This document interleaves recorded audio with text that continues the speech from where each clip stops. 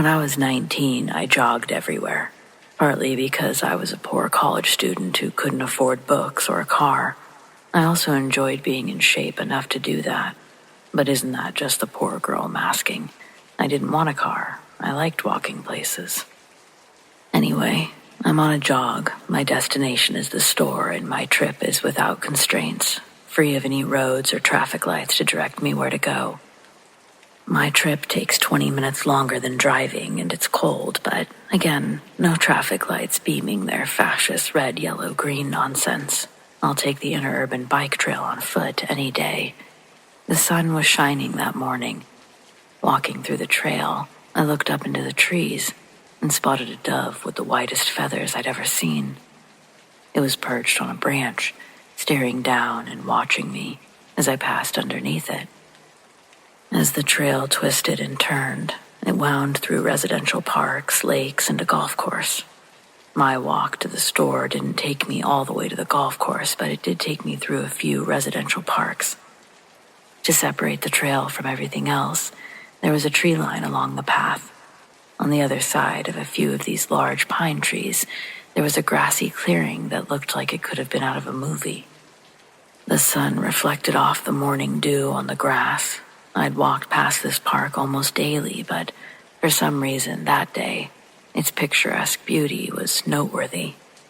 I hadn't planned on leaving the trail, but then I saw another white dove. This one was in the clearing, bouncing around in the grass. Then, a rabbit ran past the dove. Its fur also had a vivid white shine.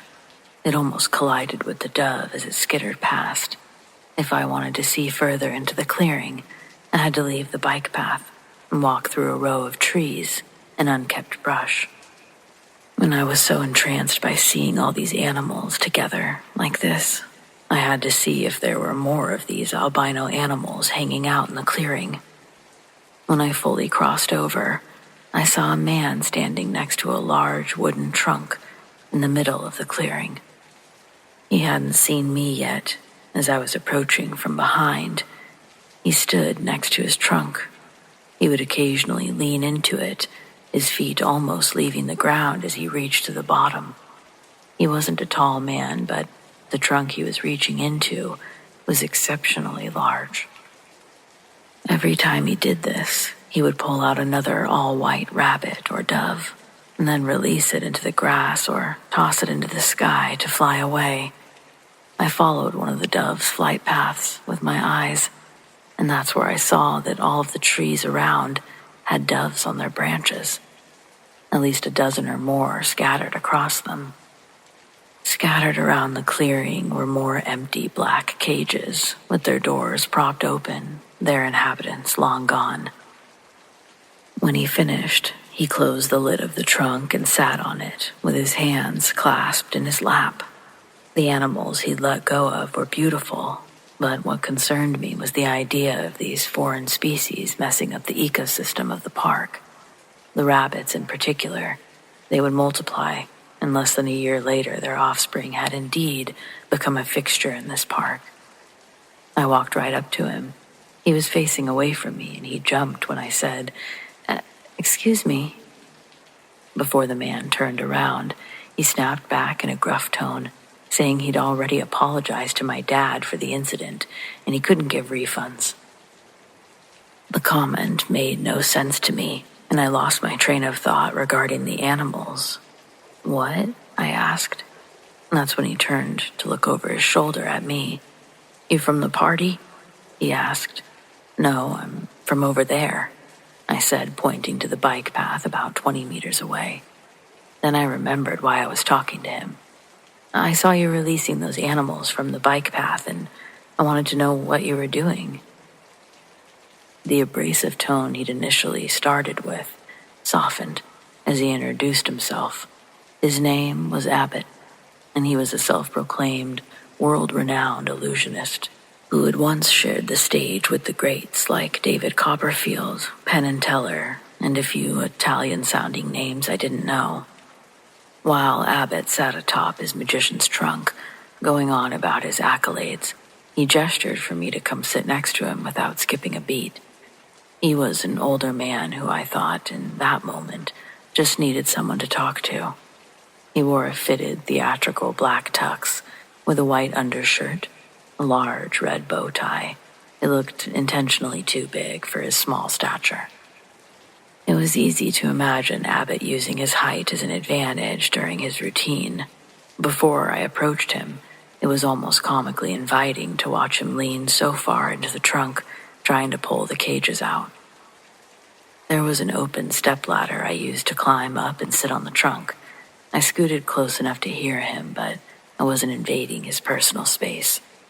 Abbott hadn't stopped talking about the golden age of magic when I noticed a few of the rabbits still hopping around a few meters from us. The doves hadn't left the trees either. It was like they didn't know what to do with themselves out of captivity. When Abbott finally paused to take a breath, I asked him why he was releasing all of his animals. "Today was my last performance," Abbott said. "I'm retiring, and it's only fair that they be freed from the shackles of this industry as well." I asked why a world-renowned illusionist would be booked to perform in a podunk town like this. With a spiteful groan, he told me that it was for some rich, ungrateful brat's birthday. The dad had written him a check that would cover his rent expenses for the next 5 to 6 months, enough time for him to figure something else out. I asked if the birthday was really that bad enough for him to quit a job he loved. Abbott was quick to correct me. It was a job he used to love, but the job didn't love him back. Time after time, he thought, this is the performance that will get me noticed. But Copperfield's agents had stopped returning his calls after their contract ended. Abbott still drew crowds on his own in smaller venues, but for a fraction of what other magic acts earned. He blamed his downfall on the rise of live street magic, particularly David Blaine. His theatrical stage style had fallen out of favor. If you weren't already a household name, you were forgotten. We sat side by side, staring into the field, watching as white rabbits and doves wander around. Out of the corner of my eye, I saw him pull something from his coat pocket. When I looked over, Abbott was holding a black pistol and put it into his mouth. My heart stopped as he pulled the trigger over and over, but the gun didn't fire. He glanced at me, then took the gun out of his mouth. "Oh, I'm so sorry," he said. "It's a water pistol. I've topped with Jameson." He offered me a pull, but I respectfully declined, suppressing the terror shakes. I thought I was going to watch him blow his brains out. The whole situation felt like it was leading to that. The releasing of the animals, the angry day drinking, the life story confession. When I saw the gun, I was more like, dang, you're not going to wait until I leave? But Abbott didn't. He stayed alive, at least for the moment. Though his behavior was still unsettling, I learned a lot about Abbott in our short time together. I find out he's a proper drunk, that he's been drinking since before the kid's birthday. Abbott had a drinking problem through his whole career, but he also used to huff ether. Out of respect, I'll also mention that he got clean from the ether, but stayed strong with his alcohol consumption. But while he was on all of it, he showed up all messed up to one of his performances at an exhibition hall overseas. It was some big event put on by a royal family. As the competition for magician gigs narrowed, Abbott had begun incorporating more and more dangerous stunts into his routine. The beginning of the act goes as planned, and he's got the crowd in his hands. He'd become so accustomed to performing in his inebriated state that he could have done the first 20 minutes of his set completely faded, which he was. It was only the second part of the performance, the less rehearsed one, that Abbott had problems with. Mainly the trick where he's supposed to cut one of his lovely assistants in half with a long, wobbly handsaw. Spoiler alert, Abbott revealed the basic idea of how the trick works. If you don't want to know and have this trick be ruined for you, I'd skip ahead. So he has two assistants shoved into a box. One only has her upper body out, the other only her lower body, and there's a thin metal gap between them where he puts the saw. Now, the woman with her legs visible, so her upper body's hidden, it's her job to shut the two doors of the table, one hiding her and the latch just outside of her door to conceal her partner before Abbott separates the tables and moves them around. I'm sure you've seen the idea. While Abbott positions the saw above the opening, Assistant 2 is slow to close both doors, though in court, both women would later blame Abbott for not giving the correct verbal signals or time allowed for the women to complete the task. Regardless, Abbott slid the saw down like a guillotine onto the hidden assistant's arm as she was latching the doors. He felt the blade stop, and he thought that it jammed, so he really started to put his weight into it, the sawing, that is. And his efforts were not in vain. The saw did begin to move faster, and soon he was through the box. The audience was the first to see the blood. But they all thought it was part of the show, so they continued to cheer. It was only brought to Abbott's attention that something was wrong when he did the separation bit. That's when he and Assistant 1 saw the other girl hanging out of the box. Her left arm had been sawn completely through, and she was unconscious from the pain. The padding inside the boxes Abbott built with their comfort in mind only muffled the woman's screams and would have alerted them to an emergency. The lady lived and sued Abbott for everything, and nothing was ever at the level he'd previously been at. Nobody would work with him and his act, his tricks. It wasn't a solo gig. Now it was when I met him. Years of degradation eroded his act down to hat and animal magic, parlor tricks for rich, ungrateful kids. He said it paid the bills, but his soul died in the process. Shaking his alcohol pistol in my direction again, he told me, "Don't live to pay the bills. The world doesn't give a fuck about you." I was 19 hearing all of this, and Abbott was both scarring and inspiring me.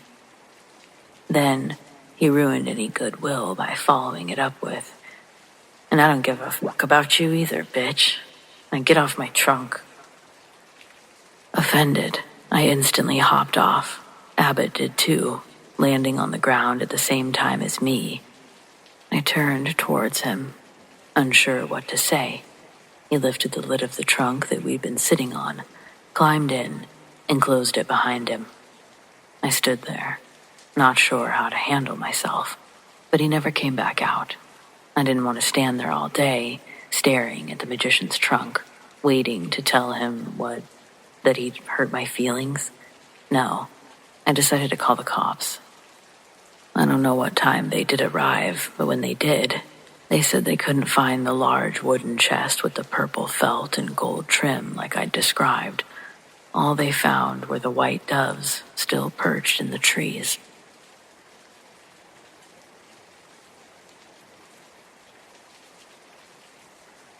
This was New Year's Eve 2 years ago. Absolutely naked guy walks into the bar, and he sat at the bar like there was nothing odd about it. This is a neighborhood bar, but it's a little famous. A lot of famous actors and such pass through because it's been in a lot of movies, and it always has good music. So mostly people are looking at the guy or whatever, just sort of wondering when the cops will show up. But I'm outside looking in because I was enjoying the air over the levee. Big crowd, nobody else being naked and not too drunk yet. But the bartender won't turn around, won't even look at the guy. She's just been standing at the bar, facing the mirror the whole time, acting like she's polishing a glass. And the place is basically full, but she won't even address him. Eventually, she starts sobbing and someone says something to the naked guy and gets a little confrontational. And a couple of the bigger guys help him make up his mind to leave, but he's not apologetic at all. And it turns out that he was the bartender's father. He'd found out that she'd done a porno or something similar, and he was trying to make a point. Yeah, he's on a list now. Not that it matters. Everyone for 3 towns knows who he is after that shit. Unfortunately, the bartender couldn't hold it together for the rest of the night, and that's how we found out the whole thing. It's not exactly my New Year's Eve horror story, but it's somebody's.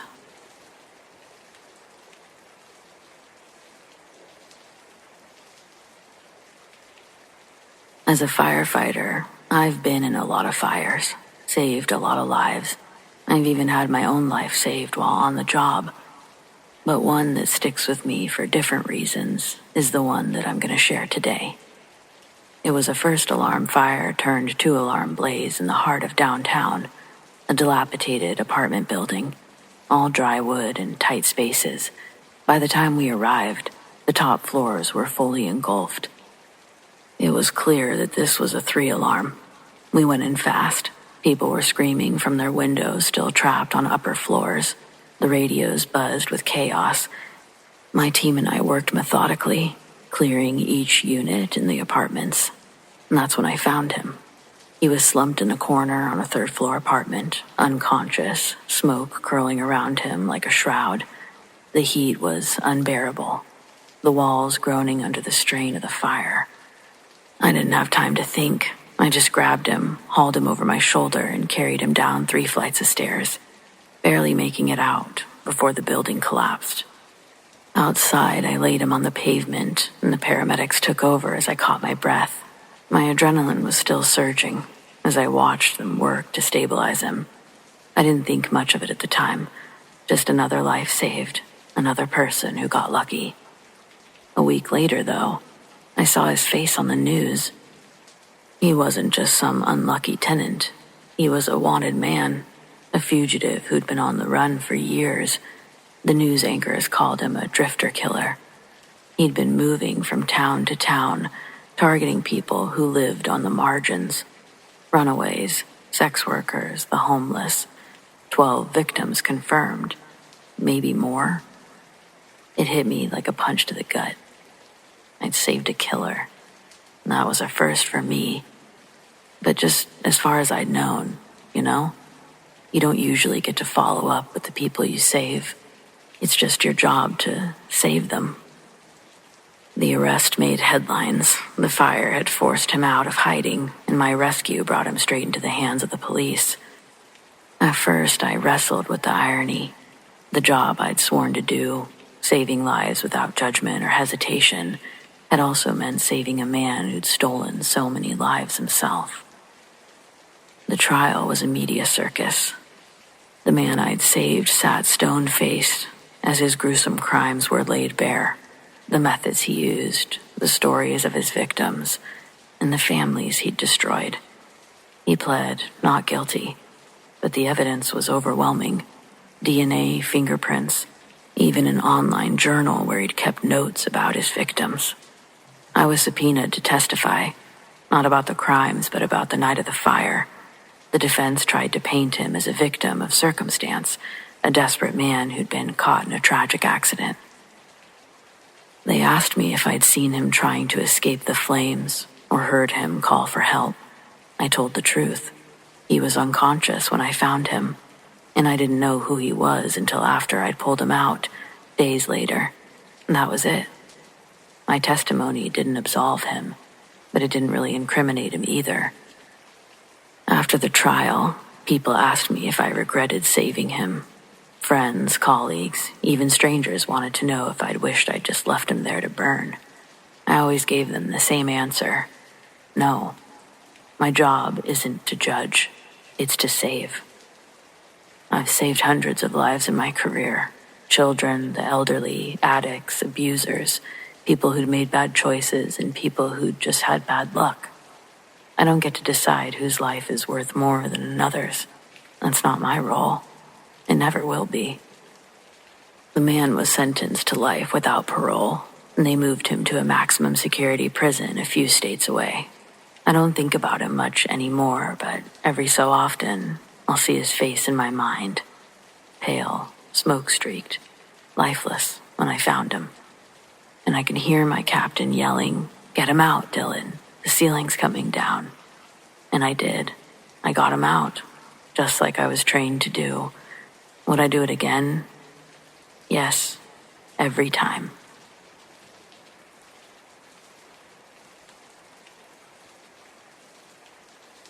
This is a real story that happened to me back on New Year's Eve 2009. I was 13 years old, and me and my family, my mom, my dad, my little sister, we were leaving an event at the Christian Center in the Hilltop neighborhood of Tacoma.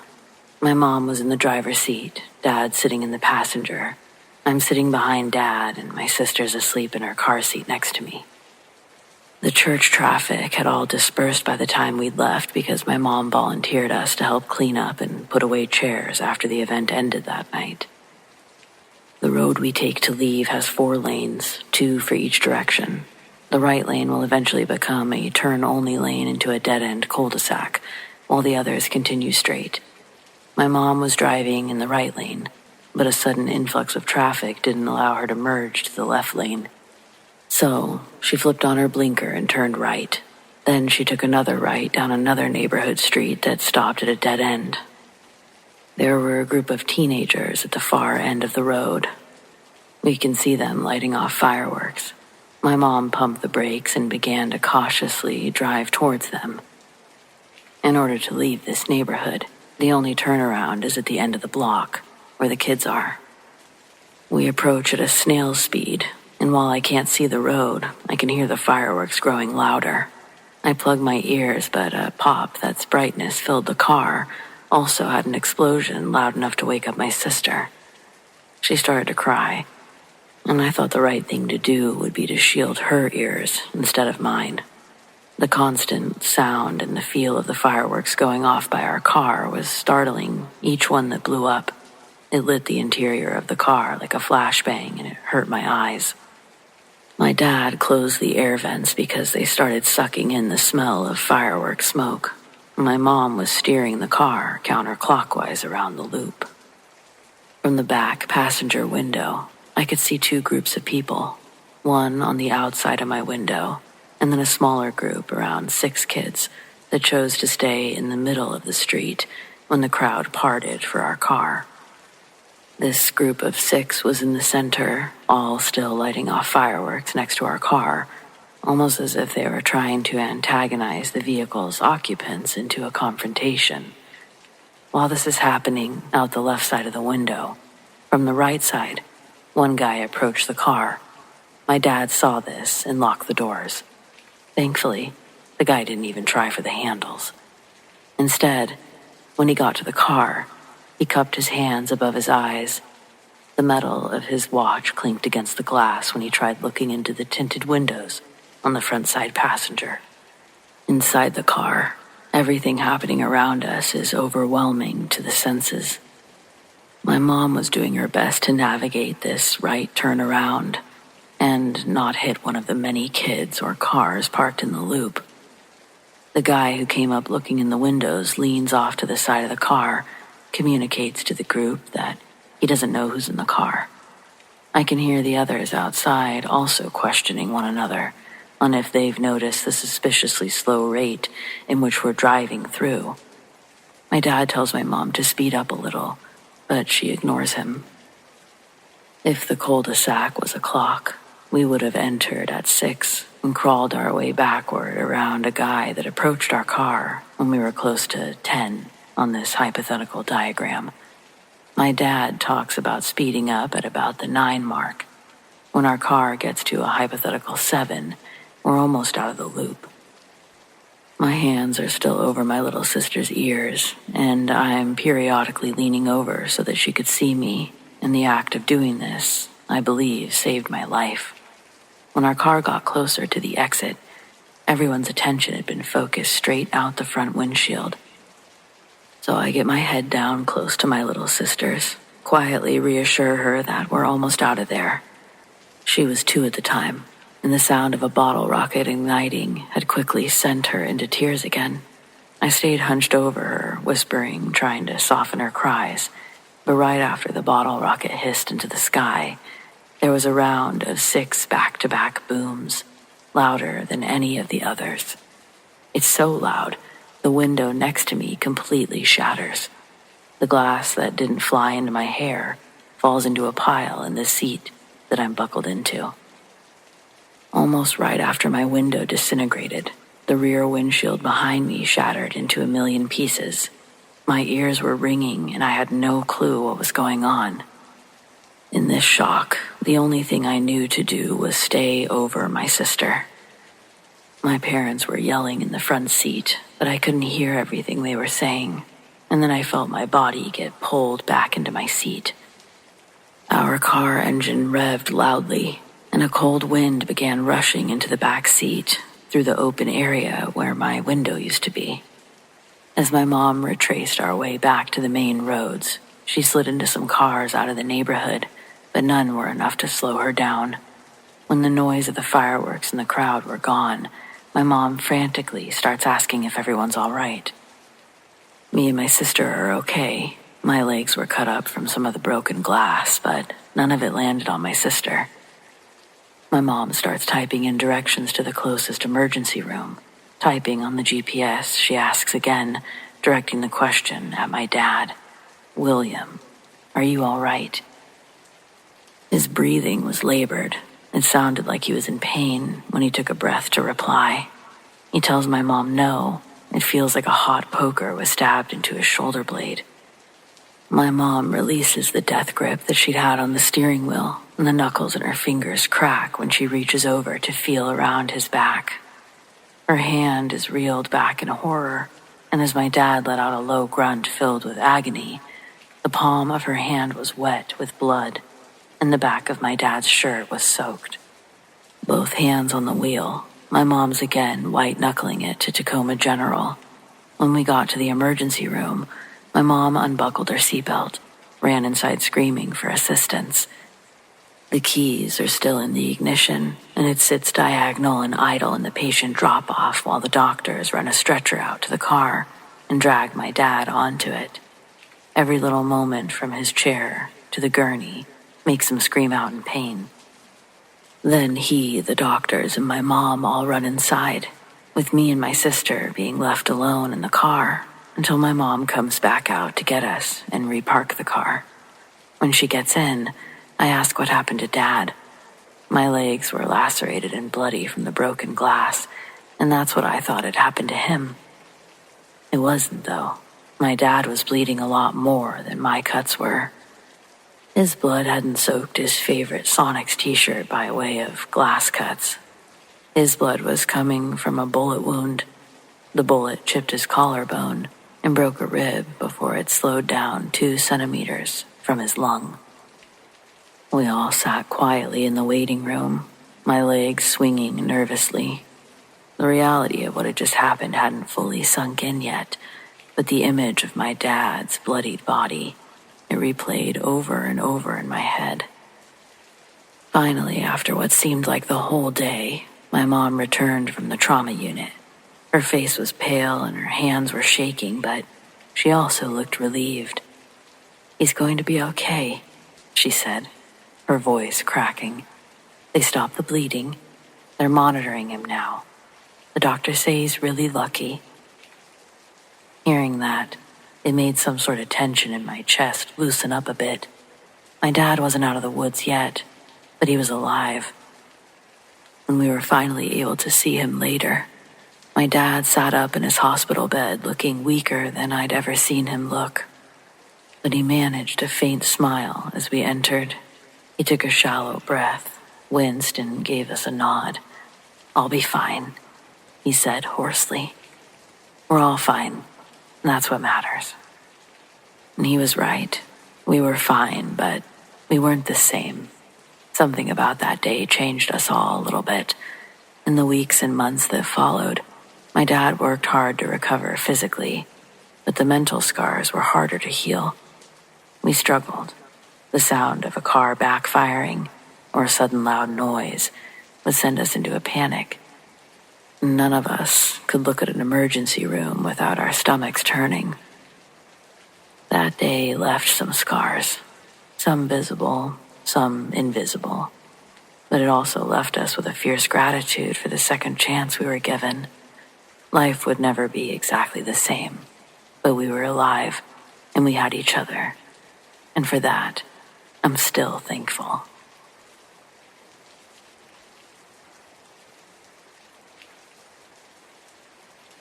Before the whole pandemic mess took place, my husband Jerry and I took a 5-day cruise from Florida to the Bahamas on Carnival Conquest for New Year's Eve. We had a middle cabin room, small and no windows, so it messed with our sleep schedule. Personally, I wasn't too intrigued by open water, but Jerry thinks he was a sailor in a past life. This one, however, he's an account coordinator for a law firm in Fort Worth. So I thought we'd indulge his passion. And what a better way than for the new year, which also lands close to our wedding anniversary in January. Unfortunately, I'll have to insist upon it being our last cruise that we ever take. The trip itself was beautiful. The ship was clean. The walkways and rooms were spacious, and our room even had a small hot tub inside. Probably better than all of the hotels I've ever visited, honestly. The first couple of nights, Jerry and I let loose. From sunup to sundown, we were either dancing, drinking, or gambling. At one point, we were doing all three at the same time. Night 3, it's 1 a.m., and we spontaneously decide we'd dress snazzy, go to one of the restaurants for some pirate pizza. Jerry's still a little schlitzed from the day drinking, and midway through our meal, he jokingly demands to go out on the deck and smoke a cigar. I oblige, but I tell him that I'll wait for the hostess to come back to let her know that we'll be back. It's 2 minutes from Jerry leaving the table and me reconnecting with him on the deck when I find him talking to a crew member of the ship.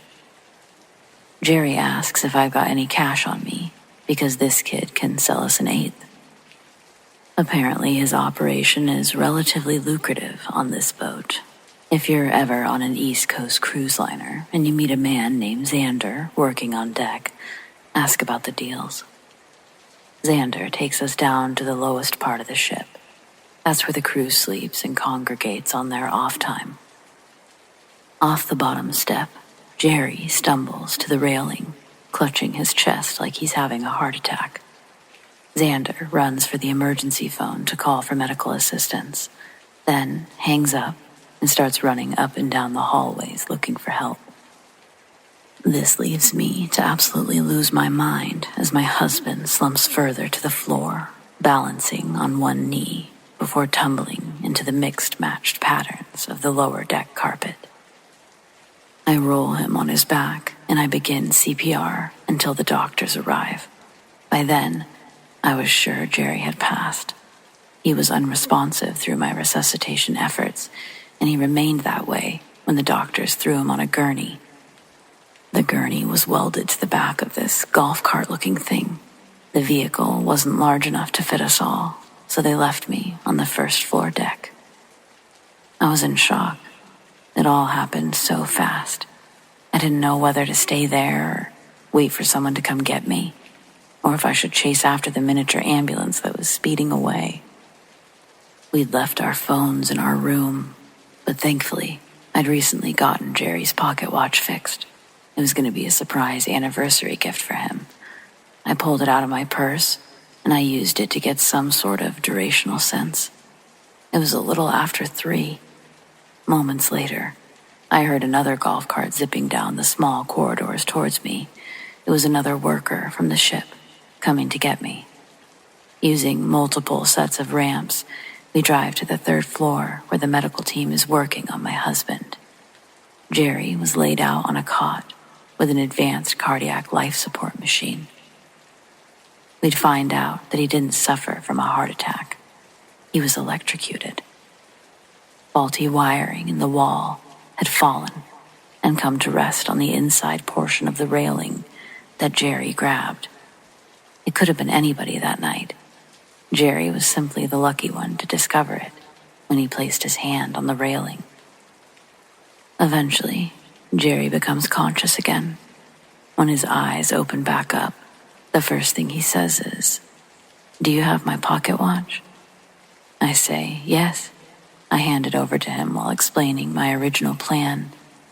And then I was like, wait, how did you know I had it? He smiled. I was sort of pissed he'd ruined his surprise. Again, he does that. But really, I was just happy that he was alive.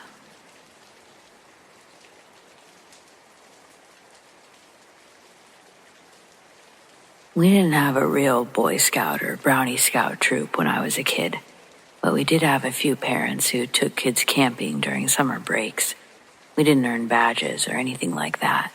We mostly went hiking and roasted marshmallows with the occasional ghost story. We were a small group, usually a couple of adults and 5 or 6 kids, but there were only 4 of us the last time I went. My friend's dad and uncle had taken us to a spot that we'd been to a dozen or more times. There was nothing new or different about it from any other trips. We had 4 tents, 1 for each of the adults and 2 for the kids. That first night, we went to bed around 10, but only the adults actually went to sleep. After an hour, we were bored and we decided to go exploring. We went back up the same small trail that we'd hiked that morning, one that we had all been on countless times. There was a gnarly, twisted tree that was always used as a turnaround point, but we didn't see it that time. We walked for what felt like too long, and finally realized we didn't see anything that looked familiar. Our flashlights weren't anything fancy, so we had just been pointing them at the ground and talking the whole time. No one had really paid attention to where we were going. Assuming that we'd passed the tree, we turned back. Again, too much time had passed. We still never saw the tree or anything familiar. It was starting to look like we turned onto a different trail or something, but we didn't recognize anything. We knew the whole area well. One of us should have recognized something. That's about the time that we started hearing movement in the woods. It sounded like a big animal, but the biggest thing that we have is black bears, and none of us had ever seen one around the campsite. We tried to find the source with our flashlight, but the trees were too thick to see anything. Whatever it was coming closer, so we walked away, and then it started running, so we started running. Its footsteps were way heavier than a person's, and we could hear tree limbs breaking as it rushed through the woods. I've never run so fast in my life. I assumed the others were behind me, but I was too afraid to actually look back. I'm not sure how far or how long we ran, but eventually I fell down. 2 of my friends were behind me and stopped to pull me up. That's when we realized it was quiet again. Nothing was chasing us, and we recognized the path we were on, finally. I'm not sure how we got to it. It was a different one from where we started, and they weren't supposed to connect, but we never actually left the trail. We yelled for our missing friend, but he never appeared. It was almost daylight, even though we hadn't been gone nearly long enough for the sun to be up. So we went back to camp. We hoped our friend would already be there, but we only found 2 angry, hungover chaperones looking everywhere for us. It felt like we were gone for maybe an hour or 2, but it had been over 6 hours. We were made to stay at camp while the adults went to look for our missing friend. They were gone for over an hour and came back empty-handed. We called the police after that and spent the rest of the day being interviewed while search and rescue took over. They never found a trace of our friend or anything that could have been chasing us. Everyone treated us like we made the whole thing up, but they never found any discrepancies in our stories. There were no more camping trips after that. Nobody would have wanted to go even if someone had tried to organize one. A lot of people blamed the chaperones, even though they genuinely did nothing wrong. I just have no frickin' clue what happened that night, no matter how many times I tell this story.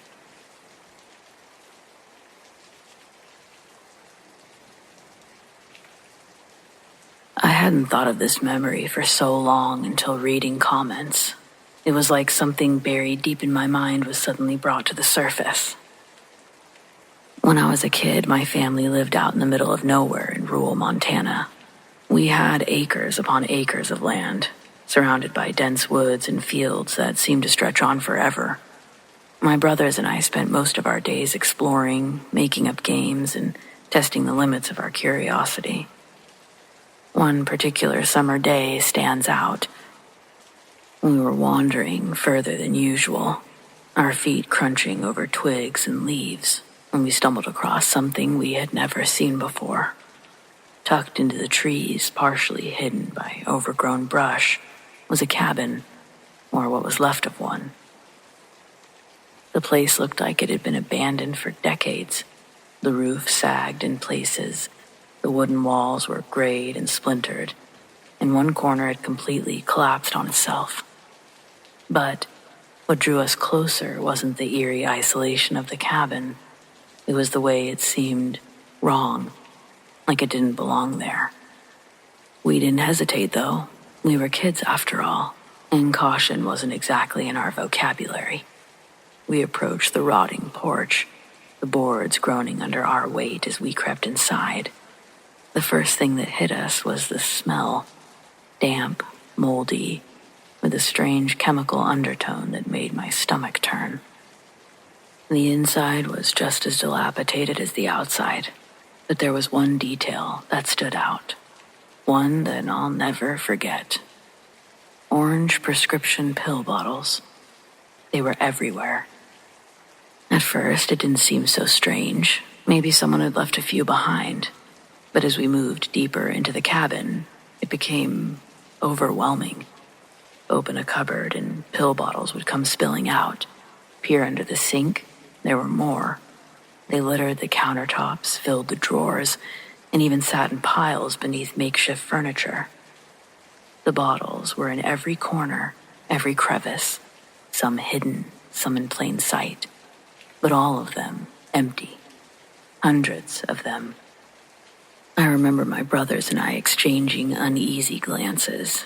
We were kids, but even we could tell this wasn't normal. What kind of person needed that many pills, or had been bringing them here, one by one, for some reason that we just couldn't understand? The bottles didn't have labels that we could make out, just worn, faded text. It looked like they'd been deliberately scratched off. We didn't stay long. The air got heavier the longer we were in there. The cabin itself was pressing on us, urging us to leave, basically. I can't explain it, but I remember feeling like we weren't supposed to be there, like we'd stumbled into something that wasn't meant to be found. To this day, I can't shake the image of those bottles, hundreds of them, empty, scattered throughout that forgotten place. Who left them there, and why? I'll never know, but even now, the thought of it sends a chill down my spine.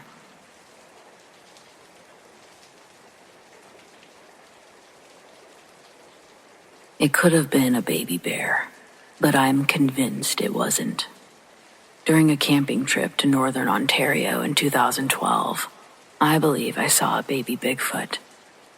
I was 16 at the time, tagging along with my friend and his family for a trip to Algonquin Park. It was my first real adventure into the Canadian wilderness, and I was excited to soak everything in. The towering trees, the different air, the feeling of being completely surrounded by nature. It was different for me. During one of our hikes, we were walking a winding trail through the dense forest when something unusual caught my eye. A flash of black against the vibrant red of a maple tree stood out among the greens and browns around us. I stopped, squinting, and I realized it was a small creature perched on one of the higher branches. It was facing the trunk of the tree, crouched low, as if trying to hide. At first, my logical brain thought that it might be a baby bear, but as I studied it, I began to notice things that didn't add up. For one, its limbs looked too long and lean for a baby bear cub. more like arms with small, dexterous hands gripping the bark. Its head seemed rounder, with no visible muzzle or snout like you'd expect on a bear, and when it turned its head slightly, I could see intelligent, curious eyes staring back at me. Eyes that seemed more human than animal. We locked eyes for what felt like several seconds, and that's when it did something strange. The creature pressed itself closer to the tree, hugging the trunk tightly, as if it thought that by hiding its face, I wouldn't be able to see it anymore. It was almost childlike, as if it didn't fully understand how hiding worked. I couldn't help but feel a pang of sympathy for it. It looked scared, but not aggressive. "Hey, look," I called out to the group, pointing up at the tree. Everyone stopped, following my gaze. "What is that?" "Oh, it's just a baby bear," someone said dismissively. "We better keep moving before the mama bear shows up." But even as the others began walking again, I couldn't tear my eyes away from the creature. The more I looked, the less it resembled a bear. The way it clung to the tree, its slender fingers curling around the bark. It was deliberate, so human. And the way it pressed its face into the trunk, as if trying to disappear, was something I couldn't imagine a bear doing. I tried to explain what I was seeing, but no one seemed interested. "It's just a bear cub," they repeated, waving me off. But deep down, I knew they were wrong. I knew what I saw wasn't a bear. It couldn't have been. Bears don't have hands like that. Bears don't behave like that. I thought about that moment often over the years, replaying it in my mind. What was it? A young Bigfoot? Some other creature we don't understand? I'll never know for sure, but I wish I could go back and take a closer look. Maybe snap a picture or find some proof. People still doubt me when I tell the story, but I stand by what I saw. It wasn't a baby bear. It was something else. Something extraordinary.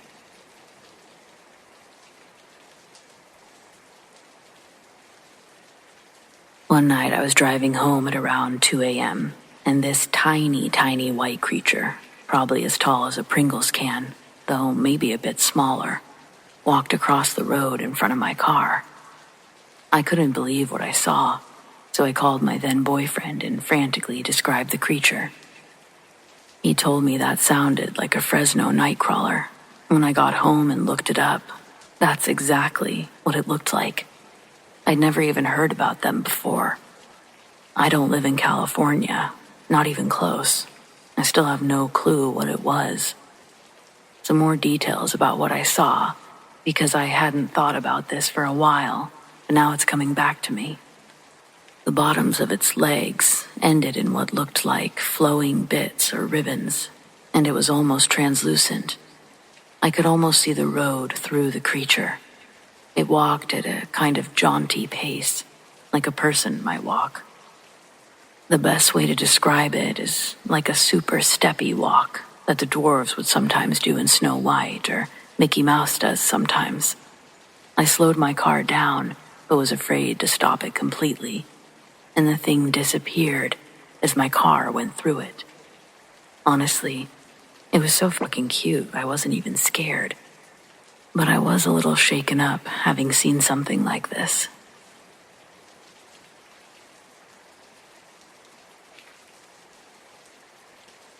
I was driving home after another late night at work. The road was pitch black, the kind of darkness that kind of swallows everything around it except for the narrow beam of your headlights.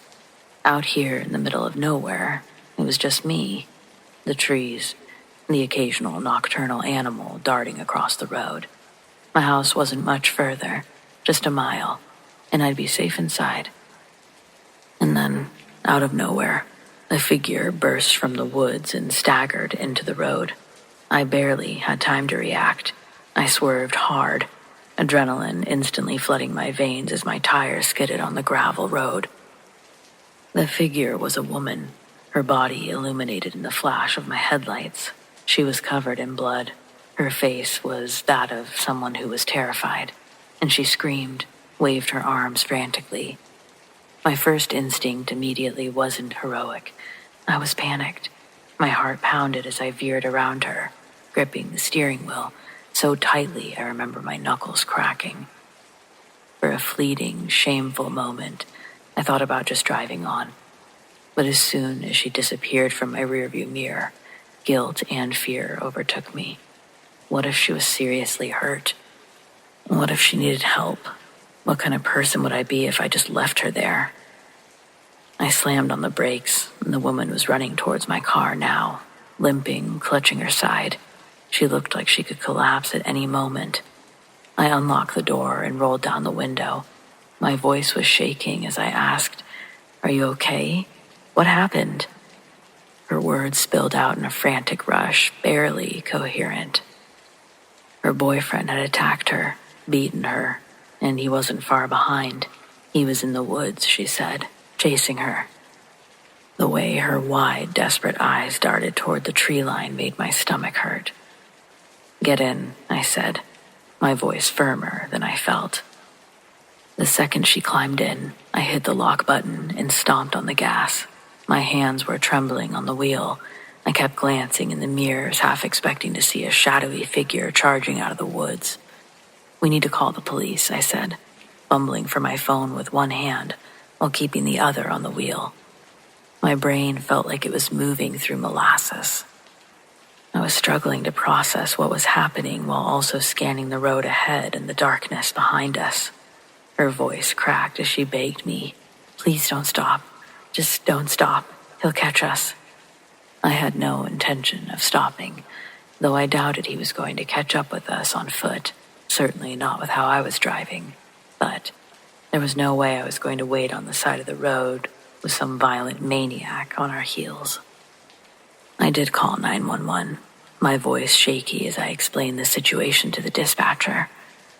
The operator asked me to wait for an officer to arrive at our location, but I cut her off, my voice sharper than I intended. "No, I'm not waiting. I'm taking her to the hospital. If he's out here, I'm not sitting on the side of the road like a sitting duck." The dispatcher relented, agreeing to have officers meet us at the hospital. I pushed the car as fast as I could dare. My eyes were flickering between the road, the rearview mirror, half expecting to see headlights. When we finally reached the hospital, the bright lights of the emergency entrance felt like a lifeline. 2 police cruisers were already waiting, their blue and red lights flashing. I pulled into the drop-off lane, and the woman bolted out of my car, collapsing into the arms of a waiting nurse. I sat there for a moment, gripping the wheel. My body was still vibrating with adrenaline. Even as the police took my statement, I couldn't shake the feeling that the man that she was running from might have been closer than I realized, just out of sight, watching us the whole time.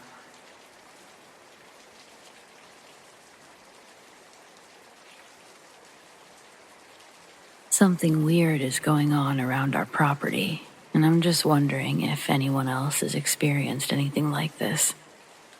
We live in southern Georgia, just a half hour away from the Florida border, and we have a lot of land. Much of it is wooded. We've been here around a year, and we also have lots of chickens, some goats, and a few cows. Our only child, Lizzie, is in college now, so it's currently just me and my husband, Saul. It's a lot of work, but we lived in a small town, crowded apartment complex before this. So we were especially grateful to find such an amazing property within our price range. But why was it so cheap, you ask? Well, the previous owner was very upfront about a tragedy that occurred back in the 60s. A man had killed his wife and 2 daughters before ending his own life, which, yes, is tragic, but we've never been too superstitious. The guy selling it to us was also a skeptic who got it dirt cheap, but he couldn't take care of the place by himself anymore. His kids had all started families of their own. His wife passed away the previous year, and now he just wanted to move closer to his grandkids. Basically, we thought that we hit the jackpot. It was like fate wanted us to have this property. And Listen, I know what you're thinking, and no, we aren't being haunted. Nothing strange has happened inside the house, only outside. If a ghost is responsible for the events I'm about to share, then holy crap, I had no idea spirits were so terrifying.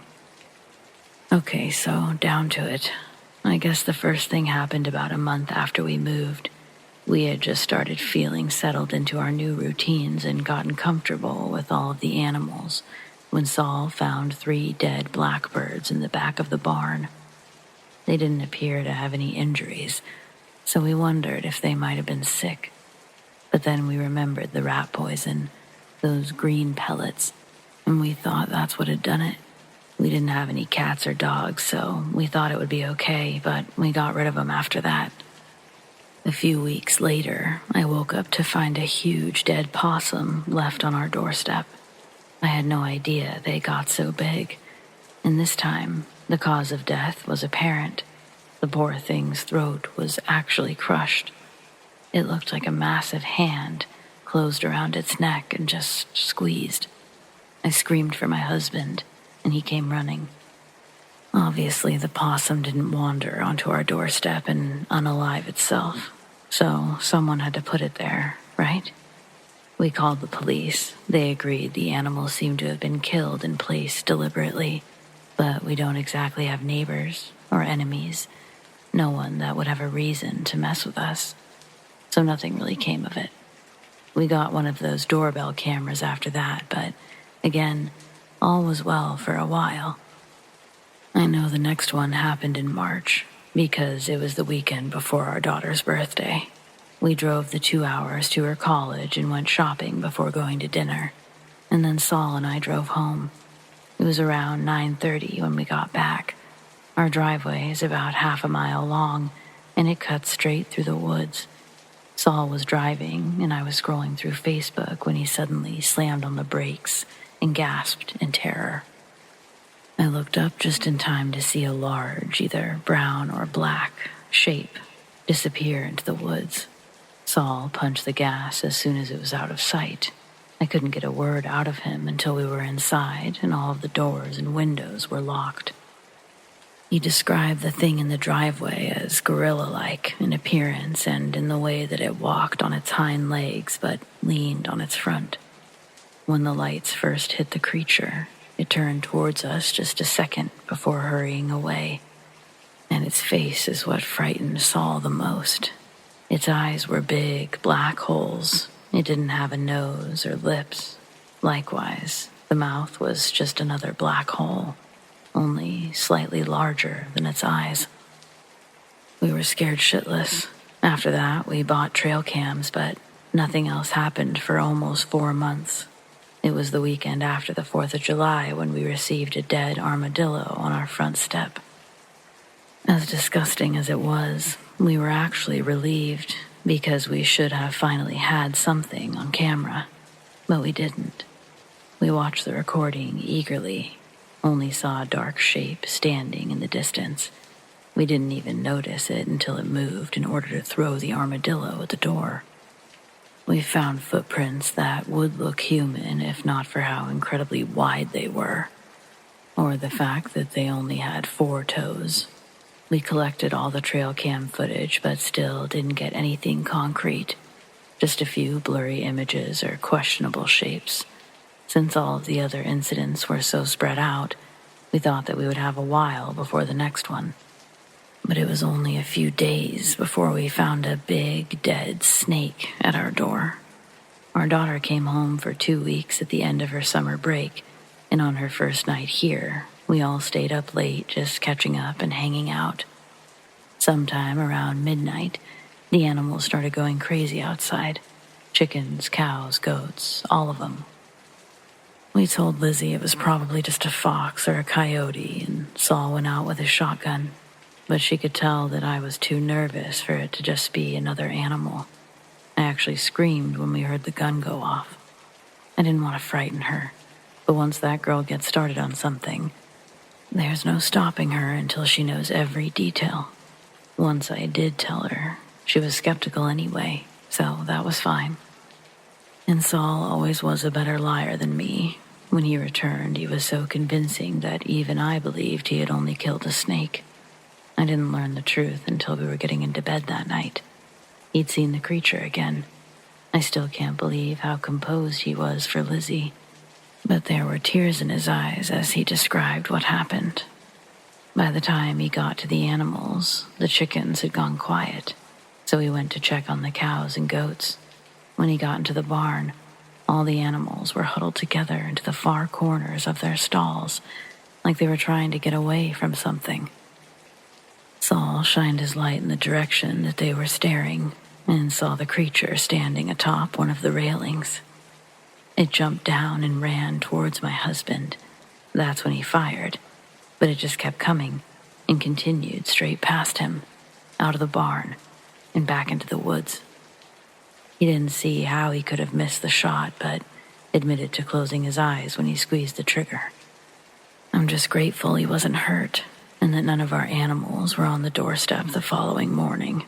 We were fortunate enough for nothing else to happen while Lizzie was home, but 2 weeks later we found another armadillo at our door. And the day after that, it was a skunk. It was around this time we got a weird picture that almost seemed like the creature had stuck its face up to the camera. But that was the only one really worth noting, and we aren't even sure about it. Finally, I had to ask, if it's smart enough to avoid cameras, maybe this is a human in a costume after all. What if someone had just been messing with us this whole time? But there's no doubt in Saul's mind. He's fully convinced this thing can't be human. He's looked into the black holes that are its eyes and insists nothing is behind them. It also smells like death, like its insides are already rotting. Sometime after Halloween, we woke up to find 6 blackbirds on our doorstep, and the doorbell camera showed a hulking figure throwing them at the house, one by one. We'd had enough. Saul drove over an hour to borrow 2 small bear traps from a friend. I didn't like the idea, but we didn't have any animals that weren't securely locked away at night, so I didn't have much of an argument. They were left out just after nightfall and collected first thing in the morning, just to be extra cautious, but they only lasted for a few days. One morning, we woke to find both traps had been broken, like they were bent and warped, as if someone tried to crumple them like paper, but couldn't quite crush it all the way. That scared me more than anything else we had seen. The strength it must have taken is unbelievable. Much more than what it would take to chuck a dead animal at our doorstep. We had a nearly 2-month break after that, until we woke up to find another giant possum on our doorstep. That happened just a few weeks ago, so we're probably due for another visit any time now. The randomness of it is one of the worst parts. You just never know when something is going to happen, and it's never what you're expecting it to be. Never. If I go up to the door and peek out the side window to see if there are any bulky shapes on the stoop, nothing will be there. It's only the mornings, when my mind is completely elsewhere, when I'm rushing to get out of the house without thinking that something is inevitably going to be waiting for me. I just don't understand. Even when it had the chance, it never hurt us. Technically, it's never even threatened us. Not really. When it charged at Saul, he'd been blocking the only exit, and despite the fact that he shot at it, the creature still just ran past him. And though it did disturb the animals, it could have killed them all by now. Yet it only kills things in the forest. I just can't shake the feeling that it thinks it's leaving us gifts, like a cat. I'm not saying I want to pet it. I'm just curious. I've never seen anything so terrifying, and I haven't even seen its face. Saul wakes up in cold sweats all the time because he has nightmares about the holes in its face. If I had known that groups like this exist, I would have shared our stories sooner. But my daughter only just told me about you all a few days ago. Since then, I've been reading other people's stories while working up the courage to write this. I just don't know if anyone has the slightest idea of what it could be.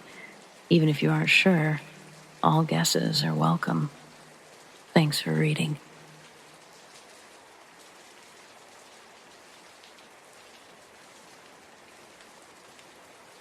This is the story of how the aunt I never came to know died.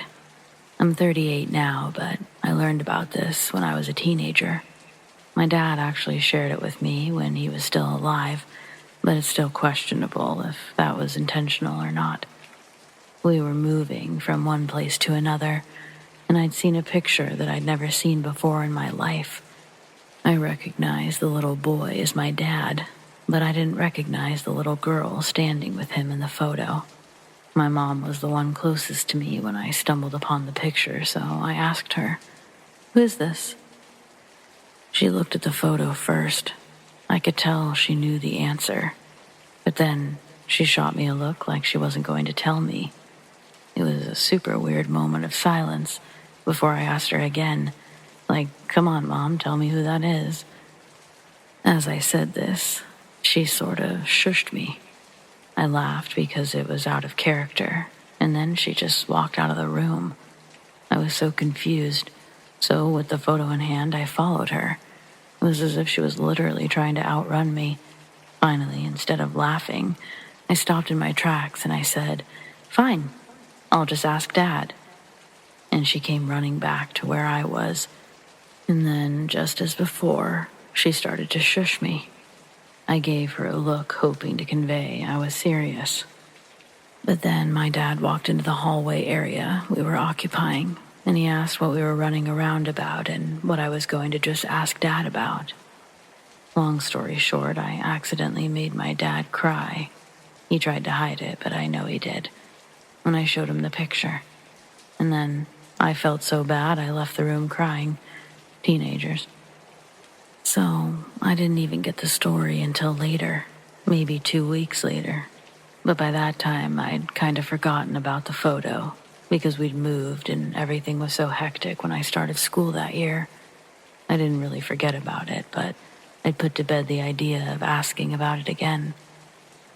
Then one night, we're all watching a movie. I can't even tell you what it was, but my dad paused it, and out of the blue, for me anyway, apparently he'd been building up to this with my mom for a while, he says to me, "I could have prevented my sister's death, but I didn't. I'll never forgive myself.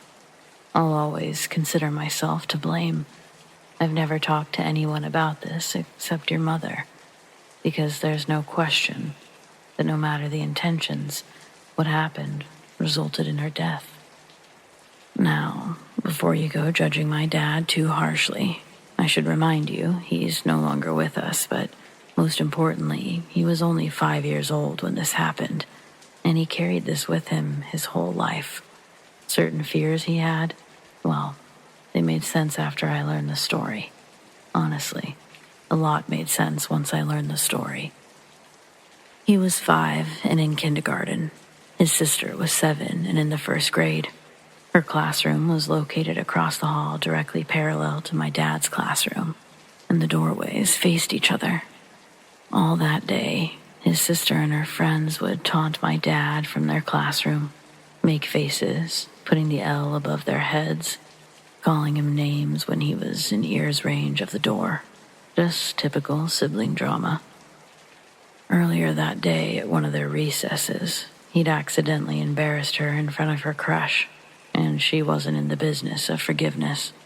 The bullying continued on the bus ride home after school, only intensified. She and one of her friends from class, they sat in the back to deliver the harassment. By that point, my dad said he'd had enough of it.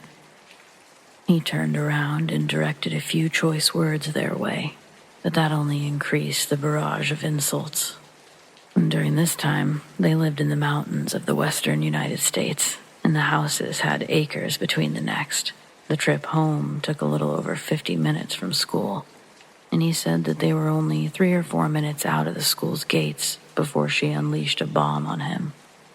She really dug into him with her words, and finally got his cheeks to turn red and his eyes to flutter with speechless disbelief, slowly welling with tears. He interrupted himself to explain that he thought his sister was trying to make him feel the embarrassment that he'd made her feel that day. Well, she stood up in her seat and said something to the likes of, "My disgusting brother still wears diapers because he pees his pants so much." The bus driver tells her to sit down, but the bus full of kids has already erupted in laughter. Even kids in his kindergarten room are laughing. He's humiliated, and makes it worse by crying. He said he sat in laughter and ridicule from his peers all the way until their stop. Their parents weren't home yet, usually arriving a couple hours after my dad and his sister got home. When they got to their front yard, my dad, still crying, ran up to the porch and into the house. He quickly shut the door behind him and locked it before his sister could get in. Their doors were never locked, so this just meant that she'd have to walk around back to get inside.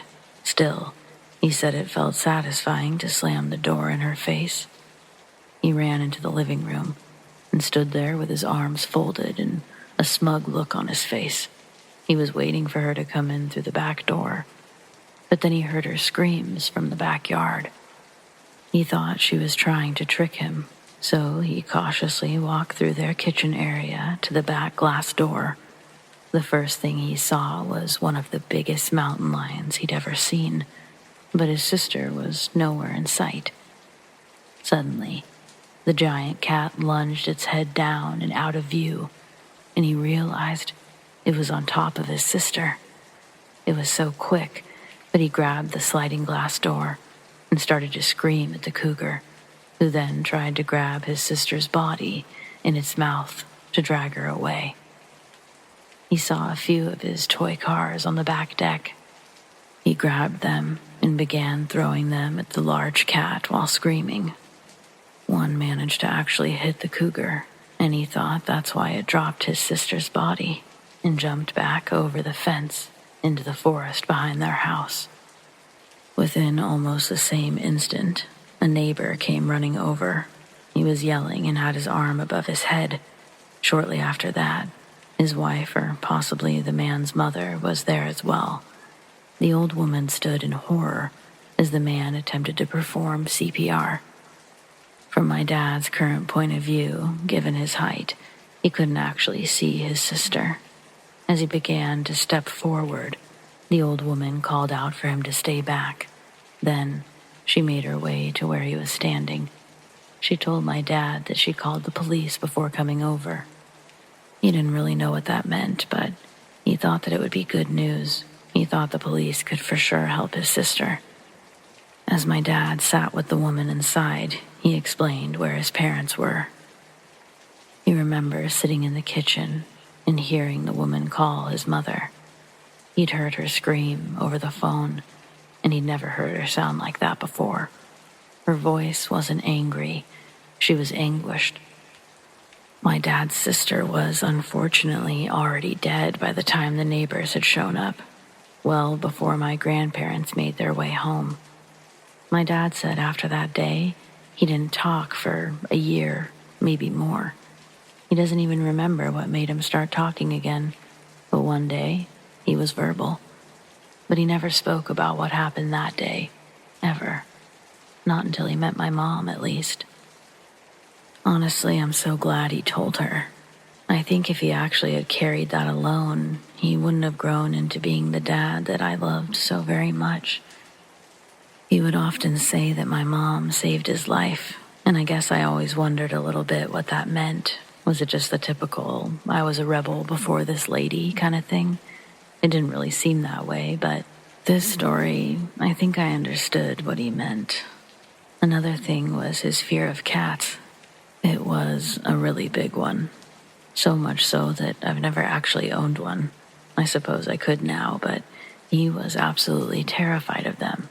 And he was never an outdoorsy man, which could be a lot of things, but I think this is also a huge reason that he kept us in the city. I told my dad straight up when he told me this that I didn't think he should blame himself at all.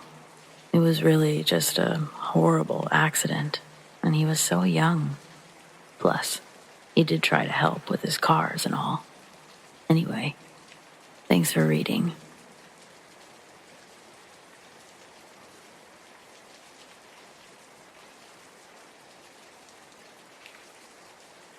I can't help but wonder if a spirit is somehow making its presence known in our apartment.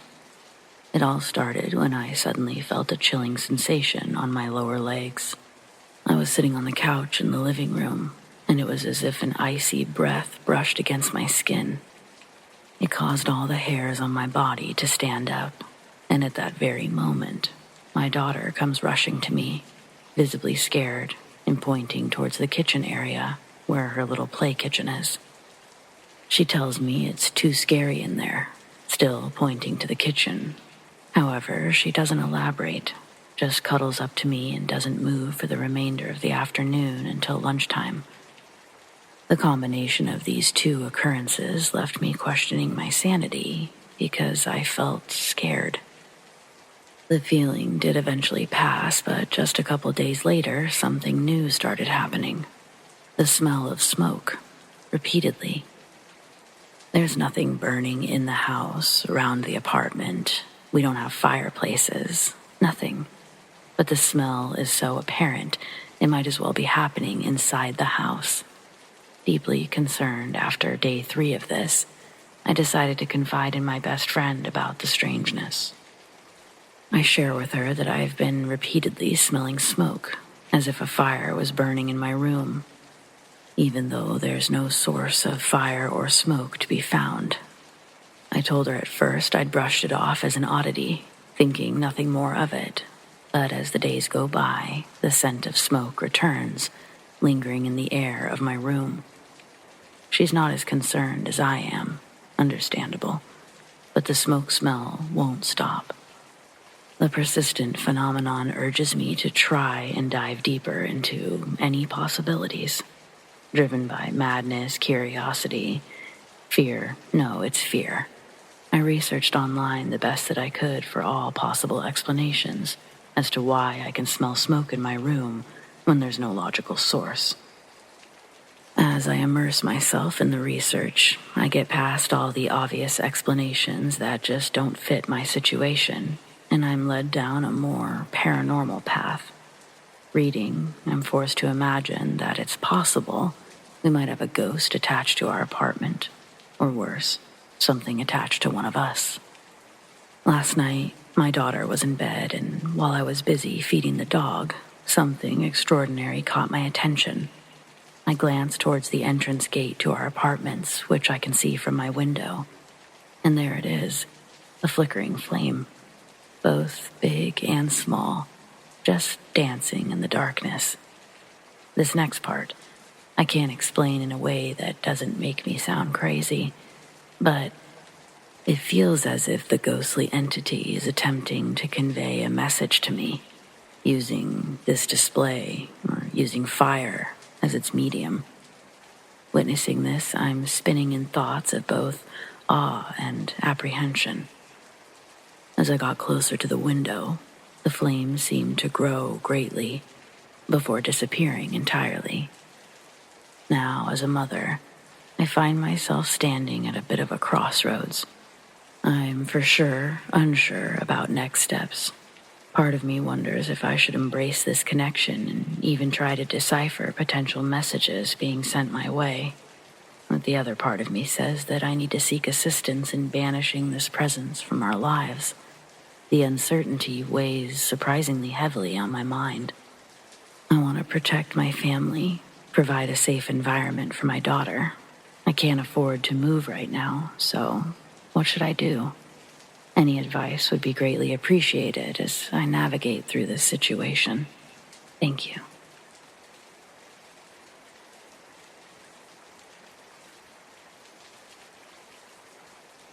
This happened a few years ago. My mother called me to tell me that she was going to have a birthday party for my father. We usually have dinner, so a party was something different. I wasn't really in the mood for it, only because he's a realtor and tons of people I didn't know would be there. Add the fact that the house has a medium-sized backyard with a pool, and the lighting inside sucks, so you're standing room only in the house and in near dark, with a little more room outside. It was all okay. I did my best to be social, but I stayed in the backyard for the most part. Looking around, I noticed a woman with a boy, 7 years old or so, basically attached at her hip. Anytime they caught my eye, he had his arms around her waist so tight and was looking at me blankly. I didn't approach them.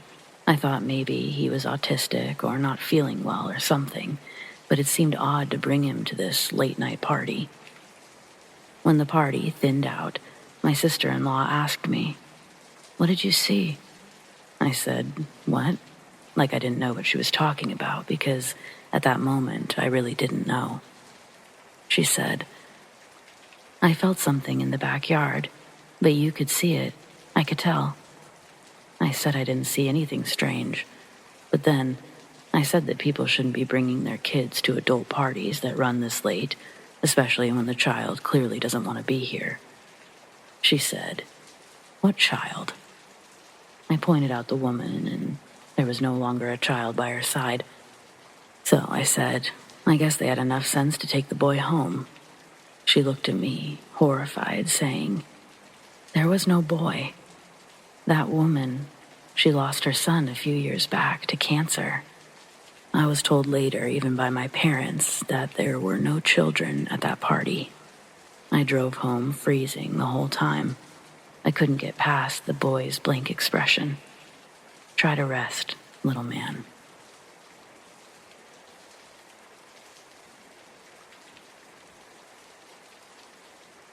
Back in 1997, I lived in what I would call a bad neighborhood. It was in the San Fernando Valley, so it wasn't the worst that LA had to offer. The apartment was under the stairs halfway to the back. The rent was cheaper than the other apartments, and I was glad to have gotten it. It was just me and my girlfriend at the time living there.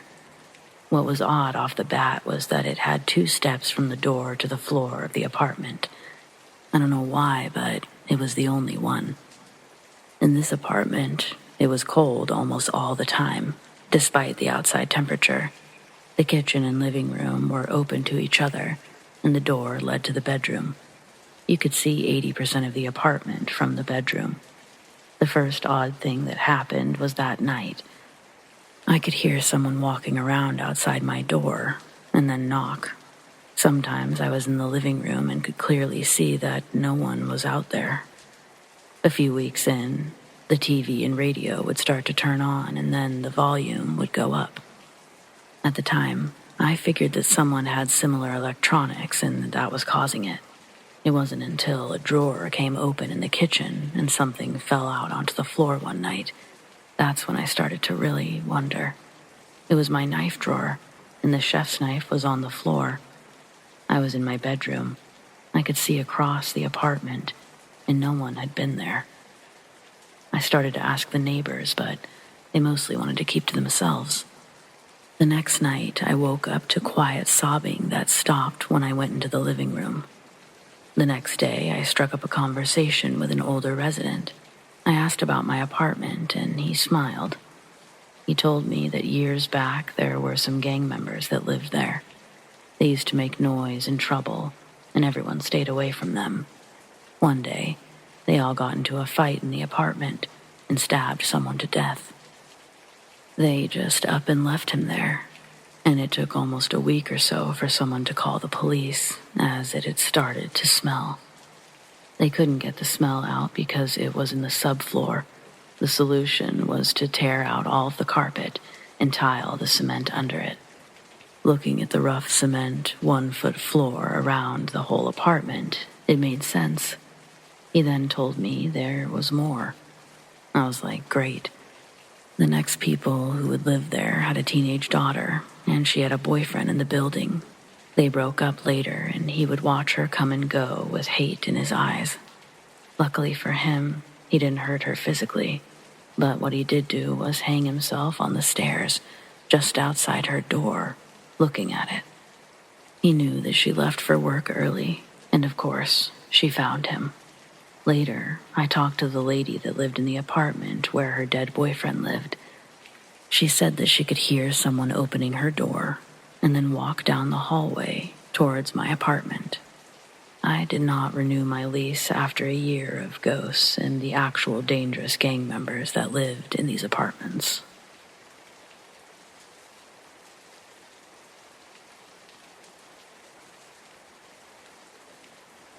This isn't my story exactly, but I heard about it and saw the evidence from those involved. My mother's late boyfriend, who we'll call Steve, grew up in a small town called Oakville. Steve would often take my youngest sisters and my mother to visit family there.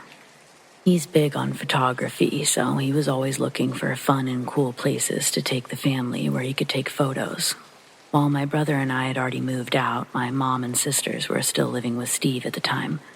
I had already had 3 kids, so it wasn't feasible for me to join them on these trips. On one particular visit, Steve decided to take them to an old mansion called Graywood Manor, which wasn't far from Oakville. The sun was shining, and it was perfect weather for a hike and some photography. After returning home from the somewhat uneventful visit, Steve had the photos developed. This was almost 25 years ago, so they were using rolls of film. Surprisingly, every photo, except one, captured the joyous atmosphere of the sunny day. The odd photo, however, showcased Graywood Manor at night during a fierce thunderstorm, with lightning illuminating the sky. Strangely enough, the negative for this photo was sandwiched between the normal photos that depicted the sunny day. No one noticed anything unusual when the photo was taken. It was only discovered by the person developing the film. Steve kept the photo and the negative until his passing this summer, and none of us could explain the inexplicable occurrence. I had the opportunity to see the photos and negatives myself, and they left us all bewildered. I wish I'd taken it with me. To this day, the mystery behind that particular photo remains unsolved.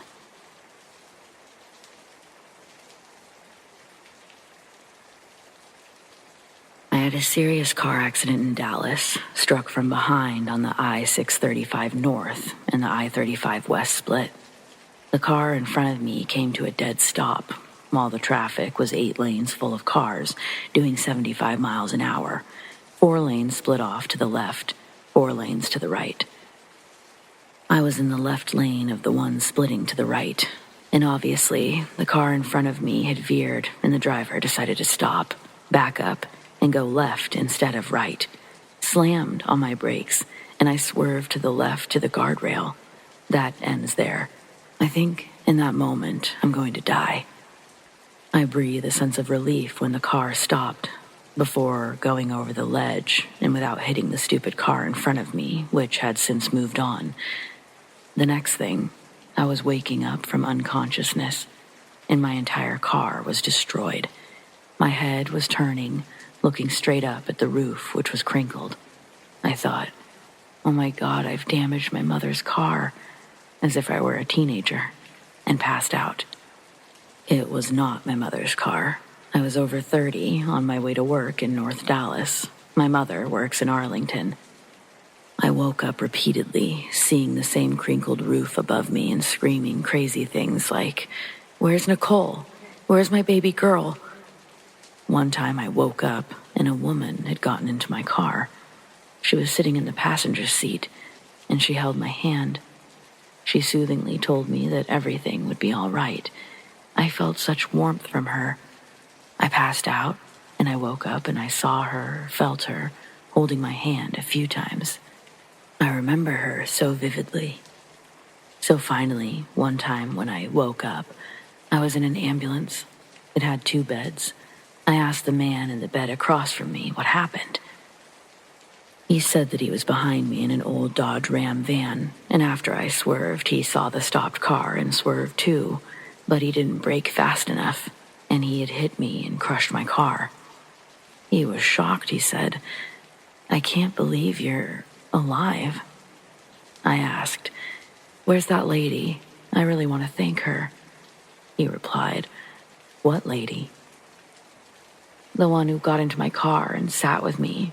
She held my hand, told me everything was okay, told me my daughter, Nicole, was not with me, that she was at school. She said Nicole's name. She said, he interrupted, "Lady, nobody got in your car. Believe me. I was shocked when they pulled you out." When I went to see my car at the tow service yard that had removed it, it had been squished like a ball of aluminum between the van and the curved guardrail. It was an Acura, and the only place that was not squished up was where I was sitting. There was no passenger seat. It looked like somebody had cupped a huge hand over me and protected me. I don't know if she was a ghost, an angel, or my imagination, but she felt and sounded real and acted and made me feel like she knew me. I'm grateful.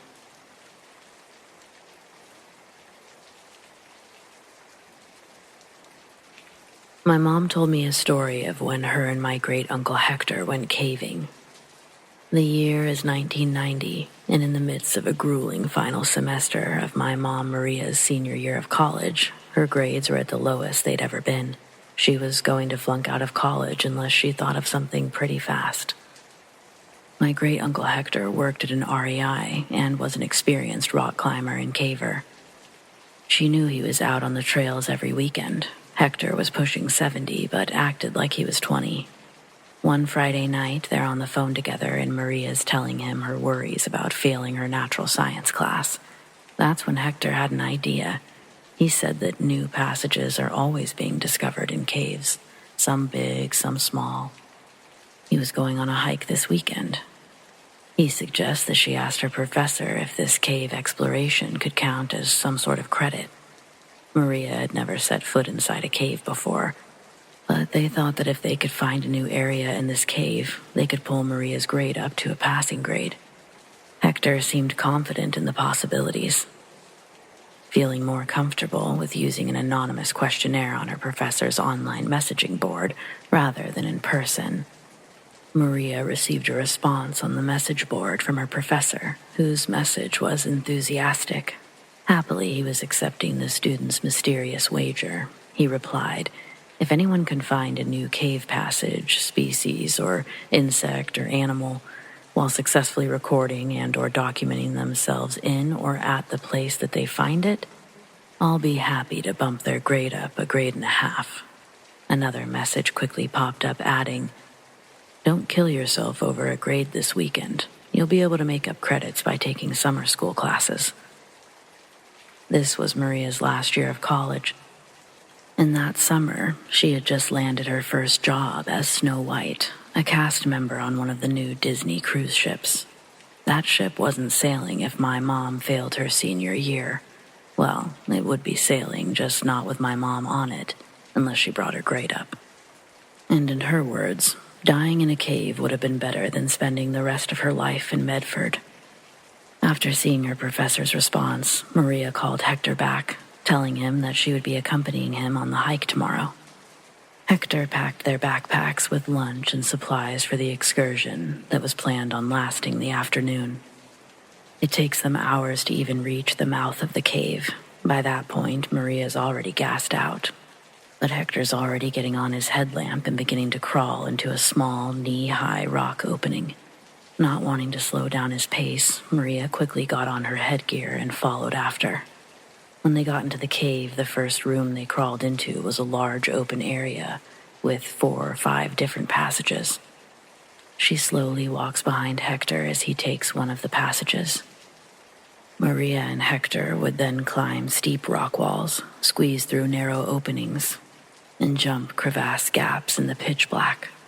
Following a pitch black path only Hector knew, Hector told Maria that the area he was looking for would be coming up soon. Both of them were extremely hungry from all the movement and decided to take a quick lunch break in the next open cavern they found. After some more tight squeezes, they entered a large room with a rock wall that reached further than either of their beams of light could reflect. Hector lets out a victorious yahoo that echoes all around them. Then they found a big flat rock to sit on and dig into the meals that Hector had prepared. With a small pen light, Hector shows Maria a map of the cave they're in, showing her where they've been and where they plan to go next, circling 3 spots that could potentially break off into other chambers. While Maria sits pretending to know what Hector's talking about, all she can think about is her future cruise in the summer sun. A sharp contrast from where she currently was. As Hector's drawing a line across the map, he suddenly stops and tells Maria to stop chewing. She sits there frozen with a bite of food in her mouth. It looked like he was listening for something. Hector tells her to turn off her headlamp. Maria flips her switch at the same time that Hector flips his. And then they're both sitting quietly, silently, in the damp, dark cavern, listening. Maria still didn't know what this was all about, but she didn't dare to interrupt the air around them. Then she heard it. "Help me!" Maria started to whisper, "Did you?" but gets cut off by Hector's shh. Making sure to stay completely still, Maria goes back to listening to the voice, and again, after a few moments of sitting in silence, they start hearing this voice calling out to them. It's saying, "Hello, hello, help me, help me." Maria is about to stand up and call out to it, but almost predicting Maria would do that, Hector reaches over and rests his hand on her shoulder with light pressure. Then the voice that they're hearing begins to change and distort until it's a completely different sounding person calling for help. The words and sentence patterns start to change. What's now echoing off the walls was like human speech, but it kept cycling through different voices, and none of the words were real words. Then they hear this talking begin to increase in volume. It was getting closer to where they were. But with the sound bouncing off the hard surfaces all around them, they weren't able to pinpoint where it was coming from. They knew whatever it was, or whoever it was, they knew that they were there. Now the only question would be if they could see Hector and Maria sitting still on the rock. For a brief moment, the voice stops. They're still listening to narrow in a direction that it could be coming from. Maria sits on the cold rock, absolutely terrified. She's having a hard time controlling her breathing. Hector keeps his hand on her shoulder. Neither of them can see each other, but Maria can feel the tightening of Hector's grip, and she can tell he's afraid too. Then they hear something crawling around the rocks, and it sounds like it's coming from directly above them. Maria's looking into the same black as any other direction that she could look, and she starts to pray in her head, praying to God that whatever this thing was, it would just turn around and crawl in any other direction but down. But sure enough, as it started to repeat nonsense words, they heard it begin to make a slow descent towards where they were. While it was talking, Hector leans over and tells Maria that on the count of 3, he's going to turn his headlamp on, and they're going to run. Don't grab anything, just focus on staying as close to him as possible. Then Hector whispered, 1, 2, 3. His headlamp turns on, and the white light blinds Maria for a second, but she doesn't have time to stop. Hector doesn't look up. He doesn't turn around. He's just making his way back, retracing where they'd entered from. As they're squeezing through the crack, Hector's ahead of Maria, but they can both hear the creature's noises, getting more animated and loud. In the dark, they hear what sounds like a loud slap echo through the open cavern. Whatever it was that had been hunting them had just moved from the wall of the cave to the floor. Hector pushed his way through and started pulling Maria the rest of the way through. When they heard the footsteps begin running in their direction, they really panicked. It sounded like a person running on gravel. Maria held onto the back of Hector as they navigated the twists and turns back in the direction from which they'd come. Eventually, the sound of their pursuer died off, and they could slow down. When they exited the mountain, it wasn't until halfway down that Maria remembered she'd just left all of her school supplies. and any hopes of a passing grade in the cave. As the adrenaline wore down, Hector's fear turned into a sort of fascination, like an epiphany. He concluded that most Native American cryptids explore the forests, but primarily reside inside the infinite amount of cave systems located throughout the land, entering and exiting through hidden passages no one's dared attempted to squeeze into. His hypothesis turned into infatuation and obsession. During that summer, my mom had to make up credits. Hector instead went back to the cave system with a friend, twice. Once he was successful in the trip, even bringing back samples which he initially had no idea what to do with, but eventually sorted that out and decided to go back. He returned a second time with the same friend. Tragically, that time, Hector's friend would return saying that Hector had lost his footing and fallen in a crevasse.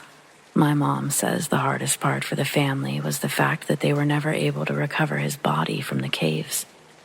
Personally, I stay far, far away from those things.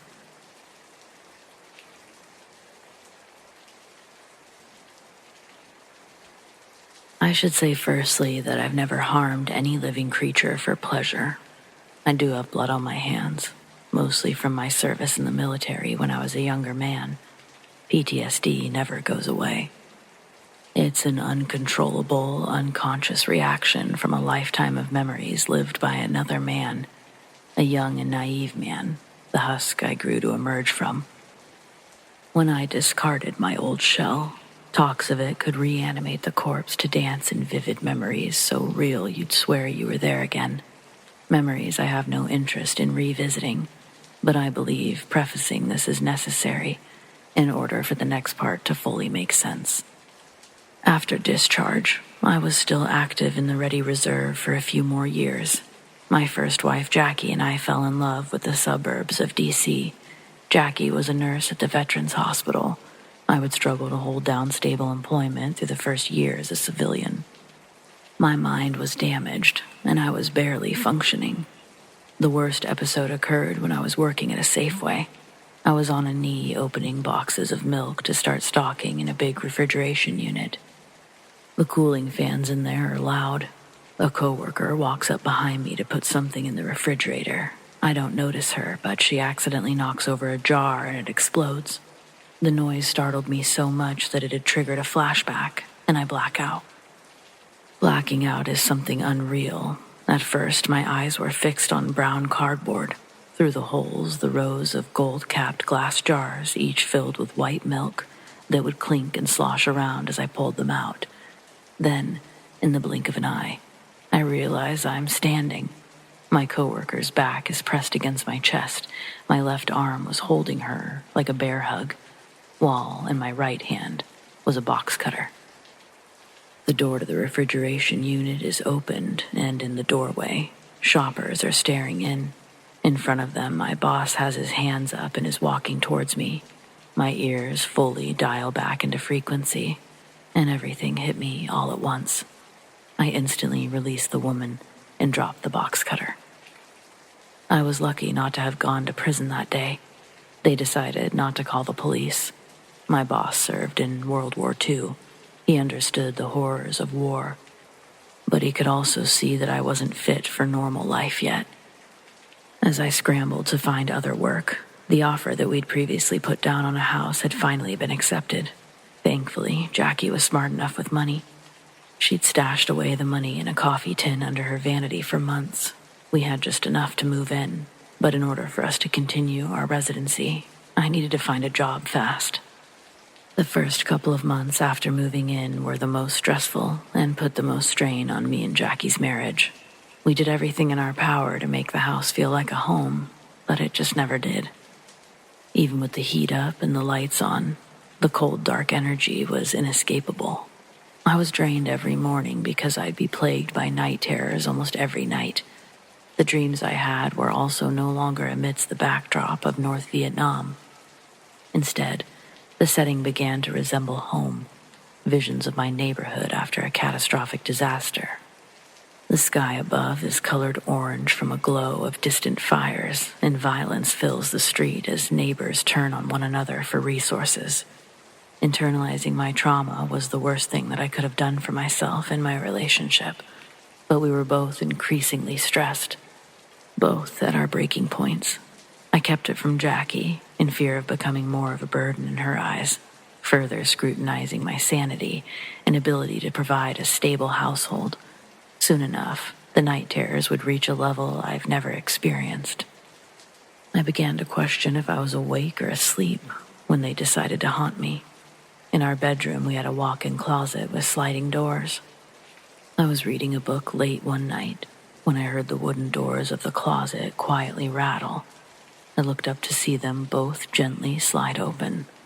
I got chills like never before, and the hair stood up on the back of my neck, then my whole body. I'm staring into the closet. The shade of darkness grows deeper the further back my eyes try to focus. Then, from the floor up, the blackest of colors inside the closet begins to morph and take shape, eating every ounce of reflecting light.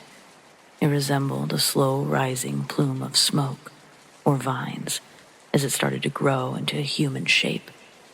The figure was female, and the smoke she grew from continued to fall through the ground like an endless dress. I did the only thing that I thought I could do, the only thing that I used to do when I'd see images of war, and that was to close my eyes tight, try to fall asleep before they became too real. I'd come to find out that that was only the entity introducing herself to me. She would be a fixture in my peripherals during the day and night. I would see her take form in the corners of the room, but I would never interact or look over. She looked like what I used to see during active duty. The ghosts of men you killed in battle that day follow you on your march back to the barracks. With the moon at our backs, our shadows in front of us would be joined by other shadows. Sometimes you could outrun them. Sometimes they'd run with you. Observations everyone in the platoon experienced, but didn't always share out loud. The first winter Jackie and I spent in our house was bitterly cold. A new pipe would burst seemingly once a week, and I'd have to crawl under the house to fix it. I hated getting down there in the crawl space. That's when I'd be tormented by this female entity. I could feel her crawling around with me, faster than I could move. My flashlight would catch her as I swiveled for tools. I'd suppress my fear just enough to keep my hands from shaking as I finished the job. Then, that same winter, we receive a call from Jackie's sister. She'd sustained a pretty extensive injury slipping on ice. Jackie would need to stay with her through the new year to help out. Jackie had to catch 2 buses to get to work every day. She and I would talk on the phone every night, and I would visit her on lunch breaks, but it wasn't the same. We missed each other more than we knew. Ironically, I think this time apart made us appreciate each other more. I filled my time with odd jobs around town, doing my best to stay out of the house as long as I could, before having to return in the evening. I was alone, but I wasn't. It was impossible not to feel like I was constantly being stalked within the confines of my home. Out the window, I watched my neighbors hang up Christmas lights without a care in the world. The gutters and doors of my house remained bare. No wreath, no tree, no decorations. There was no point in wasting the effort if I was going to be the only one pretending to enjoy it. With Jackie coming home for the new year, I decided to stop feeling sorry for myself and spruce the place up a little bit. I picked up some candles that were festively scented, some new blankets for the couch, all of our favorite foods. It was important to ring in the new year correctly, I thought. However, once Jackie got home, she told me that being with her sister had been stressful, yes, but she also felt relief. Relief from her night terrors, relief from the shadows. At first, she thought that I was offended because I hadn't said a word, but I wasn't offended. I completely understood. I told her as much, finally, and then we officially started swapping stories. I learned her dreams were slightly different from mine. She described chaos similar to mine, but also personal nightmares like losing a limb, watching me die horrific deaths over and over, the most unsettling yet reaffirming of all. She also described the same figure, and she confirmed she'd seen the figure while she was awake. She was folding clothes in the living room, watching TV, but she had that intense feeling like she was being watched. Glancing towards the hallway, she focused on the darkness, feeling that it was darker than it should be. Then she saw it. The black plume formed the shape of a woman, cloaked in continuous darkness. Jackie said she froze and just closed her eyes tightly, praying that it would go away. When she opened her eyes, it was gone. Being at her sister's, she said, it felt as though a giant weight had been lifted. She believed the weight to be our house. We both couldn't believe that we'd kept it from one another, but I guess I understand it from both sides. At first I thought we felt better, having it all out in the open. We were motivated to try and figure out what to do about this feeling, what to do about the house. And I wish that we'd made it that far, but for several reasons. Some I can explain, others I can't. Everything really did start to fall apart. Our careers, the house, our relationship itself. We had no time to do much of anything except for work and try to get some sleep in between doing so. Night terrors continued. Shadows intensified, manifesting in more places than just the closets, the hallways, the corners. It was everywhere. This figure haunted us until we surrendered. Jackie and I ended up filing for divorce after we sold the house. There was no bitterness there, but we were both exhausted. We didn't stay close, but we ran into each other maybe 6 years after the divorce at a mutual friend's funeral. I wasn't going to bring it up, but Jackie did, asking me if I ever saw that figure again. Honestly, I hadn't thought about it. In fact, I was sure that I hadn't thought about it since the moment we sold that house. And she said the same thing. Until Jackie, I always assumed all of my nightmares were my own. Any horror I experienced, I assumed, was superficial or the result of recalling a more horrific time. Though I don't know exactly what we experienced, I at least know that I wasn't alone in that one.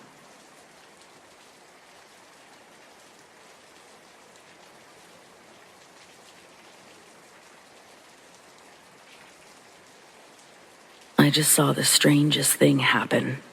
Thankfully, my husband was driving, so he saw it too. Clear as day. He and I were driving home from the store. We live at a pretty high elevation, and it's been snowing off and on. It's coming down as I'm writing this, but it was only sprinkling lightly while we were driving home. Some accumulation on the grass, things like that. There's a small gravel road behind the grocery store that wraps around to the main street. I was sitting in the passenger seat. We're both looking straight out the window.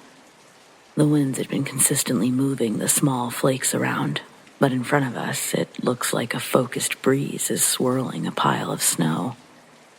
It begins to gather and take the shape of a person walking towards the car.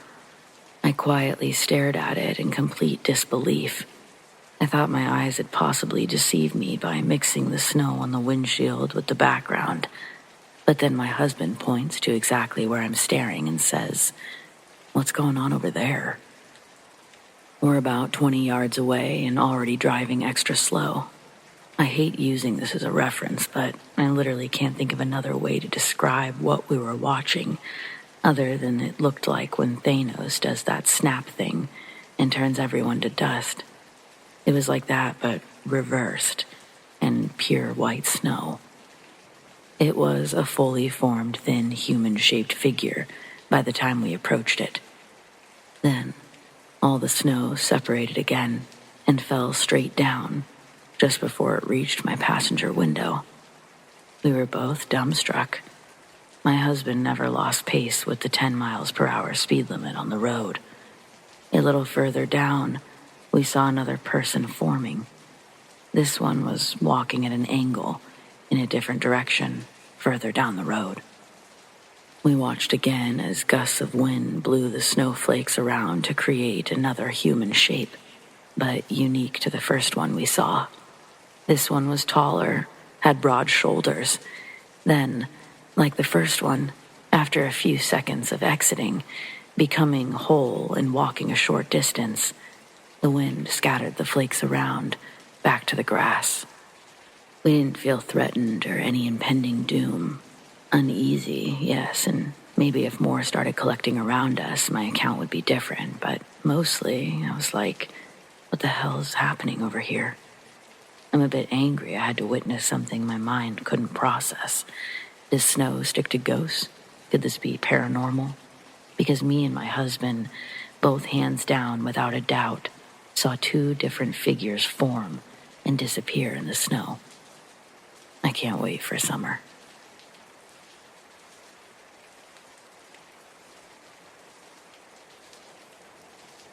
There is an old mining road past Granite Falls, Washington, one that people say is haunted. The mine itself, I'm sure, is too. Personally, I don't know how I feel about ghosts. I believe in them. I've seen them. And I've never been one to see something and live in denial about what I've seen, no matter how unreal it may be, especially to an outsider. You ever try to tell someone about your genuine experience and they unintentionally make you feel insane? Well, it happens. One time too many, so now I reserve my stories for people who at least have a desire to hear them. A skeptic is a lot more open-minded than a non-believer, that's for sure. Anyway, saying I don't know how I feel about them, what are they exactly? Like the man I've seen on this road. He's a disappearing act. Several people I know have reported seeing the same man or apparition of a man that I have, just past Silverton, right where Perry Creek sits. He's always walking in the same direction the cars are driving, always going east, meaning you never get to see his face. It's odd to see someone walking that way, but not really. The only reason to go out there would be to go into the woods, or if you have property out there. I don't, but my buddy does. It's not uncommon that we just paintball on his property or take the four-wheelers out. We do that a lot. But every once in a while, for the past 6 years, I've seen this guy walking. At first I thought, okay, a hiker or a tweaker. But no, he was dressed in some seriously old-looking clothes. He wore a floppy-style hat that I can't even place. Suspenders and boots, and brown, worn-to-shit pants. I had to know what this guy's face looked like. Was he 25 or 85, you know? I instantly crank my head out the window to catch a glimpse of this guy, but as I do, he's just gone. He was nowhere, but there was nowhere for him to go. I tell my buddy, and he says, just wait, but I'll see him again. I asked him, who is this guy? He said, he's exactly what you think he is, dude. He's a ghost, as in not real or not alive. He then tells me some stories about Lime Kiln Trail, that it's got an old abandoned mining town community still in it. Buildings still up and everything, just abandoned. People explore this place, and it's a literal ghost town, I guess. He said the whole woods are said to be haunted, the very woods that we ride around in all the time. I don't know. Maybe. But if so, I've never seen anything outside of this man on the road. But I'll give it to him. My buddy was right, and I've seen this dude a handful of times. He obviously had too, but it's more than that. It's like people all over know about this place, and I'm just learning about it. I don't fuck with caves or mines, so I won't be going there to find out if it's haunted or whatever. But I will say, the man on the road, he's a ghost. Each time was the same experience, almost. You'd pass him, and even if you didn't take your eyes off the man, he was gone the moment you actually passed him. One time I tried to drive slowly to see if I could holler at a ghost. Maybe they need a ride or something too, you know? He didn't react when I called out, but I slowly just kind of drove behind him. That's probably the time that I got the best look at his clothes. But regardless how long I drove like that behind him, he didn't react or behave any differently. Didn't respond to my calls, and eventually I just had to pass the guy.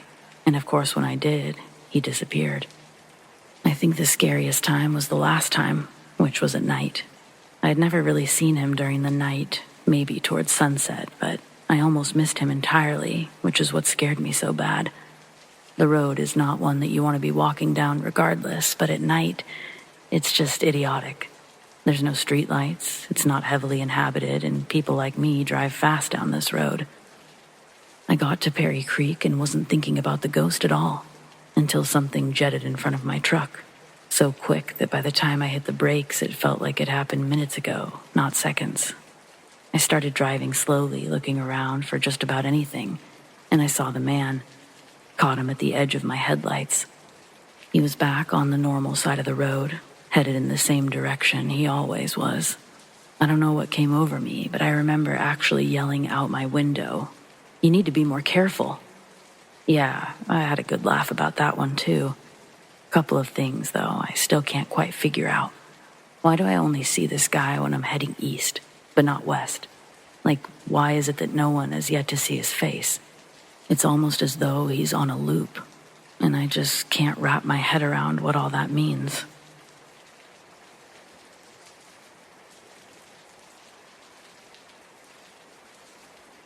I'm a 38-year-old female, and I just lost my grandmother a few weeks ago. She was very sick at the end and required round-the-clock care.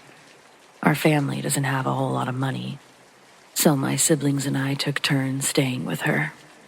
Ultimately, I was the one on duty when she passed, and I was alone with her during those final hours. We'd had so many false alarms that we had all said our goodbyes multiple times and decided that there was no need to continue congregating every few days. For the first part, she wasn't entirely herself anymore anyway. Lucid moments were few and far between, and it caused her a great deal of stress to have a crowd of strangers hovering over her. That last night, however, well, I guess she seemed like herself. She recognized me and knew what year it was. She also remembered that Grandpa died 15 years ago, and that was usually her greatest area of confusion, so I thought she was fully lucid. She always said the best way to take her mind off the pain was good old-fashioned conversation. At the end, especially, her favorite thing to do was just to reminisce with one another. I was especially grateful for these moments. I learned so many things that I'd never known about her, like how she backpacked through Europe after college. You'd think that would be something that she spoke of more often, but she was a bit wild in those days, so I can understand why she wasn't eager to share that particular story with her grandchildren nonetheless. I really thought we were having a lovely moment, but then the conversation shifted to how she met my grandfather. Now, as far as I knew, she had a loving 53-year marriage to the sweetest, gentlest man in the world. He was one of those grandfathers that always slid you a candy when your parents weren't looking, and growing up, my siblings and I had all been very close with him. Whenever we stayed with our grandparents, they always seemed so in love. We definitely never saw them fight. I don't think we ever heard Pops raise his voice, so you can imagine my confusion when Nana's story went from our first date had been the best night of my life to I never dreamed that Satan himself was hiding behind those big hazel eyes. I couldn't believe my ears, but when I tried to speak, she cut me off. "No, Brenda, I can't die with this on my conscience."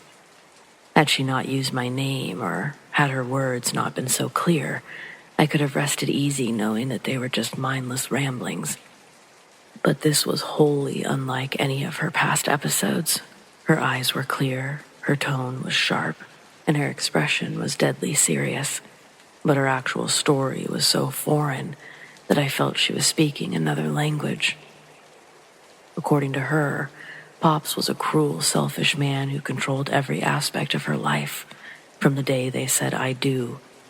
He alienated her from her friends and family before they had their first child, belittled her when they were alone, and became violent when he drank. But only with her, never the children. She wasn't allowed to have a job either. I'd always thought that she'd chosen to be a stay-at-home mother, but now she was claiming that Pops forbade her from having a career. When my mom and sister were kids, They loved Pops so much that she knew that they would blame her for a divorce, and she couldn't bear the thought of losing them. Bingo nights were one of Nana's few freedoms. For over 30 years, she went every Wednesday and most Sundays. Sometimes she would proudly display a random trifle that she'd won, but they were always small, simple prizes. I think the most expensive thing I saw her with was a $20 gift card for Outback Steakhouse. Well, little did I know that Nana was apparently a bingo legend. She played a lot of cards at once, and she often won. I would have never dreamed that you could win real cash prizes playing bingo, but apparently that's a thing. The most that she ever won was $500, but that was during a rare trip to the city. The games they hold in our area are done on a much smaller scale, but even so, she saved every penny of her winnings for over 30 years. By the end of it, she had almost $20,000 hidden away. The only problem was where she kept it. Nowadays, it's not that difficult to go out and open a secret bank account behind your spouse's back, but things were done differently when Nana had first started squirreling away her money. She didn't have anyone that she trusted enough to hide it for her. She was forced to use the shoebox method. It was hidden in the very back of her closet, buried beneath all the old junk that she could pile on top. Then came the day that Pops returned from work in a new car, one they definitely couldn't afford, and it was filled with presents for the children. Nana was immediately very nervous. She didn't know if he'd gotten a promotion, a new job, but his biggest highs were always followed with even bigger lows, and that one was shaping up to be a doozy. She had learned to play along when these things happened, at least until she could determine his true motives. He never did anything out of kindness. After the kids went to bed, he began pushing her buttons on purpose.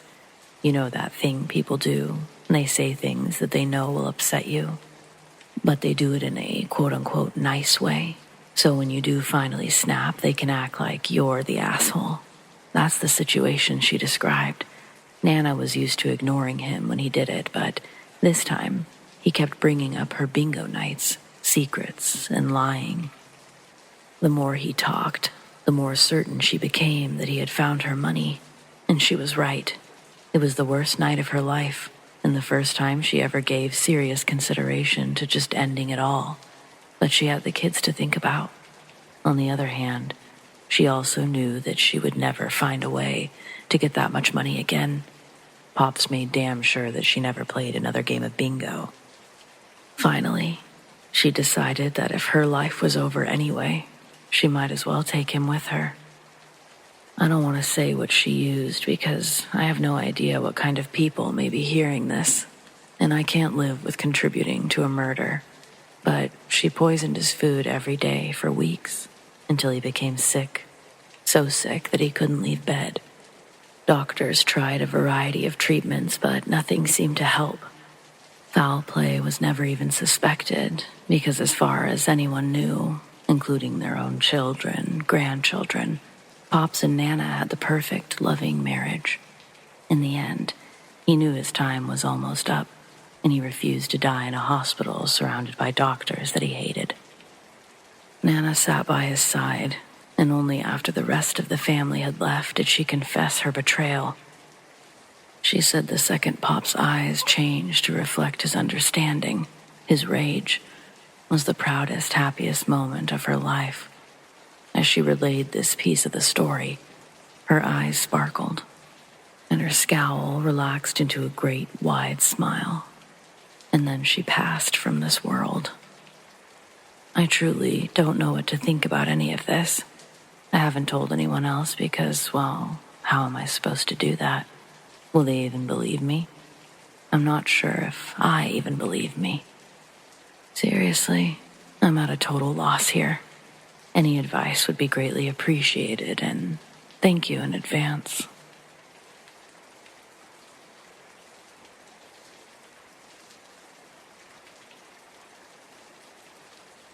I'm a 23-year-old female and I work at Rue 21 in a big outlet mall. On the weekends, we don't close until 10 and I sometimes leave my car there while going out with my friends. They usually drop me off at the end of the night, and I go home from there. This past weekend, we stayed out later than usual. I didn't make it back until almost 3:30, and mine was the last car in the parking lot. I'm also a smoker, not a drinker, and I wasn't high when they dropped me off. Best to get that established up front. I was, however, pretty tired. So I scrolled through Instagram while drinking a coffee to wake up a little. I'd only been there for a few minutes when a soft tapping on my passenger side window scared me half to death. The street lamp provided enough light to identify the shape of a young boy from the nose down, but the rest of him was cut off by the top of the door. I watch a lot of true crime, so a kid coming up to my car in the middle of the night had me on edge right away. The fact I didn't hear him coming was also a pretty bad sign. I didn't even have the radio on yet. He must have been deliberately stealthy on his approach. I've seen plenty of horror stories where people use kids as a lure, so all this made me do was check the locks, which were thankfully engaged. Just in case, I called out, "Are you okay? Do you need me to call the police?" He didn't move or respond. Next, I asked him to back up so I could see his face while we talked, but he still didn't move or speak. That was all I needed in order to leave with a clear conscience. I reached down to get my keys from my purse and dropped them on the floorboard. When a second child tapped on my driver's window, I nearly jumped out of my seat. Then, once I saw its face, I screamed bloody murder. A ghostly, pale girl with solid black eyes, who appeared no older than 7, was staring at me, as if I were some strange foreign creature. I frantically felt for my keys while looking from one kid to the other. My eyes were filled with tears, so they were just blobs at that point, but I needed to know that they weren't moving. When my fingers finally closed around the ring, I hurried to start the engine, and my headlights turned on to reveal 2 more black-eyed children standing in front of my car. I screamed again as I reversed from the parking lot and ran over a curb in my haste. None of the children moved an inch while I did so I didn't pause to turn my car around until I was on the other side of the mall. I had purposely parked where the cameras wouldn't see how late I returned. My boss can be pretty judgy, but I checked the recordings on Monday anyway. I'd hoped that something would have at least picked up which direction the kids came from, but I couldn't find any sign of them on the footage. I can't explain what happened. I just know I'm not leaving my car at work anymore.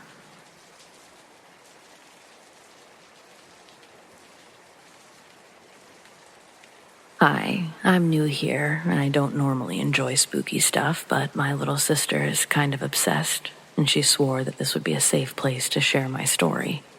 I'm not even sure if it's a good one, but I'm getting pretty freaked out, and I feel like a nutbag when I try to tell my friends about it. I live in a small town where every other building has been named a historical landmark, so all the homes and businesses are extremely old. Many of the bigger houses downtown have been separated into individual apartments, including where I live. It would normally be too expensive for my pay grade, but the landlord offered me a deal that I couldn't refuse for taking the basement quarters. I figured that there was some gruesome murder story behind her generosity, but she said the reduction was to compensate for the lack of cell service. Apparently, all of the concrete does a bang-up job of blocking our reception, unless you leave your phone sitting on the window, which, don't forget, is a tiny rectangle under the ceiling because we're in a basement. But at the end of the day, I was desperate to get my own place, so I took it. I should also add that you can't gain access to any part of the building without knowing the gate code, so it's not like random people can just wander inside. Once you enter, the ground floor and upstairs apartments are in one direction, and the stairs for my place are tucked off to the left. There's nothing down there except for my apartment and an old storage closet, meaning there's no reason for anyone to be on those steps except for myself and the maintenance man. Just a quick note about that guy. He's an elderly widow who doesn't even live in the building. He takes several days to come around here when there's a problem, and I've never seen him move faster than a snail. I'm not saying that he's not capable of it. I'm just saying it's extremely unlikely that he's responsible for my problems, considering it would be very difficult for him to come and go without being noticed. Each time he appears, every tenant swarms him. When you descend the basement stairs, there's a long hallway with the closet at the end, and my door is on the right about midway down. Every step you take, no matter how soft, echoes, so it's very hard to be stealthy, even if you want to be. Towards the end of my first week there, I was working on my laptop when I heard someone run down the stairs and through the hall. Thinking it must be a kid, I stuck my head out the door to chase them off. Only no one was there. It's a straight hallway. From my door, I have a clear view of each end, and nobody was there. They couldn't have left before I looked either. I'm positive the footsteps were on the closet end of the hall when I got the door open. Ultimately, I decided that it must have been someone upstairs, and I went back to work. After my first month in the apartment and having a few friends over, I became very accustomed to the difference in what it sounds like when someone is descending my steps or the ones above me. The difference in volume alone is unmistakable, but my stairs are also the only ones that make a loud echo. The second incident happened the night before Halloween. This time I heard someone scream before pounding their way down my steps and through the hall. I got to the door just as the steps were passing my apartment, but the second it opened, they vanished mid-stride. I even considered the possibility that they were hiding in the closet, but there were only cleaning supplies inside. Over the next couple of weeks, I put a great deal of effort into befriending one of the tenants. As it turns out, there are no kids living in my building. The lady in the attic apartment sometimes has her grandkids over, but they weren't visiting on either occasion I heard footsteps. It happened for a third time a few days ago. This was the worst one yet, and what prompted me to finally seek advice. There was no scream, but the footsteps sounded louder than ever, and instead of running past my door, they stopped right in front of it. My heart stopped dead in my chest when the banging began. I somehow found the courage to look through the peephole and saw a frightened young woman staring in the direction of the stairs as she continued her desperate knocking. I instantly forgot all about the possibility of ghosts or whatever spooky story I'd created in my mind. That girl was there, outside my door, terrified, but very real, until I actually yanked the door open, and no one was there. Again, there wasn't so much as a trace of the echo left from her insistent knocks. Also, there's no history of mental illness on either side of my family. That's probably a good thing to mention. I just don't understand. Is it possible for just the hallway to be haunted? Because nothing has ever happened inside my apartment, and the other tenants have sworn that they've never experienced anything strange in the building. I don't know. I'm at a loss. Part of me knows that I should try to learn if someone fitting her description has died here, but I really don't want to know the answer. Someone please just tell me what to do.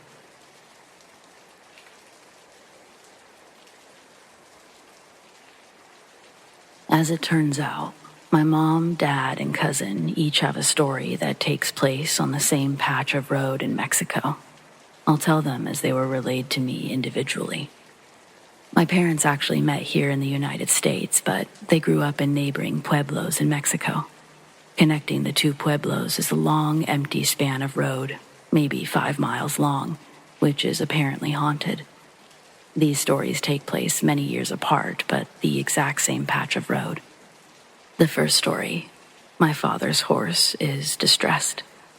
When my dad was a young man, he loved horses, jerapos, and drinking. While he has since put down the bottle, he still loves horses and jerapos. Back in the day, he would occasionally ride his horse out across the road to the neighboring pueblos to hang out or hit up some parties. One early morning, he was returning home on horseback from a party in the neighboring pueblo. He was a bit drunk and was casually making his way home when suddenly the air grew still and the night went silent. He said something just felt off, and his horse could sense it as well. My dad says that you can always tell what a horse is focusing on by looking at their ears, and in this case, my dad's horse's ears were perked up stiff and focusing at the empty field beside them. Thinking that there might be some sort of animal stalking them, my dad looked around, but the fields beside them were empty, and there weren't any bushes or things for an animal to hide behind. Suddenly, the air went cold, and my dad felt goosebumps on the back of his neck, almost as if something was right behind him. That's when my dad's horse couldn't take it anymore and took off running for its life. My dad held on tightly and tried several times to bring the horse to a stop, but it was dead set on getting the hell away from whatever they had just encountered. Eventually, they finally reached their pueblo, and the horse calmed down and came to a stop. Never before or after had the horse behaved that way. This left my dad shook up. Needless to say, he was sober by the time he reached home. This next one, my cousin's passenger.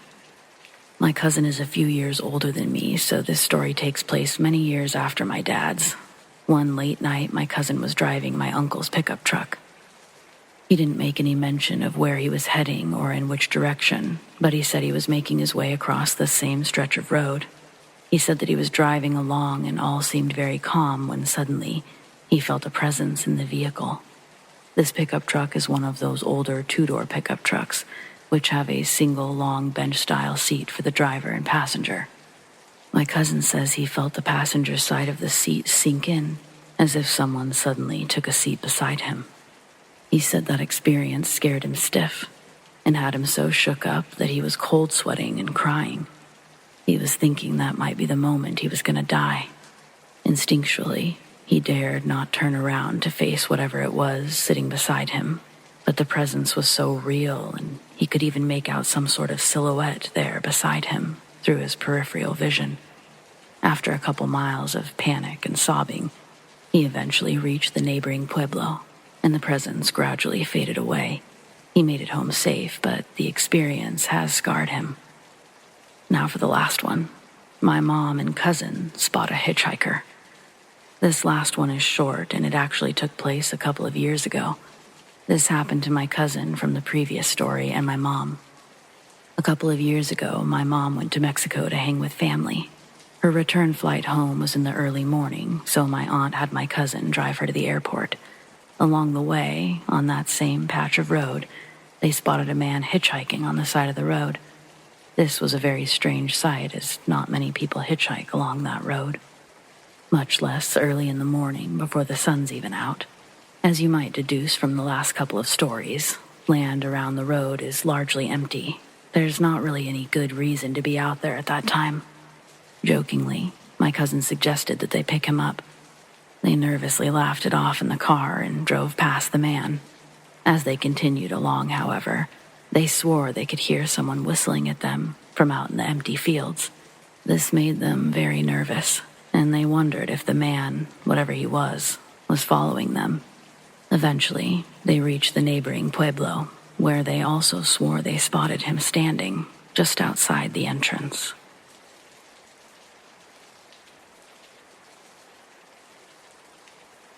I live in Singapore, and it's the Hungry Ghost Month again.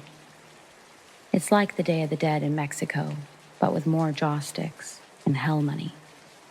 However, after my experience 5 years ago, I never leave my blinds open at night anymore.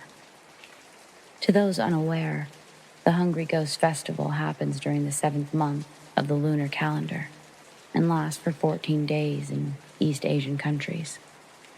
Essentially, Taoist and Buddhist followers burn paper money or hell money, jaw sticks, and food offerings to pray to their ancestors. These offerings also appease the hungry ghosts, spirits with insatiable hunger that haunt the streets. As Singapore is a multiracial, multi-religious society, locals are taught about the festival as children. There are 3 simple rules. Don't step on any jaw sticks or paper money. Never touch the offerings. And don't go out late at night. Naturally, I abide by the rules, and have a front row seat to the festival. I understand its religious importance and honestly don't hate it. Every year, offerings are left along pathways near homes, and paper money is burned in metal bins late at night. Yellow embers light the ground, with smoke trailing up to meet my window. I live in an apartment close to the ground floor, and I'm within earshot of the chants and the prayers. One late night, I couldn't sleep too well, and hung out with my elder sister and her cat in the living room. The night was deathly quiet and peaceful. At some point, I realized I could smell smoke in the living room and figured the window must have been left ajar. From this room, the window looks down on the offerings on the ground floor. The curtain was slightly open. I snuck over to the window and peeped outside. It was midnight. The metal bin was still burning, and it gave the ground floor an unearthly glow. As I closed the window, I heard something crunching below me. I figured it was the neighborhood cat, but I was met with something large, crouching under my window. From my vantage point, I could see someone kneeling at the offerings. They had long black hair and a draping, white, dirty smock. They bowed over a spot with many offerings, and I thought they were in deep prayer, but it was odd because it was pretty late already. The crunching noises were growing louder, originating from the messy black hair. My realization made my knuckles turn white. I was rooted in fear. This wasn't a person. They had no shadow in the light of the joss sticks and were actively eating the offerings, hungrily, as if they were starved for years. My elder sister saw me petrified and called out to me, whispering if I was okay. I looked at her, my words shivering as I breathed. Someone is eating the offerings. The moment my voice rang out, something felt wrong. The crunching had stopped. I looked back to see the figure standing straight, stiff as a board. As it turned around, I locked the window and shut the curtains. I huddled beside my sister. She sensed something was off too. All was quiet until the growling started. We looked over to the front door to see our pet cat growling. Protective of my elder sister, her furry coat and tail puffed up, and she looked unbelievably angry. My sister and I didn't move for an hour as the front door shook outside. I could hear a woman laughing softly at the door. I know I fucked up, but I'd never told the rest of my family about the incident. If my cat wasn't at the door, I believe that thing could have attacked me. As my cat no longer lives with us, I became very diligent and made sure every goddamn window is covered and locked by sundown.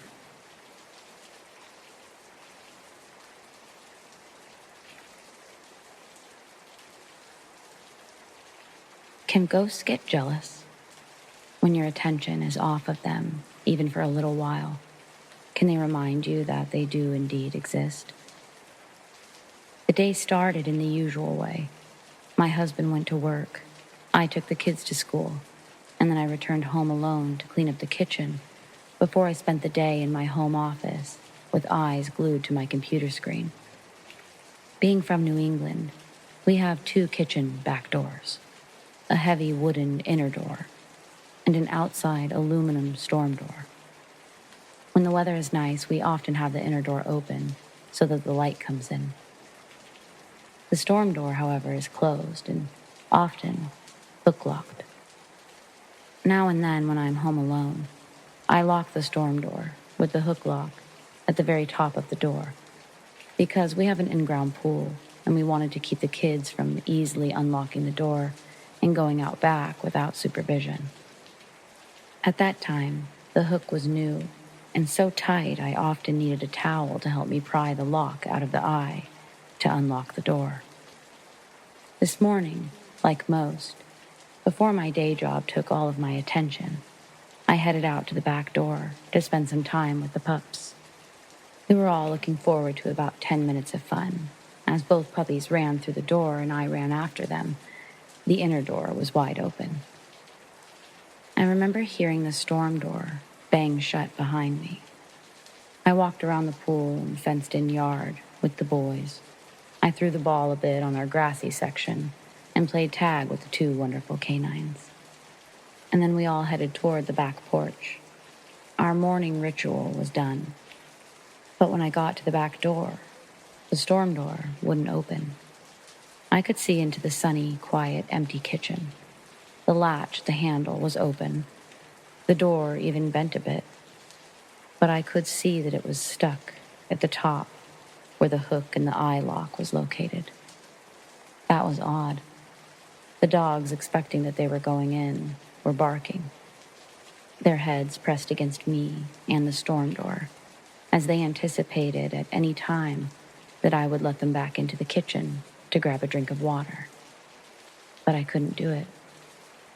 I tried shutting the door and retrying the handle. I even hit it from the outside, where the lock would have been located on the inside.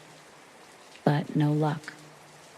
I finally gave up trying to pry the door open, so I left the dogs in the backyard, grabbed the hidden spare key, and opened the cellar door. I then climbed the rickety wooden stairs and thanked God that the cellar door leading to the kitchen, though shut, was not locked. I then walked into the kitchen. The inner door was how I had left it, wide open, and the sun streaming in. I was really expecting to see the hook jabbed in between the door and the door jamb. No, the hook was in the eye. By this time, the dogs were really making a ruckus for me to open the door. They could see me as they stood on the porch. So I reached up to unlock the door. The hook was not slightly in the hole. It was not a little bit in the hole. It was locked tight, and it was in so hard I needed to pry it open, using more than a little bit of effort. After I opened the door and let the dogs in the house, I called out for my husband. He must have returned home for some reason and locked me out of the house. Nothing. I looked to see if his car was in the driveway. Not there. The two dogs and I were completely alone. How do you think the door happened to get locked and keep me out of the house? What do you think happened? Could it be that my resident ghost was not fond of me playing with my new dog friends? Could he have become jealous of the cries of laughter coming from the backyard? Let me know what you think.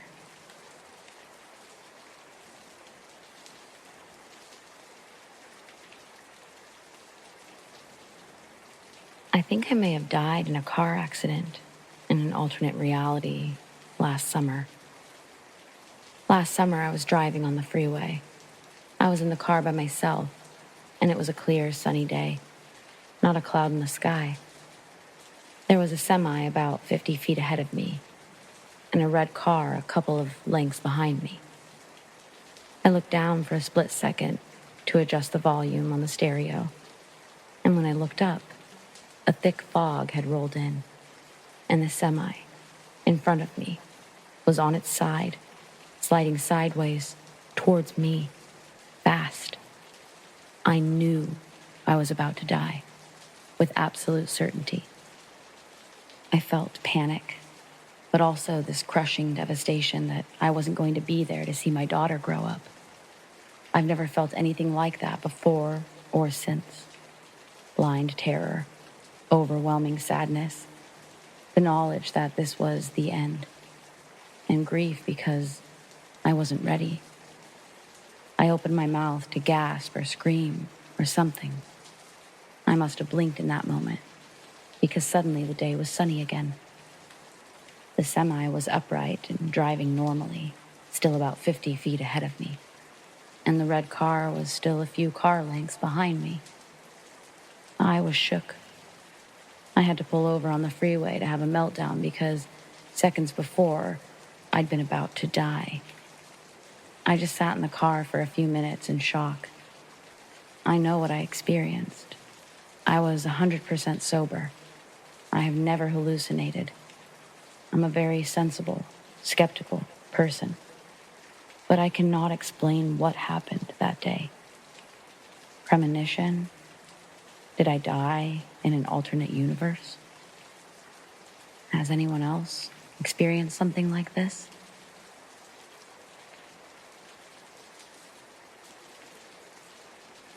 Do you believe a loved one can visit you before passing on? It had been about 6 years that my wife and I had moved a good distance away from my family. I hadn't seen my maternal grandparents in those years when one late night I received a phone call from my mother saying my grandfather had died unexpectedly. After falling asleep a short time later, I had a dream that my grandfather was standing at the foot of my bed. He appeared noticeably younger and healthy, like I remembered from my childhood. He was bathed in light behind him. He smiled at me, but did not speak. I did not speak to him. I then awoke to find my closet door at the foot of my bed open, with the light on. I thought that was unusual because I normally can't sleep unless it was pitch black in my room. It was also strange to me that he would visit my home in a dream when he had never visited my home when he was alive or knew where it was exactly. I did, however, feel at peace after seeing him. I'd felt guilty that night after the phone call of his death that I had not seen him, that I had put off traveling to visit. It was almost like he had visited to give us both some closure. I've never experienced anything like that since.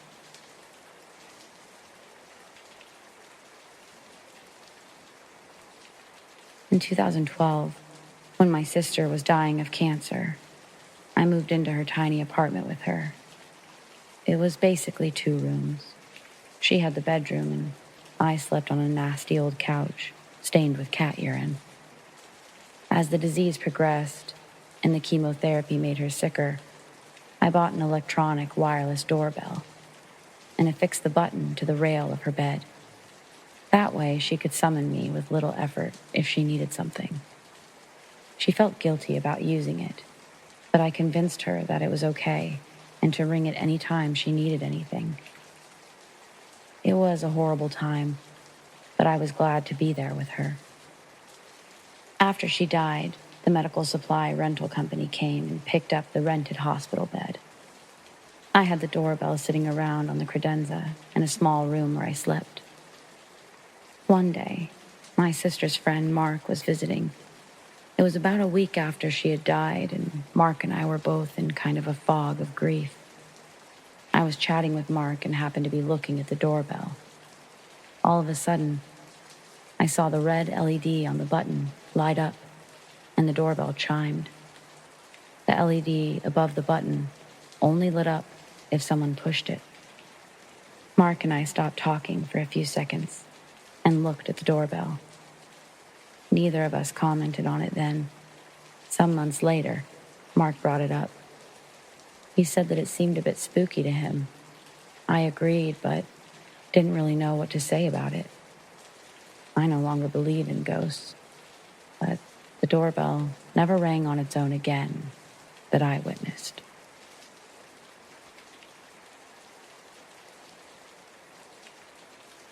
This one always kind of reminded me of the Sixth Sense. My dad and I drove past a motorcycle wreck once.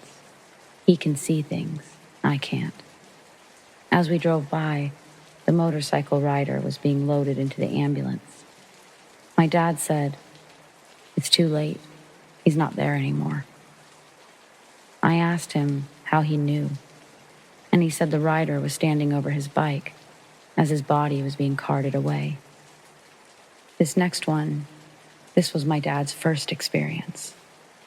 At around 8 years old, He was staying in the house of his great-grandma, and he went upstairs to take a nap. She had died only a few months before. He woke up from his nap, only to see his great-grandma, much younger now, looking at him from the hall. When she noticed he had awakened, she placed her index finger on her lip and then left. He was on the second floor, and he swears up and down that he never touched a single stair going down that staircase.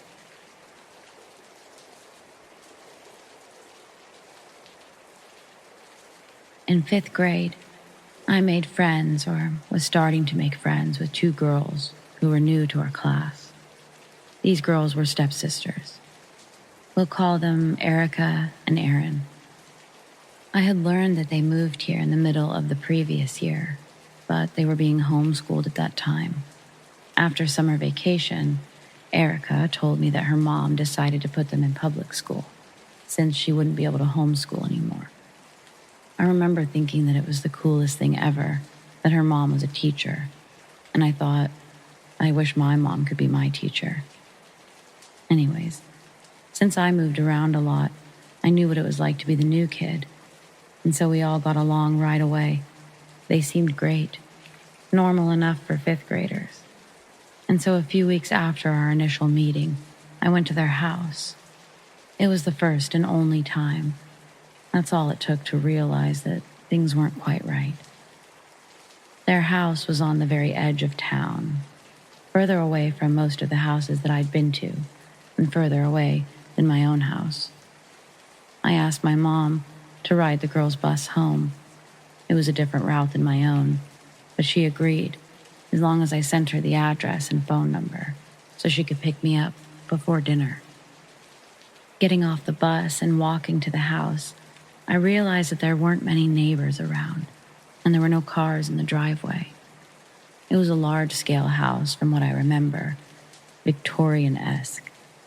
Outside and from afar, it looked sort of amazing.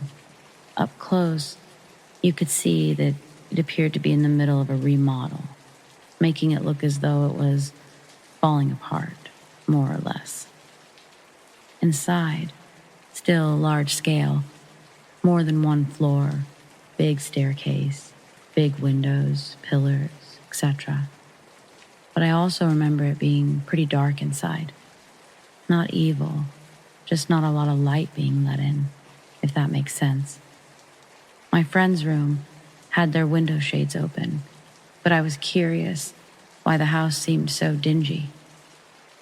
When I went to turn on a light, the switch, it just didn't do anything.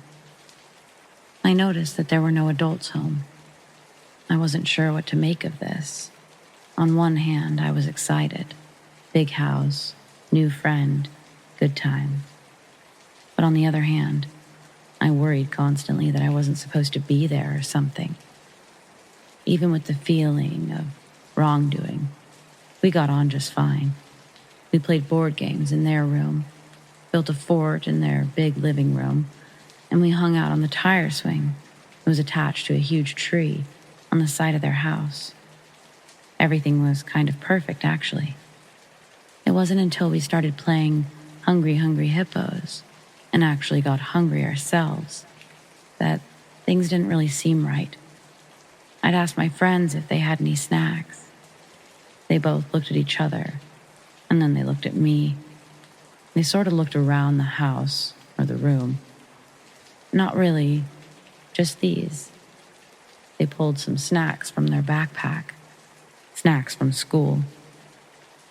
As they were opening them, I decided to ask where their parents were. And they did that same thing they'd done when I asked about food, looking at one another and then me, but not really answering me. I changed the subject, asking if we could go back out to the tire swing. The two of them were pushing me for a while as I laid on my back on the tire swing. Eventually, they laid on the grass on either side of the tire swing. So I'm looking up towards the second-story window that's in the middle landing of the staircase, and I'm just swinging back and forth. Then, In that window, I see a woman. She's got long red hair, wearing something light-colored, maybe a dress or robe. I try to sit up and stop the tire swing from moving, but it's no use. I just look up at the woman, and she's smiling, waving. I return a gentle wave. "Is that your mom?" I say this and I move my gaze to Erica. Both Aaron and Erica sit up. "Second-story window?" Aaron asks me. "Yeah, where did she go?" I said. "She's dead." Erica says this slightly under her breath. "You saw my mom's ghost. Everyone sees my mom's ghost except me, I guess." Now, being in 5th grade, I didn't handle this incredibly well. At first, I thought they were messing with me, and so I essentially made these girls tell me about the death of their mom or stepmom. I made them search their own house with me to make sure she wasn't really there. In retrospect, it may have even been traumatizing to them, but they were gracious enough to entertain me. After all was said and done, I could find no girl in the house, no woman, no person besides the 3 of us. As almost dinner time approached, I knew my mom would be arriving soon, and I couldn't wait. I thought about the rumble in my stomach, and I decided I needed to ask my mom if the girls could come to our house for dinner, even if that meant telling her there were no parents here. When she showed up, it felt like she was a bit early. She saw us sitting outside on the tire swing. I told them to wait there and that I was going to ask her if they could come to dinner. Almost immediately, she got to the question of the parents. Apparently, she tried to call the phone number I'd given her, and it was no longer connected. So I told her, "Their parents aren't home, Mom. I don't know why, but they aren't here and there's no food in the house." I think that was enough for my mom, since she immediately agreed and told me to grab the girls and some of their things so they could stay the night. I remember the girls staying with me for a few days. We went to and from school together, but I don't remember us having any deep discussions about the situation as kids. I do remember asking Erin if she really had seen Erica's mom's ghost, and she said that she did. And she also said that her dad did too, before he left or disappeared. Eventually, Erin's mom came to take Erin and Erica back to Utah. We stayed pen pals for a couple of years, but we lost touch in middle school.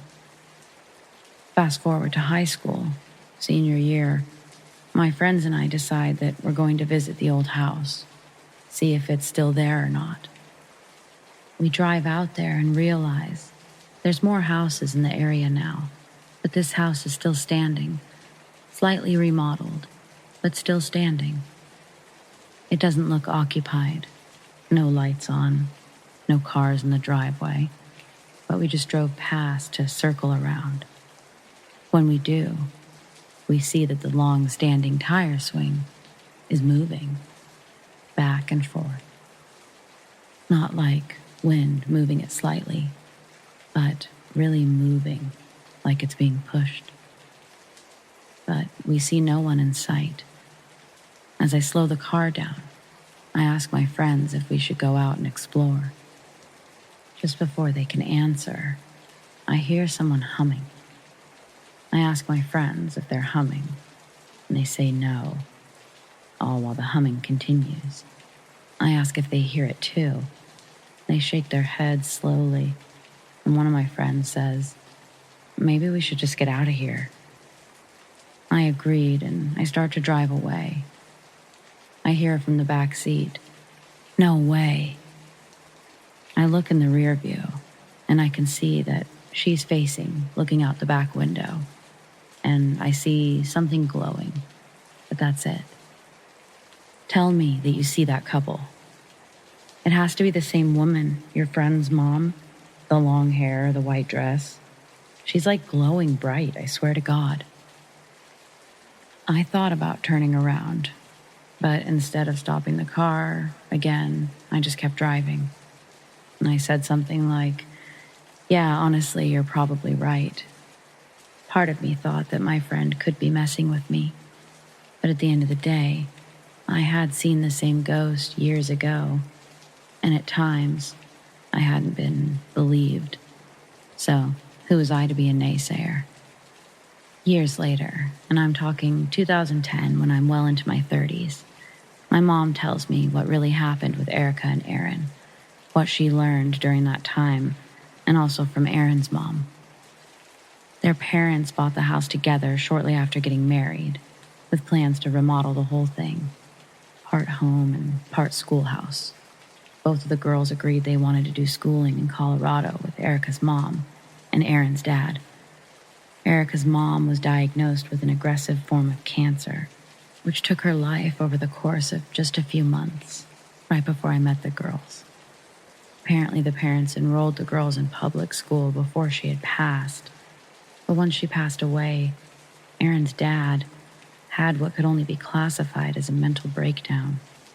He retreated to the woods not far from their home and shot himself. Authorities wouldn't find him until my mom and a few others had called child services and the local police. She said the first night the girls stayed with us, Erica had confided that she wasn't sure of the last time that she'd seen Aaron's dad, that it had to have been a while since all of the food was gone and the light stopped working. My mom believes the girls were left to fend for themselves for weeks. I told her about the ghost that I'd seen when I was younger, of Erica's mom, and my mom said that she got chills.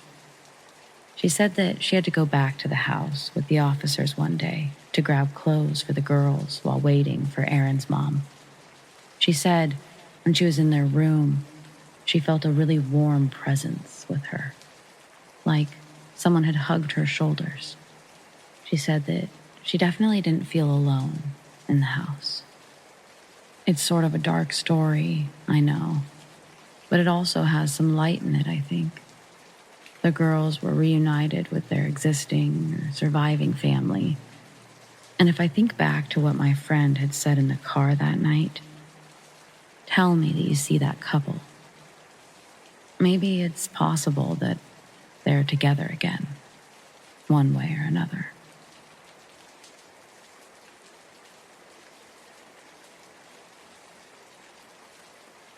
This is my first glitch.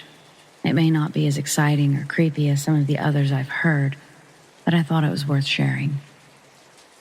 Yesterday, I was on the bus, listening to music with my headphones, just looking around. I see this woman sitting 3 rows ahead, facing me, and I remember thinking that she looked like this one actress in my country, but then realized it wasn't her, just similar features and hairstyle. She was wearing a green dress with some flowers. After this, I just continued looking through the window and outside, and after 2 or 3 stops, I see the exact same woman outside at the bus stop. She gets on the bus and sits in the exact same spot. She's wearing the same dress, and once again, I notice that she looks like that actress. And I'm like, didn't I just see her on the bus a couple of minutes ago? So yeah, it was kind of weird. But after reading so many posts like this, I guess this is a normal thing to happen. But I was excited to finally have something happen to me.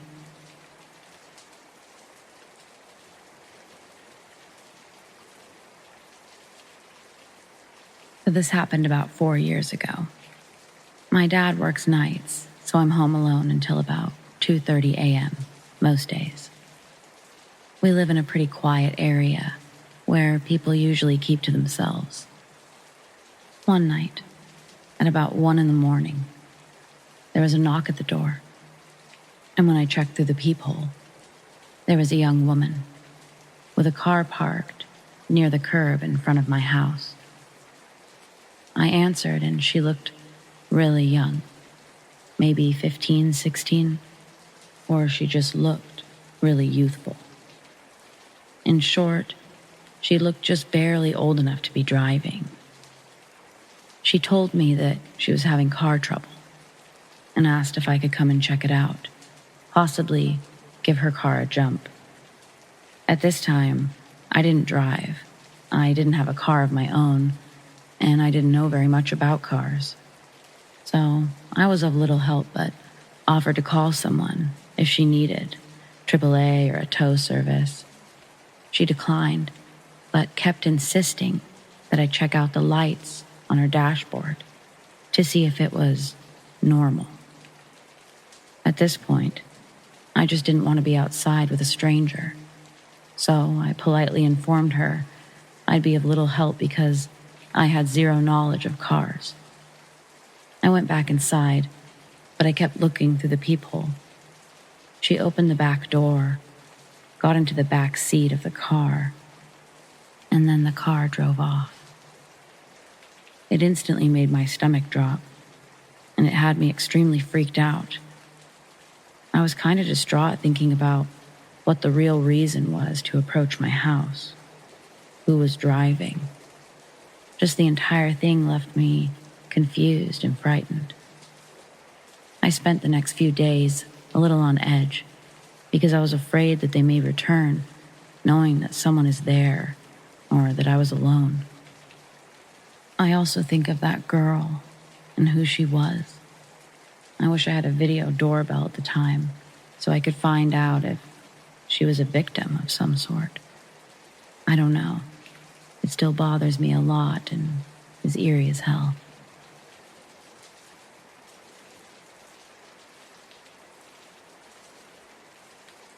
Something has haunted my family for years, which caused Ed and Lorraine Warren to visit my mother in college. But we're still being haunted to this day. My mother went to Eastern Washington University and stayed in one of the houses that the locals rented out to college students. I can't give the exact age of the house, but it was old enough to have a built-in button on the floor that would call up to the servants in the attic. So the house was relatively old. During her studies, she had 3 different roommates.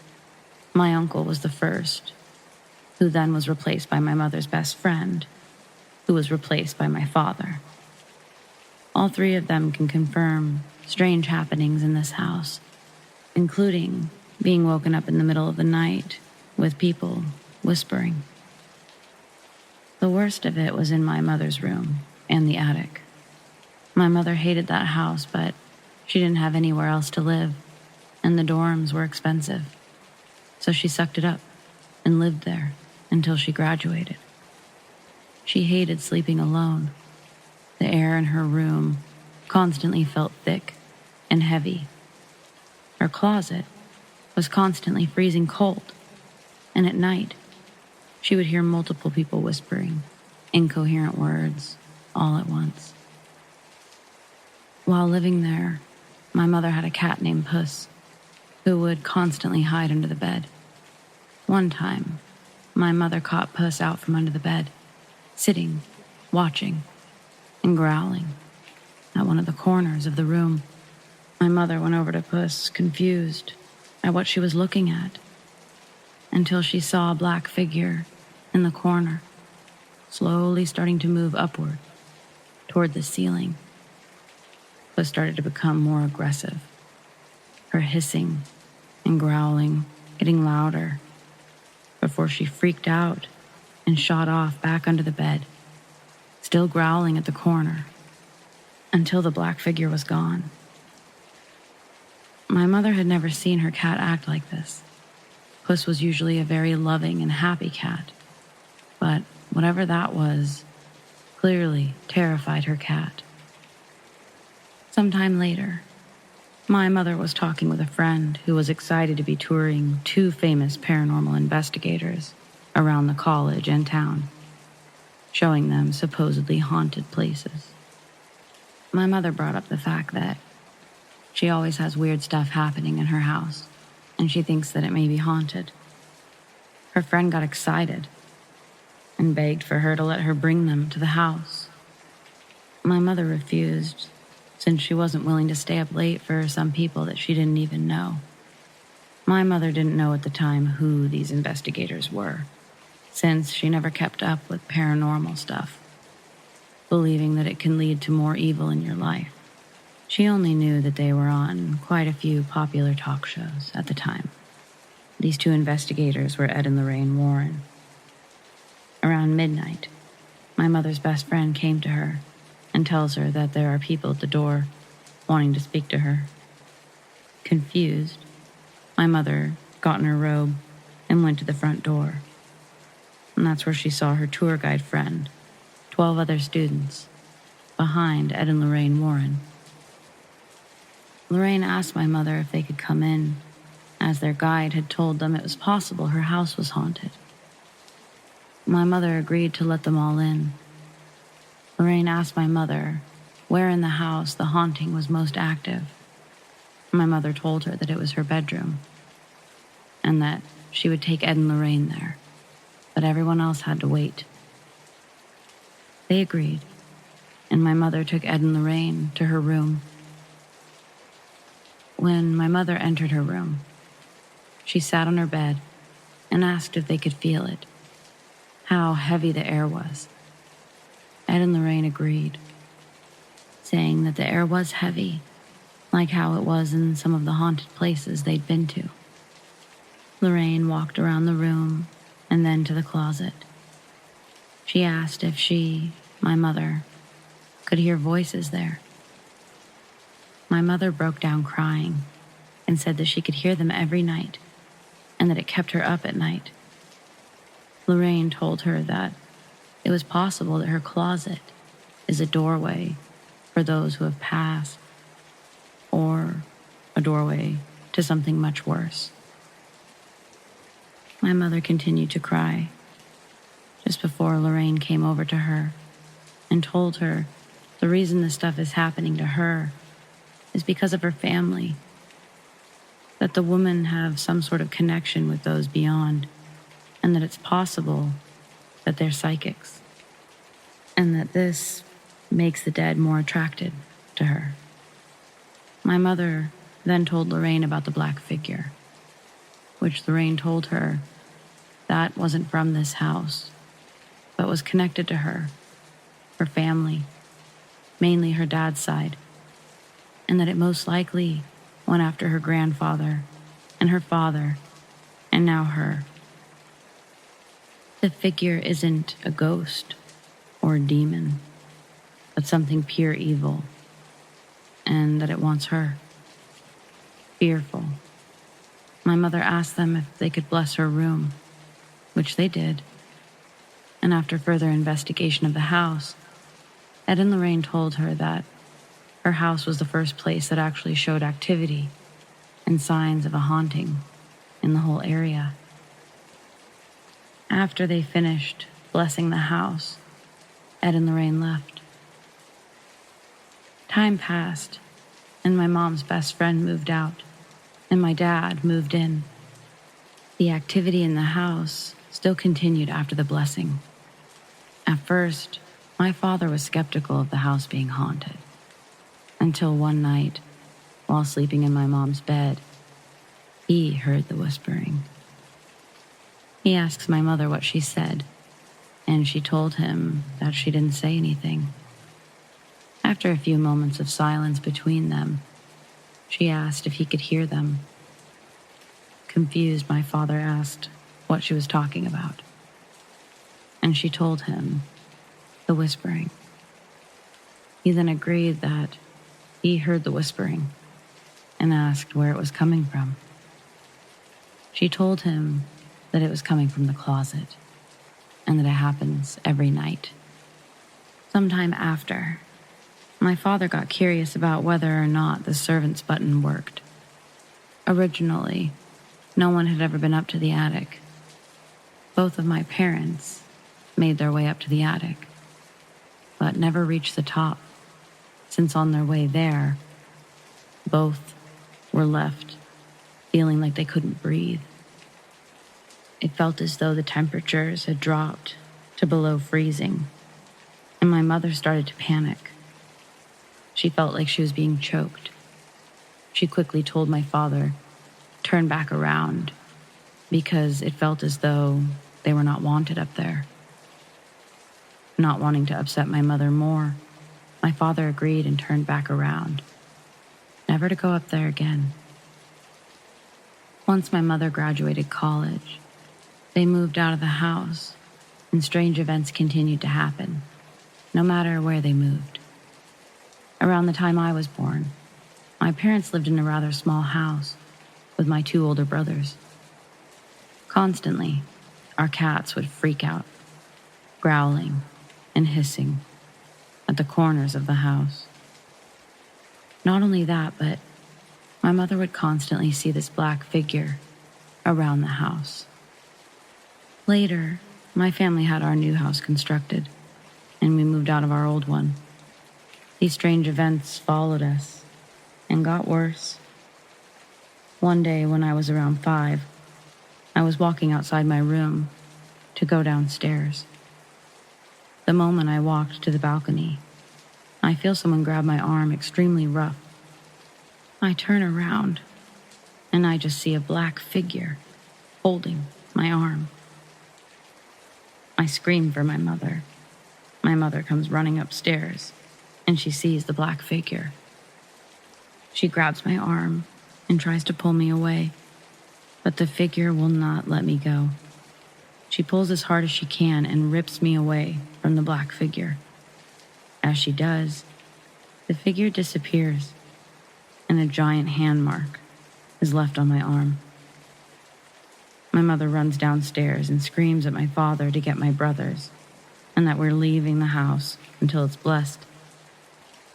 We later had a priest come to the house and bless it. Afterwards, the activity stopped, but growing up, me and my 2nd older brother would constantly have nightmares of this figure in our dreams, doing awful things to us. But it had bright red eyes and would chase us. Nothing else has happened since then, and I still live in the house, but every once in a while, I get this sudden feeling of fear from the staircase. I never go downstairs at night or without the lights on, out of fear that this thing is possibly still there. I had spoken to my mother about the dreams and about the stuff that had happened to her, but she tries to avoid talking about it, since she believes the more we talk about it, the more likely it is that it would come back. She has told me, though, that she spoke with my grandfather about the figure. He refused to talk much about it, ever since the first time she brought it up. He went pale as a ghost. He said that the figure used to torment him as a child, and his dad would tell him about the figure and how it would come for him too. My mother didn't realize it was Ed and Lorraine Warren until we were watching a documentary about them. She pointed out that they were the ones who came to her house. I was speechless, and she was confused when I told her that they were the Ed and Lorraine Warren, the most famous paranormal investigators ever. That they were the ones who started publicly doing paranormal investigations, and that there are famous horror movies that involve their lives. My mother freaks out and tells my father about it, and while my father was shocked, he didn't think much of it. I apologize if my story is a little bit all over the place. This is my best attempt to explain my experience and my mother's, since she doesn't like to talk about it much, out of fear.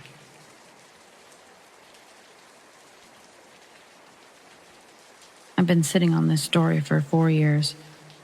I know because it happened when my daughter was a newborn, just a few months old. Let me start with, I'm a skeptical person. I believe sometimes our minds prime us when we hear a scary story, and then shortly after we see or experience a scary story. Now, I also believe in the paranormal. So it was a Sunday. My spouse and I decided after putting our daughter to bed, we'd spend some time together and play Minecraft together. And so we do just that. Put our daughter to bed, play Minecraft together, during which our daughter awakes and needs food. My wife goes to take care of her, and I have the strangest, creepiest feeling I've ever experienced. Like some other presence was there. It's strong enough that I pause the game. So I note said feeling of presence in the room, but brushed it aside.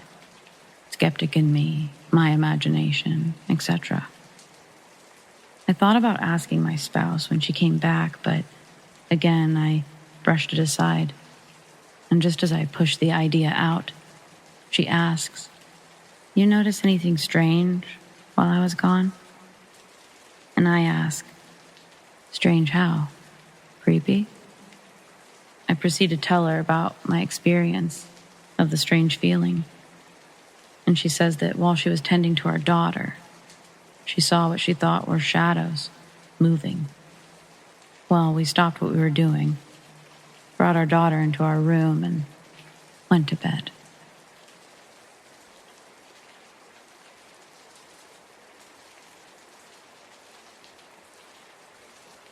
When I was young, my mom worked 2 jobs, and I often stayed at my uncle's house when she had night shifts. He really stepped up as the father figure for me during that time in my life. His son, which would have been my cousin, died before I was born. My uncle kept his ashes in a white urn on a mantel above the fireplace. To this day, I haven't asked details, but from what I know, his wife had a postpartum episode while he was serving in Iraq. She called my mom, who was pregnant with me at the time, in a hysteric mess, saying she did something bad and she needed someone to come help. Needless to say, this affected both my mom and uncle immensely. But in turn, I got someone who devoted their time to help me become a man, and he had the opportunity to be a father, or at least something that resembles it. I'm sure I could never fully fill the void inside, but it was close enough. My uncle's house was 2 stories, and my bed would be a fold-out couch located on the ground level. My uncle's bedroom is on the 2nd level. One hot summer night, definitely late 90s, I'm watching Gargoyles on the Disney Channel, and my uncle's asleep upstairs. It's easily around 1 a.m., and from my peripherals, I see something move in the kitchen area. Besides the bright TV that I've now muted, all the lights are off in the house, so it takes a moment for my eyes to adjust in the dark while peering in the direction that I saw movement. Above the kitchen sink is an open window leading to my uncle's backyard. I see the soap bottle on the windowsill fall and crash into the sink, and it genuinely looks like it moved all by itself. Now, terrified and convinced my uncle's house is haunted, I immediately feel the tears well up inside my eyelids. I vividly remember shutting my eyes and having to plead with myself in order to open them again. This was my opportunity to face my fears like a man. I may be small, but I'm not afraid of no ghost. After a quiet countdown from 3, I release the strain from my eyelid muscles and stare back into the kitchen. I quickly realize blocking a big portion of the outside moonlight is an even darker silhouette, beginning to slowly climb in the window above the sink. I prepared myself for a ghost, not a monster, climbing in the window, and I wasn't ready to mentally accept what my eyes were showing me. My stomach felt like it sunk further than I'd ever felt to this day. A creature of imminent death crawling through an open window. I was not man enough for this, so I hightailed it upstairs as fast as I could while keeping silent feet, trying not to gain the beast's attention. When I got to my uncle's room, I woke him up, whisper screaming, "There's a monster climbing in the house." Groggy, my uncle sits up and says, "What?" And still, in a whisper scream, I say, "There's a damn monster climbing through your window downstairs." Hoping such a bold cuss word, coming from such an otherwise sweet child, would shock him into action. It did. And now, as an adult, I'm sure a little PTSD as well. Because before I could say it again, his hand is gripped firmly around my mouth while putting a finger up to his lips and going, "Shh." As we hear more stuff bump and fall around downstairs. Then, seemingly like a magician, my uncle retrieves a pistol from his pillowcase and asks, "What window?" I say, "The kitchen." And he crouches down, moving towards the door leading to the stairs. He tells me to stay, but in fear of being alone and the monsters climbing through his windows up there, I follow a couple feet behind him. My uncle reaches the bottom of the staircase, where there's about 4 feet of walkway before you hit the living room doorway. I'm on the steps, but we can both clearly see a dark figure dart past the doorway, leading towards the fireplace. Almost like a gear in motion, when the figure passes, my uncle follows its direction out the doorway, and I hear him say, "Wrong house, pal," before I'm startled by a single gunshot. I hop off the stairs and race around the doorway to see a man bleeding on the floor and my uncle leaning next to him with a hand over the man's mouth, suppressing his screams. My uncle calmly tells the man, "It's just a leg wound. You'll live. But if you keep screaming, my next bullet will be right between your eyes." He then pushes the pistol against the man's forehead, and the muffled screams putter to a stop like a car out of gas. By this point, I've comprehended that this is a human burglar that my uncle's just shot, and I'm watching a guy probably high school age writhe around on my uncle's hardwood floors with a bullet hole in his leg. Everything that the guy was carrying, trying to steal, was broken from the fall and scattered all around him. My uncle is the first to notice the white urn shattered near the couch, and it's the first and only time I've ever seen a tear touch his cheek. He picks up the moaning kid and drags him to the kitchen table while proceeding to cuss and pistol whip him. My uncle then tells me to go back upstairs, and there's so much rage in his eyes they're literally turning red.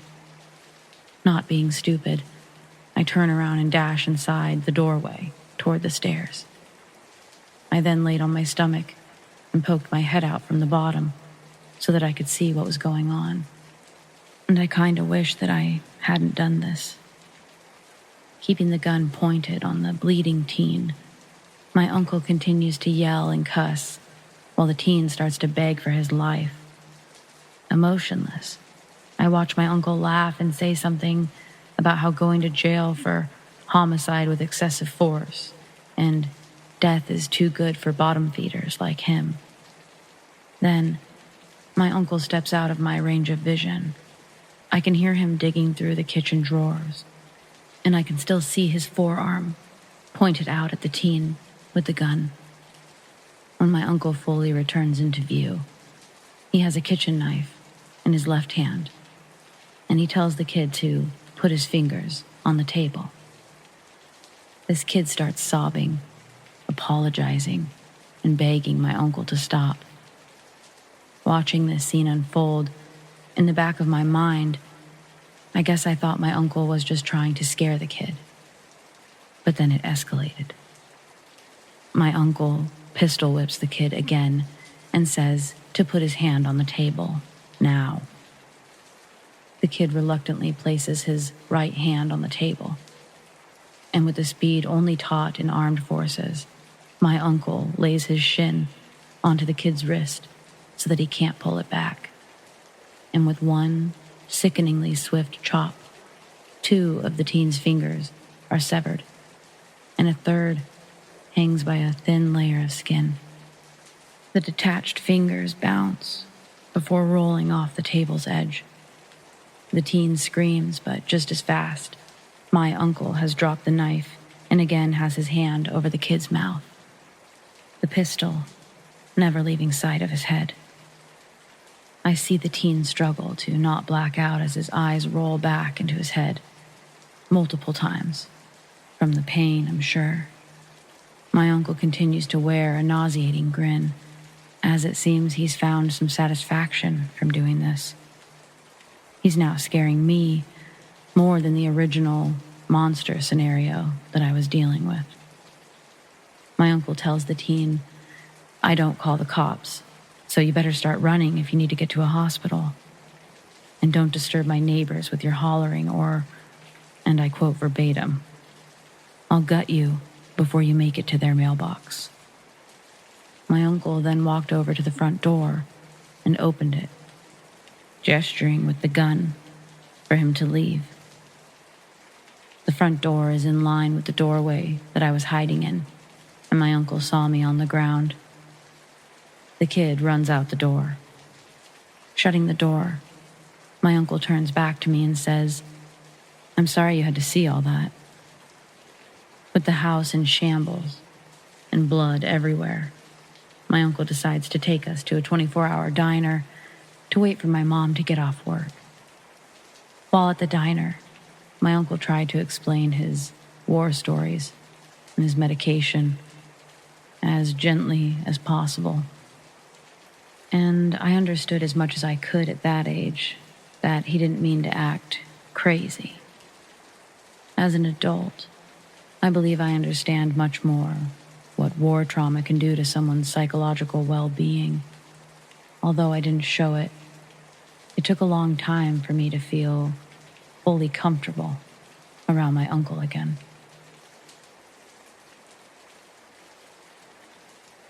When I was younger, probably around 5th grade, is when I really started to notice it. I hated going upstairs with anyone behind me. Or rather, I hated going up the stairs in general, my back turned and walking up. It felt super off. I'd always rush or sort of squeal as I got to the top, positive something was going to grab me. I didn't have a why for this feeling, not that I could remember, so I more thought of it as a thing that I had, that everyone had. A few of my friends liked to poke fun at me, but it was fun, not mean. Still, it gave me a sinking stomach feeling.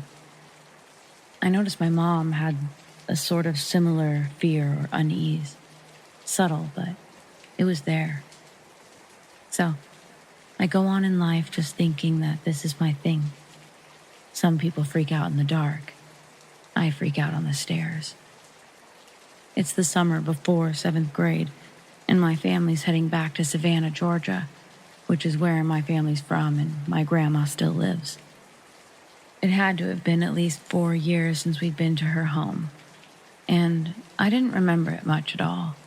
In fact, outside of calls every holiday, I didn't remember my grandma much either.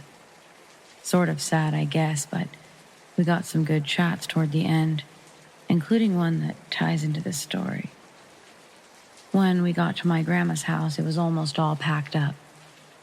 The trip was meant to move her to a nursing home a bit closer to our house in Atlanta. My job was to pack up the rest of the small odds and ends in the living room and throw away any trash, that stuff. I grabbed some garbage bags for trash, and then I started looking for empty boxes to put actual non-garbage stuff in. My mom was at the store, and my dad was busy doing a million things, so instead of asking him, I decided to go to the basement to see if there was any down there. I peeked down, and sure enough, tons of boxes. I run down the stairs, and once my feet hit the basement floor, the door slams shut. The sound scared me a bit, but I thought for sure, that's the wind. I head over towards the empty boxes, and I realize that there's not much down there except empty boxes. So I start moving a couple toward the stairs. Suddenly, I hear the sound of empty boxes being thrown around. Quickly, I turn back around to face the boxes, just barely moving out of the way before one of them lands where my head would have been. Without thinking, I head to the stairs. But before going up, I pause. I look and I see the boxes. They're all scattered about. I'm scared and I don't want to be down there, but I'm more scared to run up the stairs. It's as I'm running up the stairs that I finally remember why I'm so afraid of the stairs. Specifically, going up. I feel the sharp sting of something digging into my ankle. And I know I'm going down. I stop my face from hitting the stairs with my hands.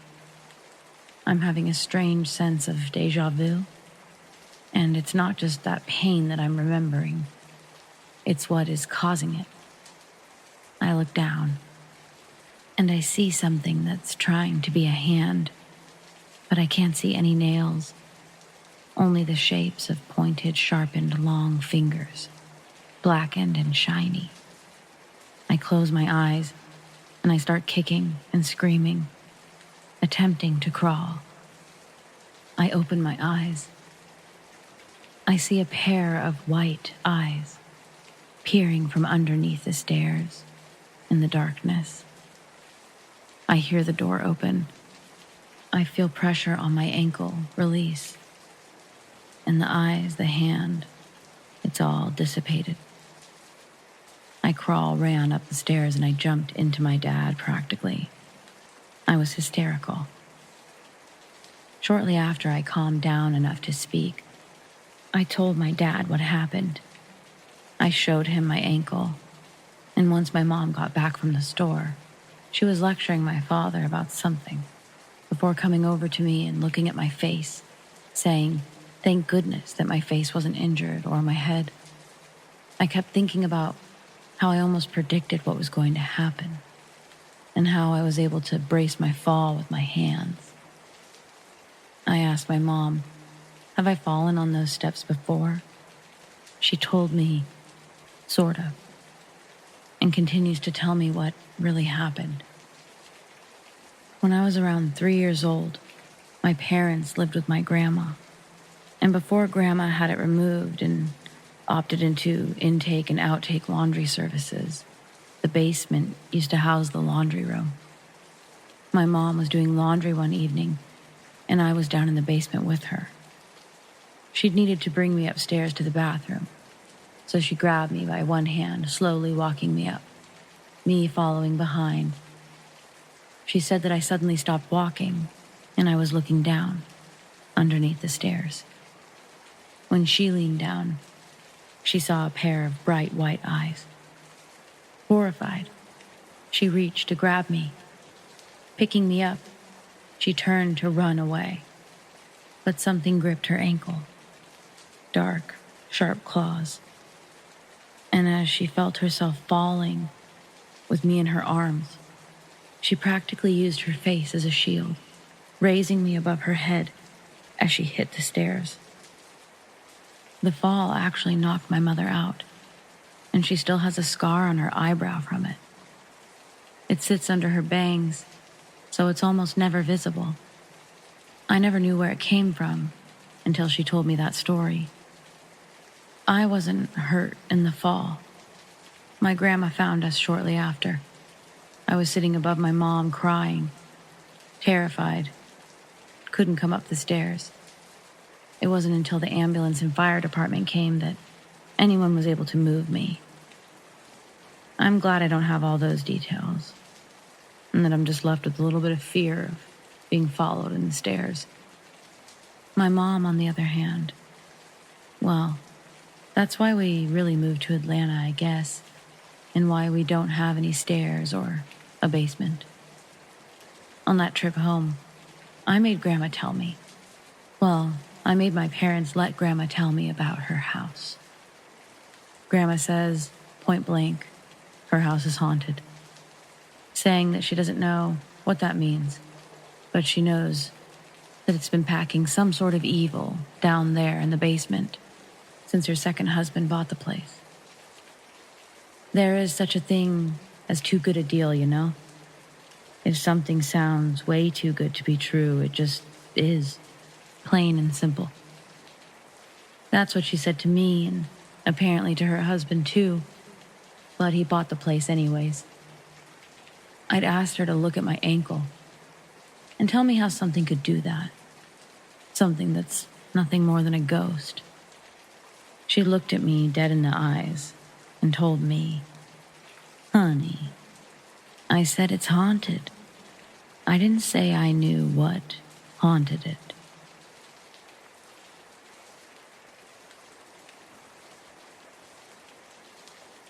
This happened to me a few years ago. I couldn't tell you why I suddenly had the urge to write it down, but here it goes. A few years ago, I was living in an older house in a small university town in northern Idaho. I'd been living in that house with 3 other roommates for a few years at that point. My roommates had come and gone. My mental health was an ebb and flow, just like any other person. At this point, my sister was living with me and had experienced her own paranormal things that I was indirectly connected to. But for the purpose of this post, I want to just focus on one particular experience that I had with a little girl.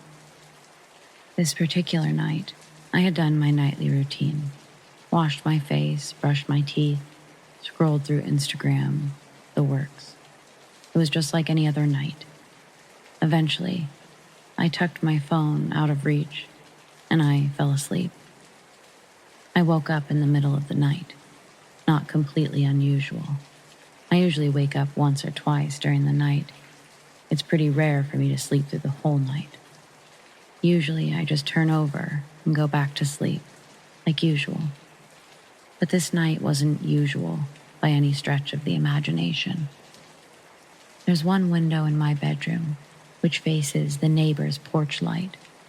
They very rarely turn it off, so there's always a certain amount of light coming through my window into my room. But when I woke up, everything was dark. I didn't immediately think anything of it. I mean, at some point, the porch light would have to burn out and be replaced. Honestly, it didn't even cross my mind. Something was up, though. My anxiety, something I medicated for, immediately spiked. My heart began to race, and any ounce of tiredness I had in my eyes was gone as I stared, wide-eyed, at a little girl across from me, crouched by my bookshelf, only about 2 feet tall, maybe less, was a gray little girl. She looked emaciated. Her hair was almost sticky looking and matted. She was wearing a night dress, think Little House on the Prairie, and it was shredded at the bottom and dirty. She was crouched, almost like a frog, and it was like she was soaking up whatever light was coming from the window, making the room completely dark, except for a gray light emanating from her. If that was all it had been, I think I would have just rolled over and gone back to sleep. I had done something similar to a shadow figure over my bed previously, but it was her face. Her face told me that she wasn't some innocuous child, spirit, ghost, whatever. She was something awful and something I needed to fear. Her eyes were very large, and she had no eyebrows. Her matted bangs covered most of her forehead, so I could focus on her white irises and goat-like pupils. If that wasn't enough, she was smiling at me. But it wasn't a sweet smile. It was a menacing, evil grin. It stretched from ear to ear and bored into my soul. Once I realized what was going on, that there was an evil-looking child in my room, I went into fight or flight. All I could get myself to do was hide underneath the cover. I didn't scream, jump out of bed and run. Nothing. I was so scared, I couldn't move. Eventually, I knocked myself out of whatever terrified trance I was in. I had regulated my breathing, and my heart rate went back down to normal. I peeked out from under the covers, and I saw that there was nothing there. I was so relieved and figured that somehow a bad dream had kind of leaked into real life for a moment. I got up from my bed, wary but confident that it was an absolutely terrifying dream. I decided, if it was a dream, I would go downstairs to grab a glass of water.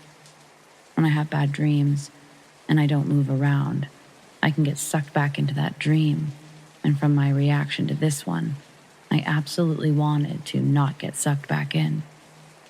So, I got my glass of water, climbed back up the stairs, and walked down the hall to my bedroom. I put the half-full glass of water on my windowsill. I didn't have anything else to put it on around my bed.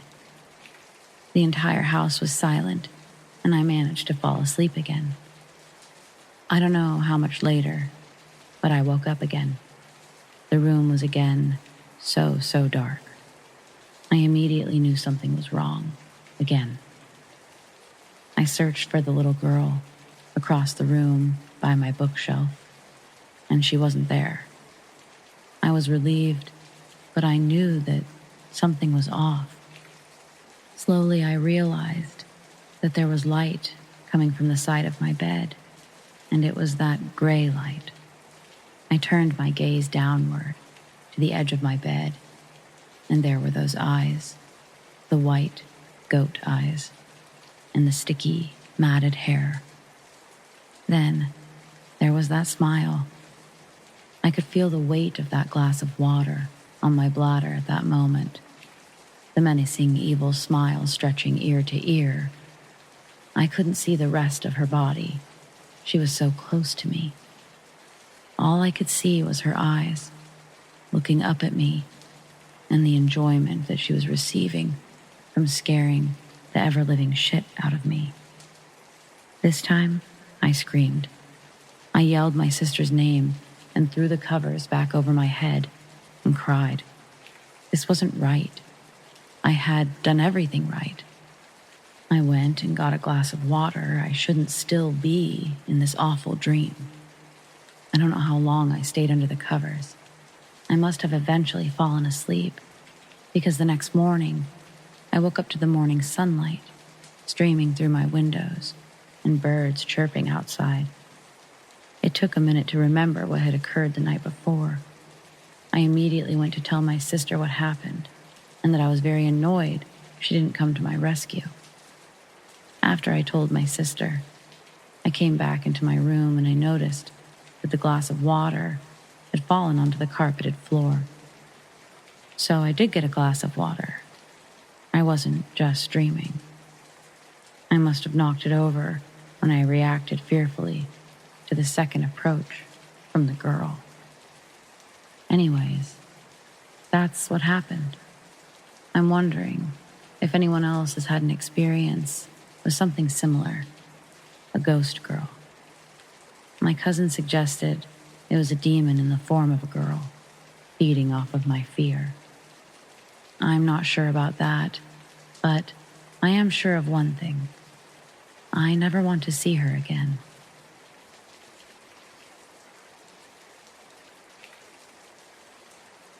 So when I was around 2 or 3 years old, my mom and dad, now divorced, were friends with this couple who worked with my dad at his office. They would always ask to babysit me and loved seeing me a lot, and my parents thought nothing of it. One day, they asked to take me to Disney World, along with their niece. My mom had no issue with it. My dad, on the other hand, thought it was weird because they offered to pay for everything for me. He told them no and made up an excuse for me not to go. The couple wasn't seen for weeks after that. And the company my dad and they worked for were having an investigation because of that same couple who wanted to take me to Disney World. They'd committed massive fraud. They stole hundreds of thousands of dollars. They disappeared, and my dad has no idea what happened to them since he no longer works there. But he fully believes that they wanted to take me and disappear with me. He thinks that they couldn't have kids on their own and really wanted one. But it still creeps me out that I could have a completely different life and family. Thank God my dad was home because my mom wanted to let me go.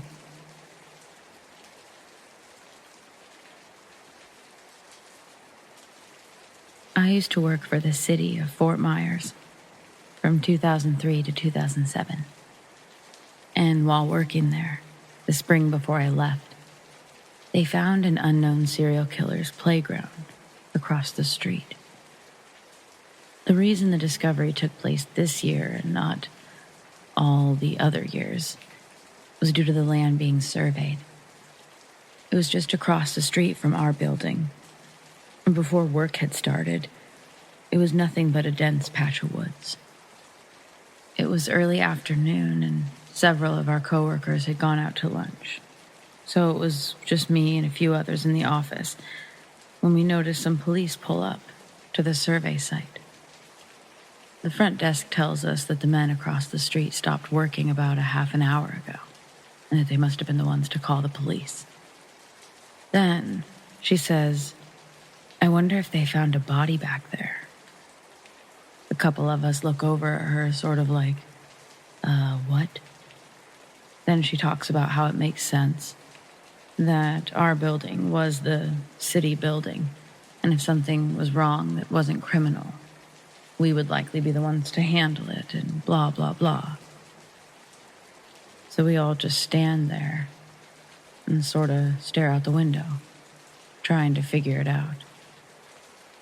I mean, what else would they need to call the police about?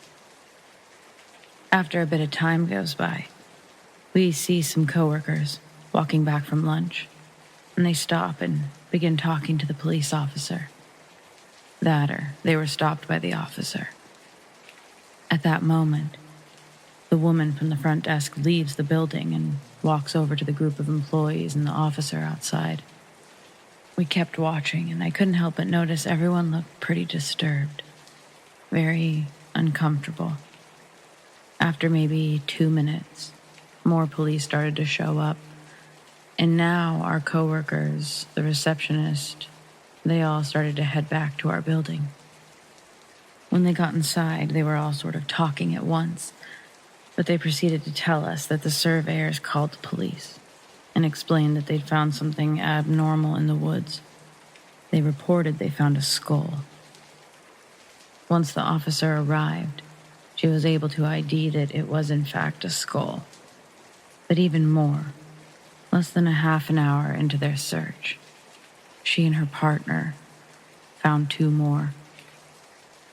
It was probably less than a week after their initial findings that the total number of victims was published. 8 victims were found, all likely killed the same way, all showing trauma in the same place in the back of the skull. All the skeletons were from the mid-90s. When I researched the story last, they had successfully identified 4 or 5 victims. I know there was one arrest years ago, but no charges were ever filed. And the murders, they continue to be unsolved to this day.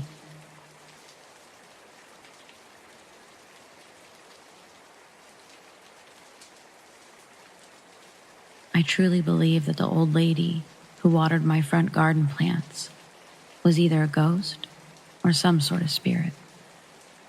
This took place at my old house 3 or so years ago. Though nowadays I find it strange with what happened, there is some comfort in this memory. There was an older woman who would water my front garden plants. I saw her for the first time in the summertime. watering my roses. I went to say hello. She didn't respond, only smiled. She had her own green watering can and always wore the same brown pleated coat. I'd see her once or twice a week. I would wave from my front window. She'd smile and wave back. I'd try to speak to her a few more times, but she would never respond. When I met my partner, I'd tell him about the old lady. Once, when I came home, I drove in and saw her watering the plants, and smiled and waved, as did she. I went inside, and I remember hurrying my boyfriend to the window so that he could wave at her. It took me maybe 30 seconds to get him to the window, and once we got there, she was gone. I went outside with my boyfriend, and sure enough, the soil was wet.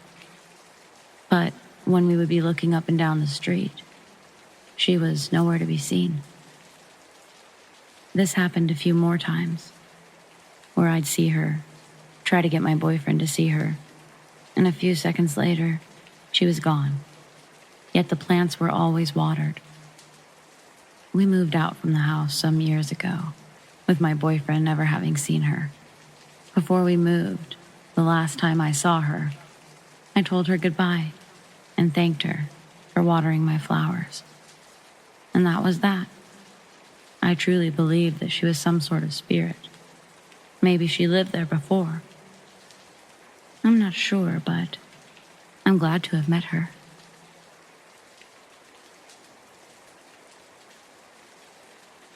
This happened in mine and my husband's first house, several months after our oldest son was born. We lived in the house for almost 4 years before he arrived, but we'd never experienced anything like this before. It's actually the only time I've ever experienced something I'd consider paranormal, whereas my husband claims his grandma's home was haunted growing up.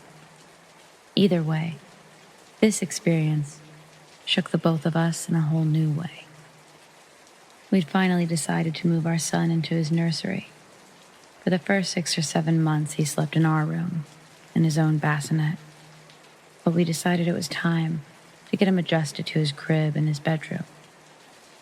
So we gathered our strength and made it happen. We dug out the baby monitors that my mom had gotten us months prior to set up security, if you will. Granted, this was 1997, so they weren't anything fancy, but enough to help us feel better about our choice to move our son to his room. In addition to the baby monitors, we'd put one of those moving night lights in his room, the ones where the lampshade would project pictures onto the wall, moving slowly. This one was made up of friendly, fun sea creatures, and our son loved it. The first night that we actually slept separately from our son, we both woke up at the same time. My husband looked at me, and we listened to the monitor for a minute, but it was quiet. It didn't appear that our son had woken us up. So what had happened? I almost just went back to sleep, calling it jitters. But my husband sort of grabbed my arm, not hard or anything, but firm, and he whispered, "What the hell?" while looking straight ahead. Following his gaze, I could see that each of the 4 dresser drawers had been pulled open. I turned on the light and we both hopped out of bed. It was around 2 a.m., and we were not sure what was going on. So we didn't really speak out loud, just with our eyes. My husband grabbed his military knife and motioned for me to follow him. I did, and he handed me another smaller knife, which I held tight, continuing to follow his lead. Me against the wall, him in front of me, walking towards the baby's room, and leaving no blind spots as we did. When we got to the room, my husband opened the door, swiftly and with force, but quietly. Just our son, fast asleep. No one else. My husband tells me to stay with the baby while he checks the house. I ask him to please call 911, and he tells me that as soon as he gets downstairs, he will. And he says he's going to shut the door. Once he does, I set the knife down, and I pick up my son and sit, rocking him back and forth, staring off at the fun sea creatures dancing on the walls. It was comforting. After sitting or rocking for a while, I start to feel a bit warmer. Not a fever or anything, but best described as how it feels when someone sits real close to you. You can feel their body heat. While feeling this, I'm looking down at my son, debating if he looks or feels warm, but he looks comfortable, still sleeping soundly. Suddenly, a mitten on my son's left hand flies off in a way that it might if someone had ripped it off hastily. He wasn't moving his hands, and this hadn't woken him up, but it got me up. I was now standing, breathing a bit heavier and wondering where in the heck my husband was. Moments later, my husband opens the door. It scared me at first.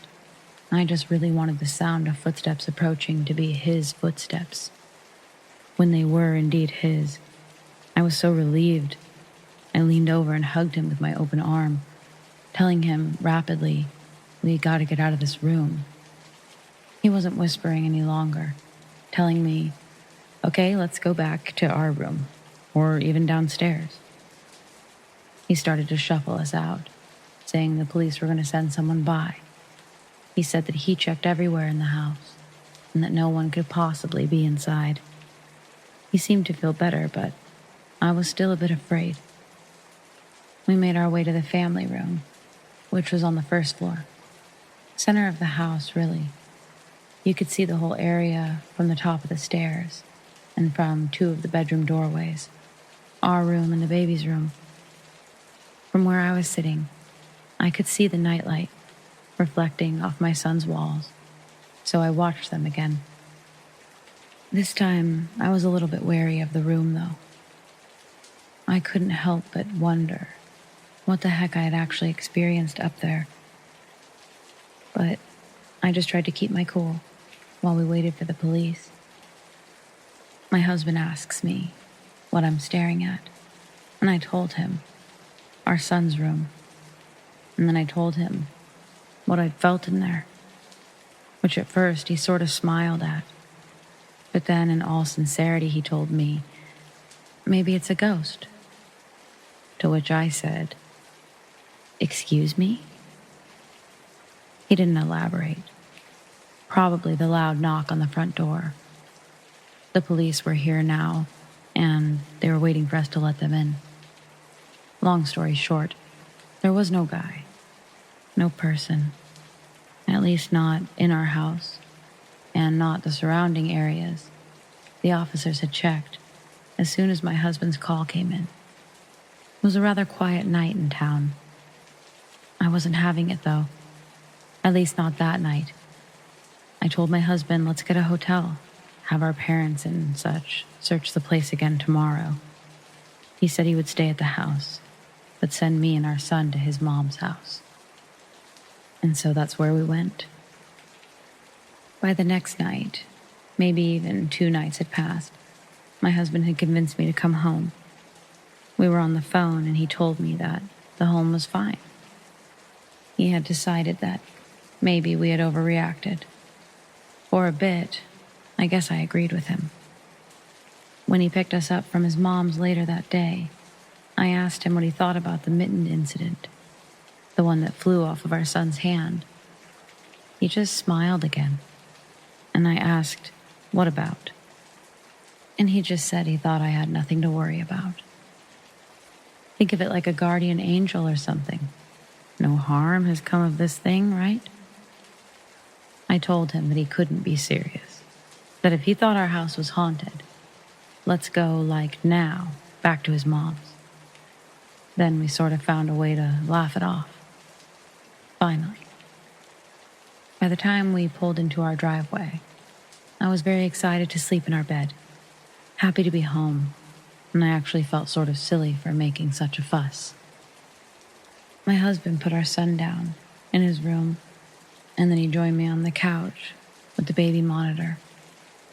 I remember laying there as we sort of nodded off and watched some late-night TV. Above the TV are the 2-bedroom doors. My peripherals are on my son's bedroom doorway, but I'm only keeping it there in the event that something about it changes. Nodding in and out a bit, and then I'm wide awake, sitting straight up. My husband saying something like, "Whoa," or "What's wrong?" But I just turn his head to the upstairs, and he sees the same thing that I am. The fun sea creature light is spinning rapidly, or at least it's projecting as though it is. I tell my husband to go and turn it off. Just as I do, we hear some sort of sound, maybe something falling or moving. We know that it came from our son's room, though, because we hear it both inside the house and through the baby monitor. He hops up, runs upstairs, heads into the room, and he's gone for a minute. When he comes back out, the baby is in his arms, and he also has the diaper bag. He calmly asks me to grab our bags, which were still by the door, and to follow him to the car. We get settled into the car, and he tells me that he needs to run inside and grab some overnight stuff and to lock the doors. Then he's gone. So I do. I locked the doors, and I turned on the headlights, just wanting to illuminate all the darkness. Husband dashes outside, got a handful of stuff, and without a word, he buckles in and starts to back out of the driveway. We start heading back to his mom's house. I hadn't even asked what happened up to this point, but 5 or so minutes into driving, I had to know. He was checking to see if the baby was asleep, like he could actually understand what he was about to tell me. It was sweet, but also a little unsettling, because he, my not scared of anything husband, was truly scared. After a while, he just said, "We're going to stay with Mom for a minute and then figure out the rest later. Maybe sell the damn place. It's too small anyways." I remember thinking, sell the house? I didn't say it though. He just looked uncomfortable, trying to get more out, but having a hard time saying it. It opened up his drawers. When I went up there, the light was going nuts and his drawers were wide open. We can't stay there. And so we didn't. We got our stuff, but we never stayed there again. And we didn't bring our son there. In the end, we had the place blessed, handed over the keys, and haven't really ever looked back, other than to talk about remember when, which isn't exactly frequent. Basically, I don't miss that house, not even a little bit. This experience has to be my most memorable. So one time, me and my brother were walking up the stairs. I was around 10 at the time. My brother was around 5. And in the game room, there was an old lady, knitting. She was looking down and rocking in an old rocking chair. We both looked at each other. I didn't know if I was just seeing things. We both had seen her. And we didn't wait for her to look up. Instead, we ran downstairs as fast as we could, screaming bloody murder. Note, my great-grandma died 2 years before this, so I thought it was her. But my grandma said her mother never used that chair and never knit. We ended up selling the rocking chair, and I haven't seen her since.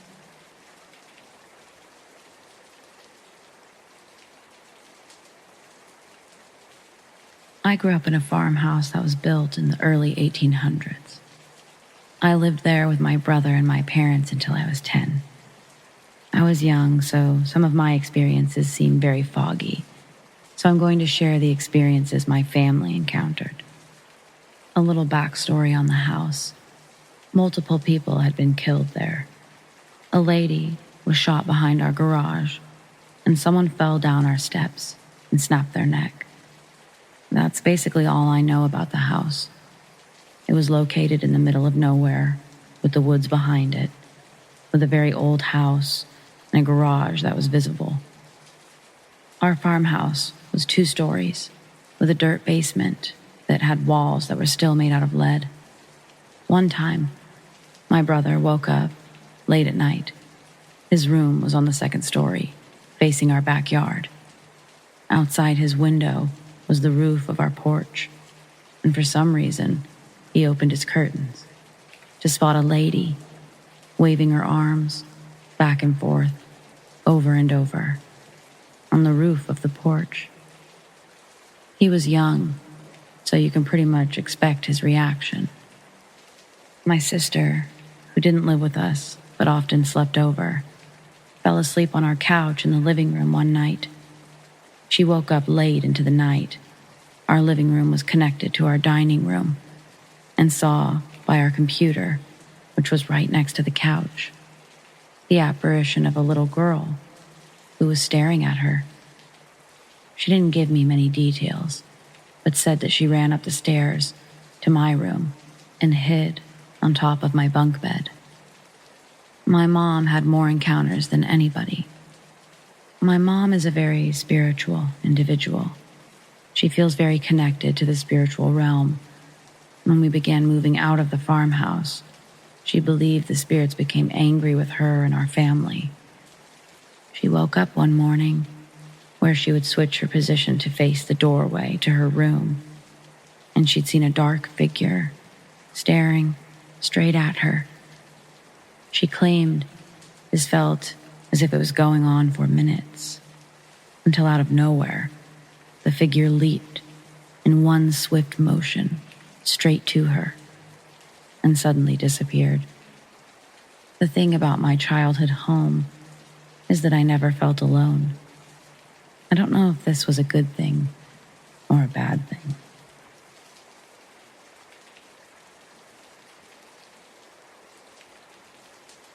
I was 27 and working at a Boy Scout camp far up in the woods of very northerly Northern California. Where I worked had a large population of black bears, which, for the most part, were rather harmless and easy enough to scare away with a shot from a rifle. However, we had a large number of Boy Scouts at this camp weekly, sometimes as many as 500 heads. And with a lot of vastly spread out campsites, there's going to be a few campers who sleep with candy bars in their pockets and basically make themselves a pre-packaged dinner snack for a bear. I'll tell you this, black bears love Reese's peanut butter cups. As part of staff, oftentimes, I was scheduled for bear watch and basically strolled the entirety of the camp with a rifle, going from site to site, making my presence known so as to ensure the bears wouldn't come anywhere near. On one of these routine nights, everything was more still and more quiet than usual, and I remember finding it rather odd and unsettling. I had just checked in on the camp, the furthest away from all the other campsites. It was a good half-mile away from base proper. As I'm strolling along the trails that run beside the lake, I stopped to take a number 1, and I light a joint. I had it stashed away for such an occasion for being out by the lake at 2 a.m. As human beings, we have natural gut feelings we must always adhere to for survival. There was definitely a gut feeling I had that things were amiss. Not only was it unusually still and quiet, but I couldn't shake the feeling that I was being watched and that I was most certainly not alone. I nervously took a few puffs from my J and then I put it out, now being more aware of the unnerving sense in the air. I've been face to face with a bear. I've been stalked by a mountain lion. I've slept a little too close to a den of coyotes late in the night. But this was different. I didn't have the sense that I was in the presence of any of these animals. The smell was overwhelming. It didn't smell like any bear I've experienced. It was almost sour, but still musky. I'll never forget the smell, but I can never find the words to properly describe it. As I reached for my flashlight, before considering to ready my rifle, a massive boom hit the ground, falling from the trees above, and nearly knocking me on my ass from the sheer force of it. I reached for my flashlight that had fallen to the ground as I heard something large, something massive, running away from me into the tree line, up into the hill above. Immediately, I consider it was probably the biggest bear I'd ever come across, and black bears can be spooked easily, so at first I considered myself lucky.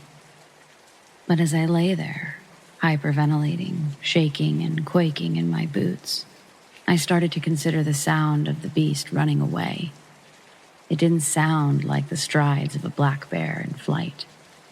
It sounded bipedal. It sounded human. I braced myself, stood up, readied my rifle, released the safety, and shot upward into the air toward the lake. It woke many campers and the scoutmasters alike. I stood out there for a good 10 minutes alone before camp leaders and some other staff came to me. During that time, I had my flashlight out and was inspecting the scene. Whatever had dropped from the branches above fell from possibly 20 feet, and in its wake of running away had torn off branches, taking off into the hill line that stood 13 feet from the ground. And some smaller trees were bent almost all the way down into the ground. I've never seen a bear do that, that's for sure. By the time some of the staff and some concerned campers arrived, everybody was stumped. Most campers, to comfort themselves, insisted it was just a bear. I do know this. No bear running on all fours stands 13 feet tall, and no bear can run on 2 feet for 12 yards, uphill, on 2 legs. They just don't do that. We're all thinking it, so I'll just say it. I think I encountered a Sasquatch that night. If not, I don't know what it was, but I'm glad it was running away from me and not at me, because whatever that thing was, beast or man, it was gargantuan, and I would not have stood a chance if it had decided to confront me.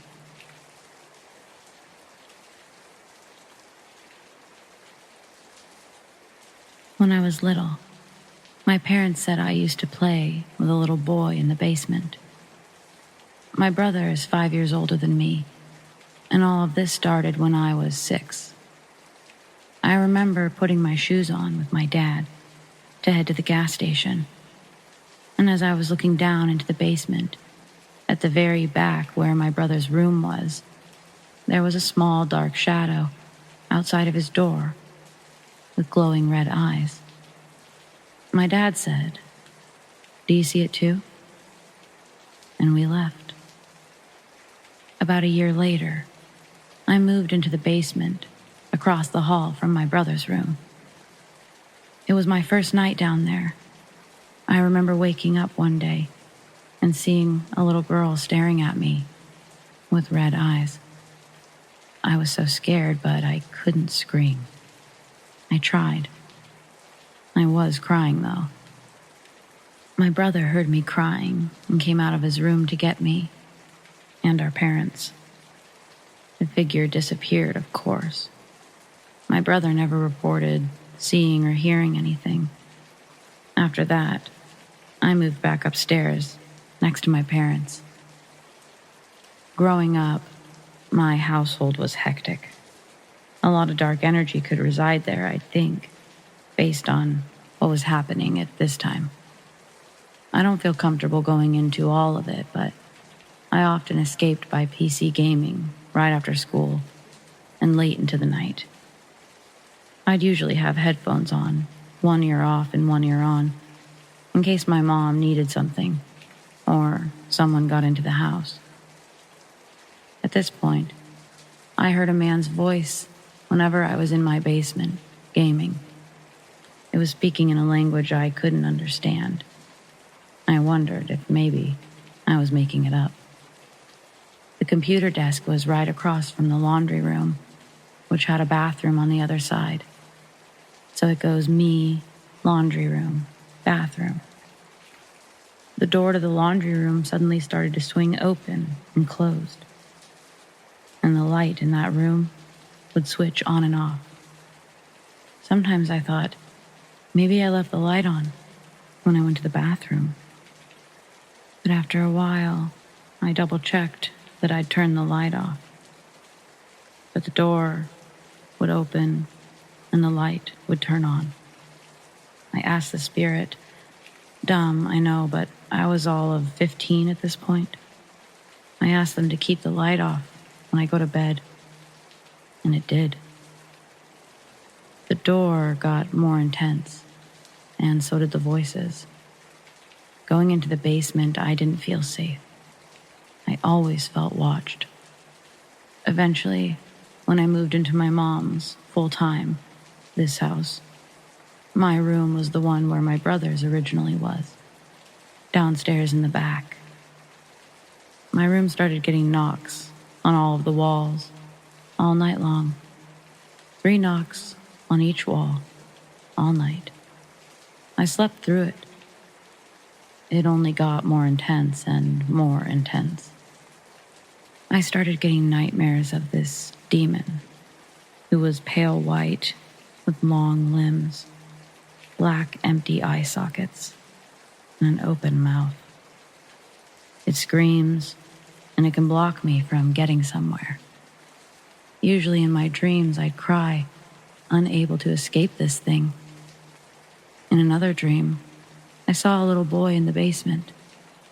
It asked me to come play tag. I caught him. He asked for a hug, so I gave him one. He turned his head in a 360-degree motion, and it was the demon. He tried biting me, but I woke up. One night around 3 a.m., I had to go to the bathroom. It was dark, and I had to go through the laundry room. But when I opened the door, I saw a creature. It looked like the Grudge Woman. She was crab walking towards me, her face distorted. She had blonde, greasy, wet hair and was wearing a torn-up white, long dress thing. I flicked the lights on so fast, and thank God it disappeared. The knocking got worse. I asked my mom about it, and she blew it off as usual, saying it was probably rats. There was no proof of rats inside the house or outside. And how would they knock on the walls? 4 walls, 3 times, separately in a row. Well, I went to bed late one night. I shut my door as I usually do, since I'm afraid of looking out the door frame. And about 10 minutes later, I hear bang, as if something falls in our little living room downstairs. I remember thinking it was my dog and saying, "Bear, go upstairs." Bang, bang. It sounded like books falling. And then there were footsteps coming towards me. Oh, shit. I called my brother, who was upstairs on the phone. He didn't answer. The footsteps stop at my door, and I literally hear a hand go through the beads that I have hanging on the other side of my door. And to this day, I can't remake the sound that was made on my bedroom door. 2 loud bangs. I wail for my life. I think someone is down here about to murder me. I'm calling for my brother, and he finally answers. I say, "Someone is down here." I can hear him running down the stairs. He comes to my room and gets me. I'm crying my eyes out, and he makes me go upstairs with him to his room. I remember looking around and nothing was out of place. I stayed in my brother's room that night.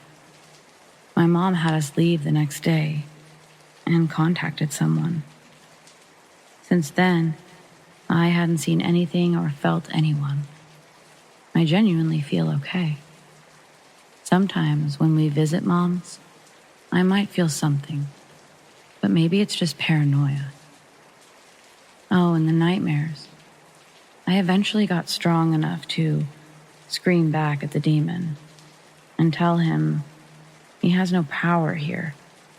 I remember trying to tell him that before, but once I meant it, he never came to visit me in dreams again.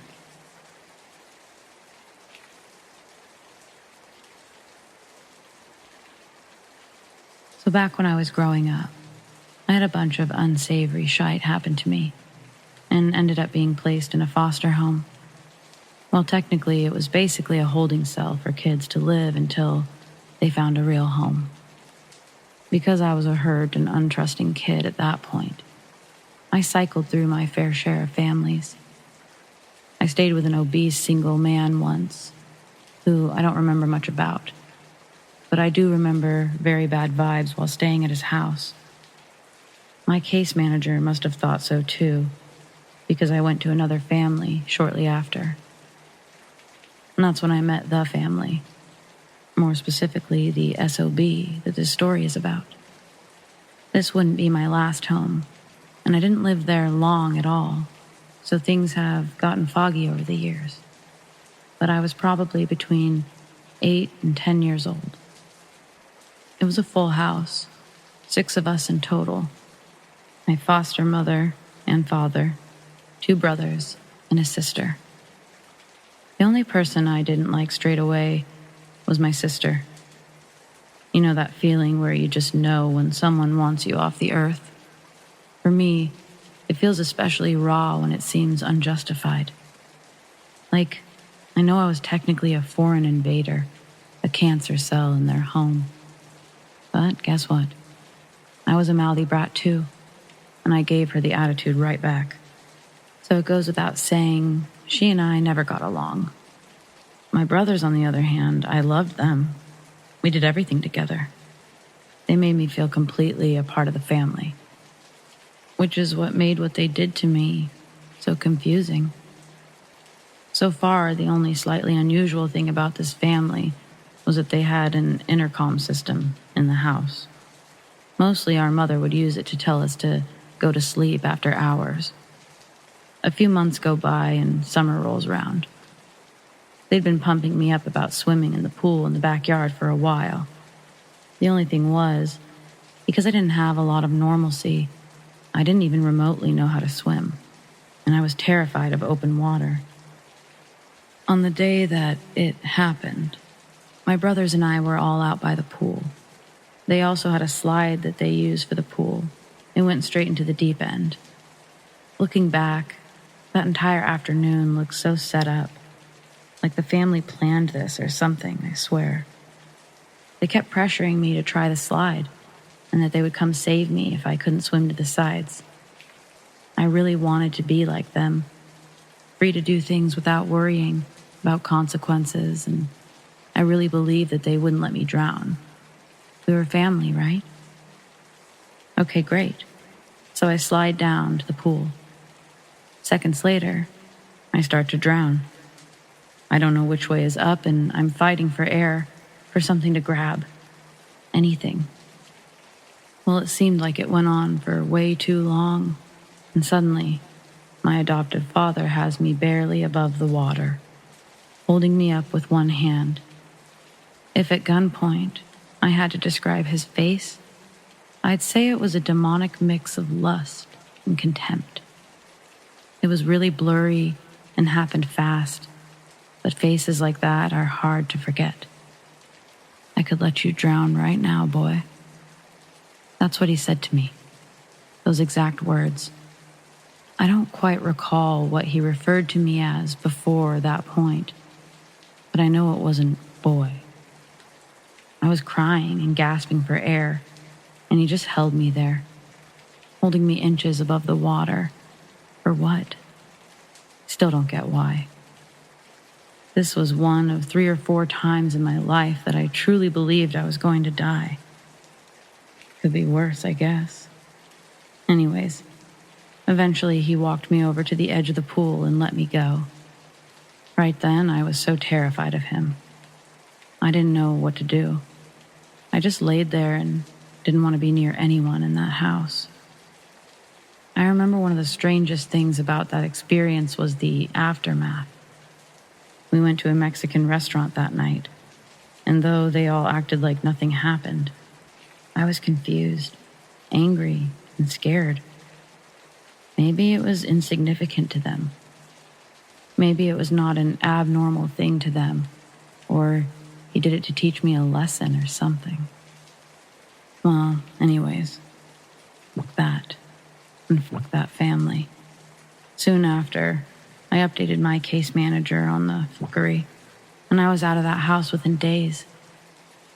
All you people with both parents, try to make things right with them if they aren't.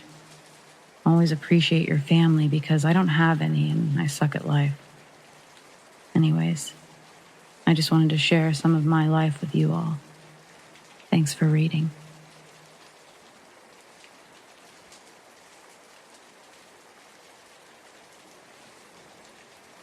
Well, here we go. This is the story about when I started believing in the paranormal.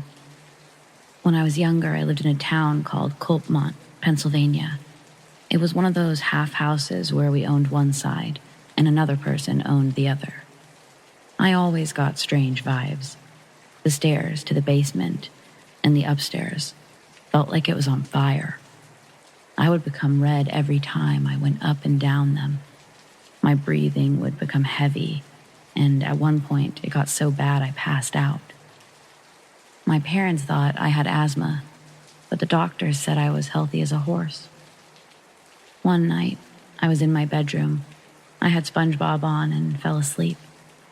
I woke up in the morning, and sitting on my rocking chair was an older fella. Wet strands of hair, a stained tank top, dark, cold brown eyes, a chain wrapped around his legs, and boxers. All while he was soaking wet. He disappeared, but then I heard a dark noise from my closet and a light emanating from it. I opened it. It was my Furby. So I took the batteries out, but it wouldn't stop. It kept talking.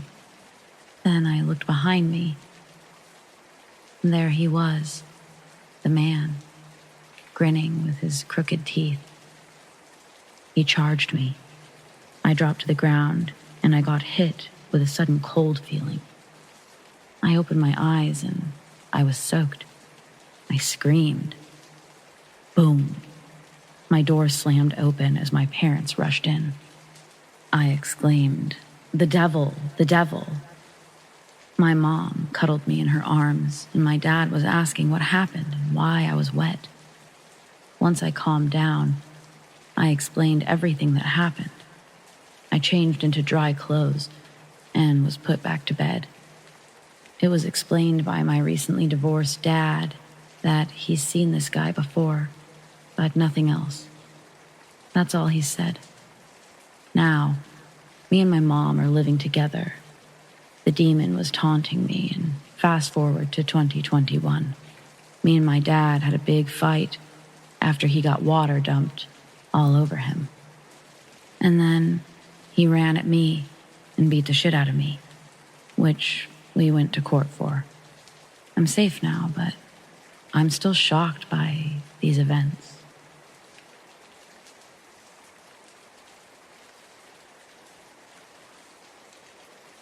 This story is about my old, haunted house.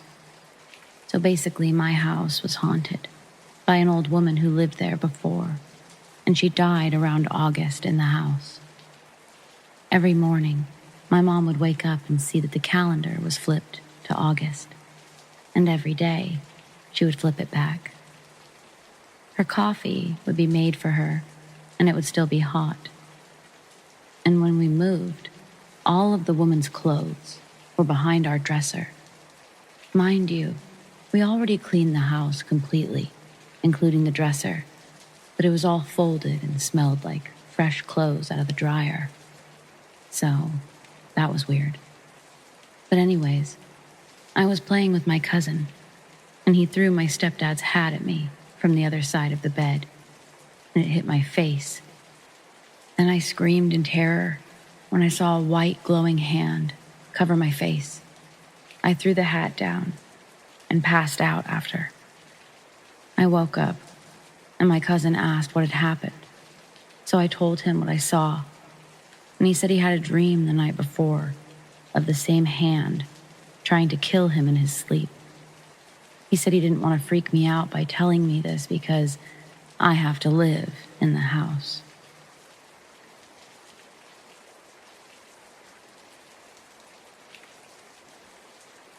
When I was around 6 years old, I saw something very scary.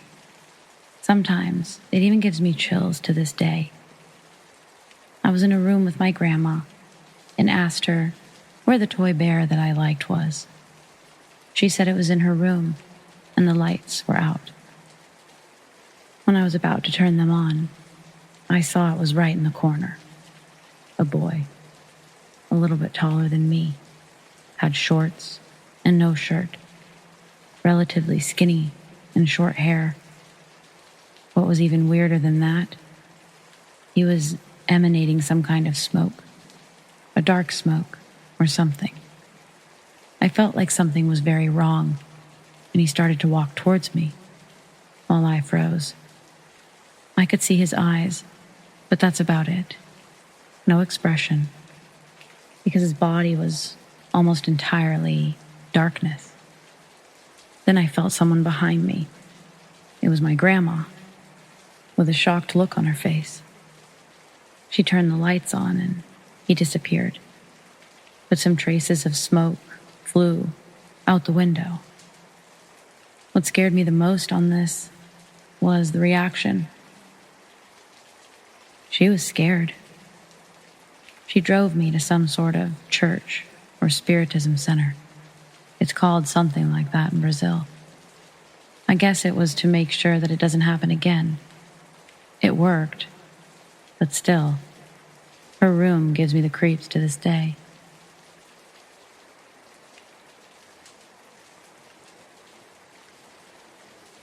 When I was younger, 17, I lived in a small village of 1,200 people.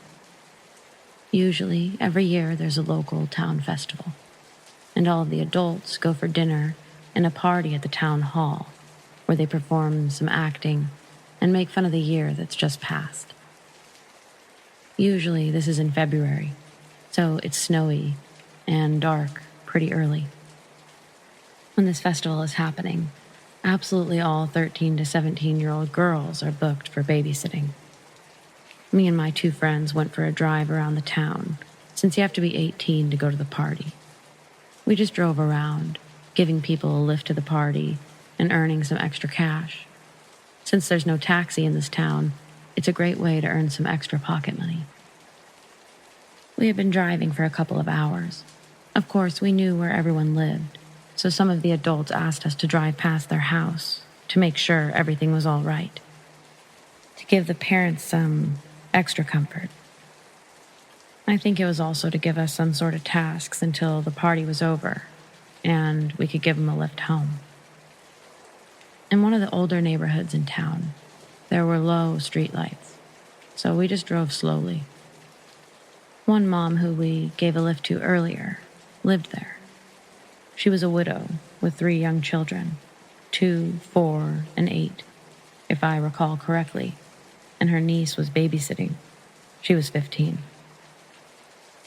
The time was around 10 p.m., and when we drove in this neighborhood, which is surrounded by hills and cliffs, my friend swore that he saw something move in her garden. We thought little of it and just said it was probably a cat or something. We kept driving to the other end of the town, but my friend in the back seat said he had a really bad feeling and he wanted to drive back to her house. So we did, to check to see if we could see footprints in the snow. When we got there, we parked the car and looked over the fence, and there were fairly new human footprints in the snow, adult size. So we all looked at each other and decided to follow the trail. The trail went past all the bedrooms, but near every window, the footprints turned to the window, like someone was trying to peek in. Eventually, the trail ended on the street, and we lost it where the snowplow had been earlier that night. We chatted about whether we should go and get the mom from the party or ring the doorbell to check if everything was all right. Since none of the tracks led to the back door or the front door, we decided that two of us would stay in the neighborhood, hidden, and monitor the house, while the other would drive to the police station and pick up the mom on the way back. That was a good call.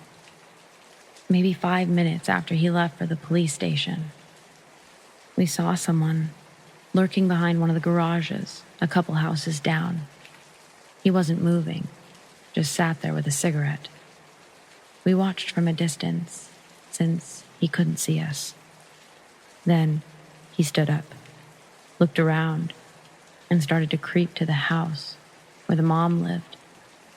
And he walked to the back door. Without thinking, my friend and I ran through the two gardens that were between where we were and the mom's house so that we could catch him as he was trying to enter the back door. We arrived just in time. He was trying to open the door when we shouted at him, "What the fuck are you doing?"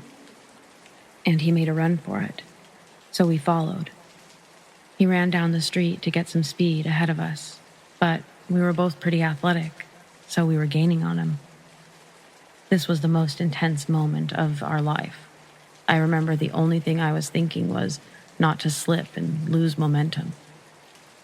The end of the street was approaching, and the next turn would be 90 degrees to the right. So instead of slowing down, I jumped off the street so that I could intercept him after he would lose speed by taking the turn. My calculation was wrong, and he managed to take the turn without losing much speed.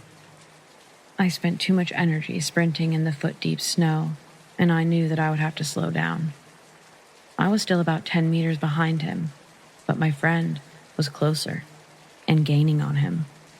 When my friend realized that he could kick his feet and trip him, he did. He fell, and this was the quickest takedown ever. He'd smashed his head to the frozen ground, and he was out. While we were catching our breath, he didn't move. We rolled him over on his back, and he was breathing, but really shallow, with a cracking noise. I was terrified. Millions of questions came to my head. Is he dying? What if this was just some relative making a prank? Why did we chase him? Meanwhile, my friend checked his pocket, and there was adult lubricant, a strong sedative, and a broken camera. Luckily, the driver came a couple of minutes after, with the mom and the police. Then the ambulance arrived and took him away. The day after, we were brought into a police station for questioning, and the chief told us that the man was a known pedophile, not from our town, and that we for sure saved the day, and probably more kids, since the tumble that the guy took. It gave him bleeding in the brain, and he's not able to wipe himself anymore.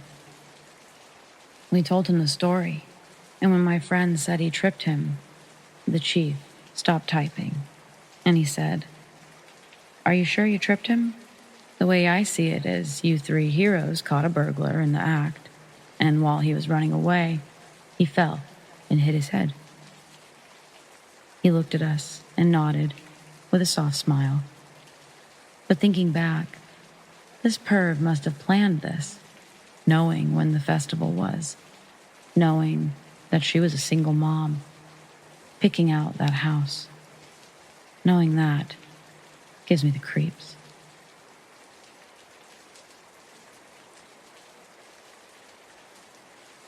So I experienced something I can't explain, and I can't seem to find any information on.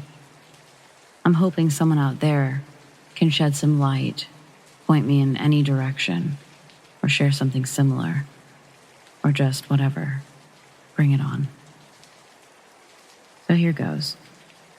When I was about 5, I woke up every night at about the same time, I think. And I would turn my bedroom light on and then go get into bed with my parents and go to sleep. On one particular night, I woke up as I had been, turned on the light, and then went and got into bed with my parents.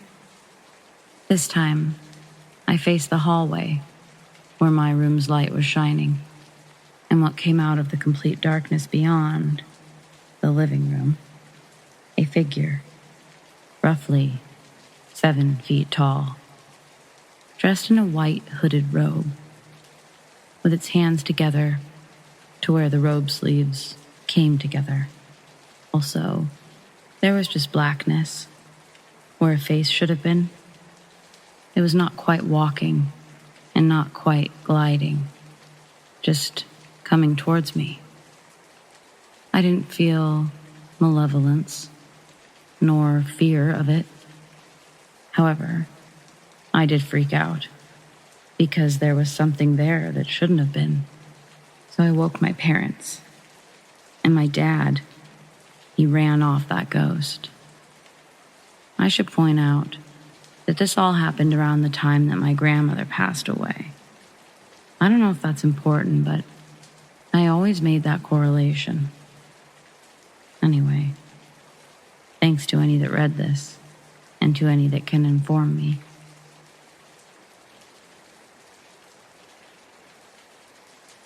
My parents had bought me a rescue horse. I named him Handsome because he was a very handsome horse. He was left in a field with no grass and only thistles to eat, so he was very skinny. I automatically fell in love with him. I only had him for 6 months because he sadly had to be put down. He had a brain tumor that made him stumble and get confused. But I thought to myself, at least he had a good last 6 months. The vet who put him down got his friend to bury Handsome on the property, free of charge. I was so thankful that I got to know Handsome. He had a beautiful soul, even after being mistreated. Anyways, that afternoon, my mom went out to feed the other horses and our pony. She couldn't find them, so she walked down the hill and around the side, where Handsome was buried. There was our horse and pony, with their heads bowed down toward the grave. 3 of our next-door neighbor's horses broke through our fence and were there, also with their heads bowed. It's like they were having their own little funeral for him. That night I was sitting in the lounge and looking out the window. There was our other horse in the stable, and the pony was standing just outside. But there was a third horse.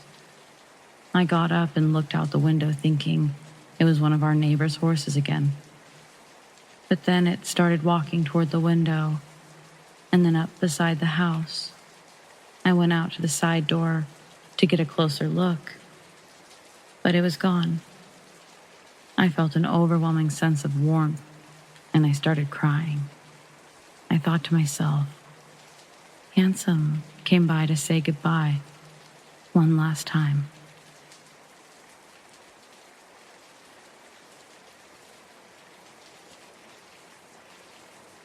So this happened about 8 years ago, when I was 16.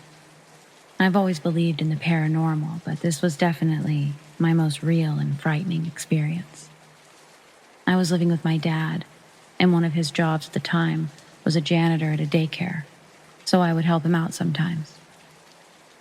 I should also preface with saying that at the time, my dad did not believe in the paranormal at all, and he'd spent his whole adult life literally working in the death industry.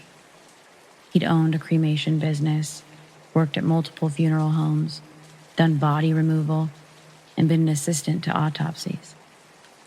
He had just started doing janitor work after he sold the cremation business at the time, and again, did not at all believe ghosts were real. Anyways, one evening at around 7 or 8, we went to the daycare. It was summertime in Canada, so it was still sunny and bright out. We get out to the daycare, and once unlocking the door and turning off the alarm, we both hear a very loud and very clear child's laughter from the room right beside the front door. We both stop and just stare at each other for about 30 seconds. Then, my dad starts walking around the daycare saying, "Hello? Hello?" and checking every room. When he doesn't find anyone, he comes back, and we're both in total disbelief. We couldn't believe what we heard. The laugh was so loud and human-like. It was too real. So we cleaned the daycare, myself absolutely terrified. And my dad became a believer that day. He set up cameras when he was cleaning for weeks after that. He never caught anything, but it was still pretty wild. We checked for toys that made noise and couldn't rationally explain it in any way. The doors were locked, lights off, and alarm on when we entered.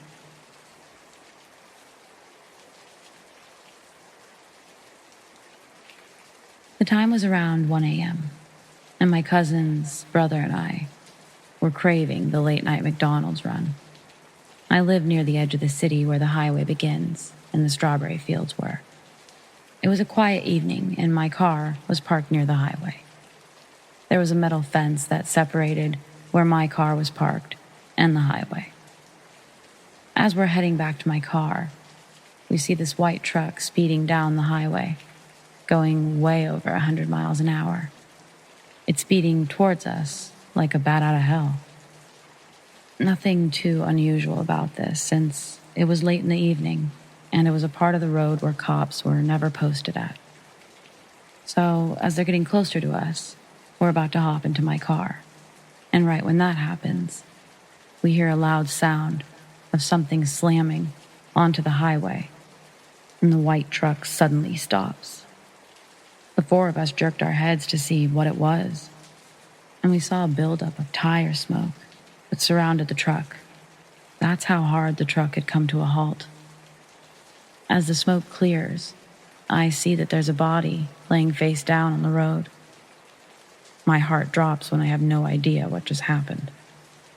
The white truck is just idling in the middle of the highway for a few seconds before it takes off down the highway again.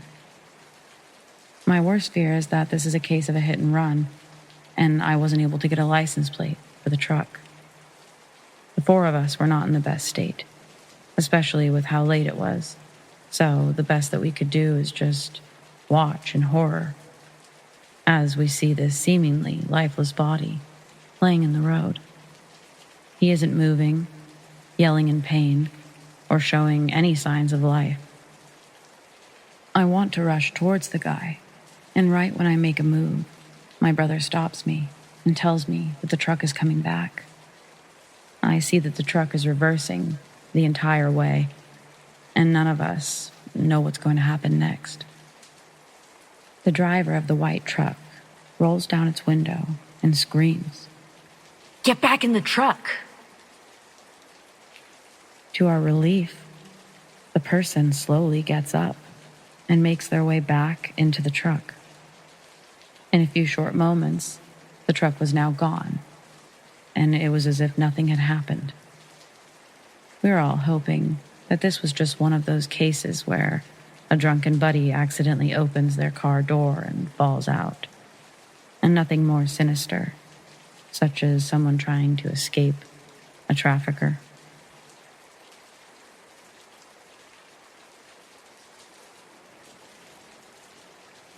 I'm a first-time poster. My friend told me I should make an account and share this story here. It's actually my grandpa's story. He retired in 2015 from the Lake and Peninsula School District in Alaska. He worked in the transportation department, traveling among several rural schools around Chignik, driving the few children who attended back and forth from their homes in a small white rickety bus. But it had, and I quote, a stacked horn that sounds like a train caboose to scare the wolves. This was a weird comment, so I asked, why do you scare the wolves? Kind of grossed out that he invested money into a stacked horn just to startle the wildlife. He says, no, for protection. Chignik had a big wolf problem about a decade ago. That peaked during 2010. One Monday evening, a 32-year-old special education teacher, who, for privacy purposes, we'll call Kathy, was preparing for a jog. Having recently moved from Pennsylvania, she was an outdoor enthusiast and avid runner, looking forward to exploring the trails of her new community near Chignik Lake. Reviewing a route that she'd created on an app on her phone, she turned on her playlist, popped in her earbuds, and began her run on the deserted 3-mile road leading out from the village to its small airstrip. About an hour in, she was nearing her halfway point when Kathy noticed the route ahead was blocked by 2 big wolves. This being her first time probably ever experiencing a real wild animal in its natural environment, she didn't know what to do in the instance that you came across a wolf. But it probably wouldn't have helped her much anyways in this scenario, because when she turned around to run in the opposite direction, she discovered 4 more wolves had approached from behind, now surrounding the 5-foot school teacher. The 6 wolves then proceeded to attack and kill Kathy. Her body was found by snowmobilers a short time after the attack. It had been dragged off the road, and her body had been partially eaten. What internal organs remained were spread out down the road from the wolves. The police said that she was in an unrecognizable condition. Chunks of her face and neck were missing. Her items, her phone, were the only means to identify who she was. This was obviously a horror show for the village, with the parents opting to drive their children to and from school, and all recesses being moved to indoors for the remainder of the year. My grandpa said it took a few days for a group of hunters to locate and shoot down the wolves, confirming they were Kathy's assailants by human DNA still being in their stomachs, later confirmed to be Kathy's. My grandpa said the weirdest part was that none of these wolves were starving or sick with rabies. They just seemingly attacked this woman, unprovoked. The shaken-up community still hasn't recovered from the tragedy. Not fully, anyway.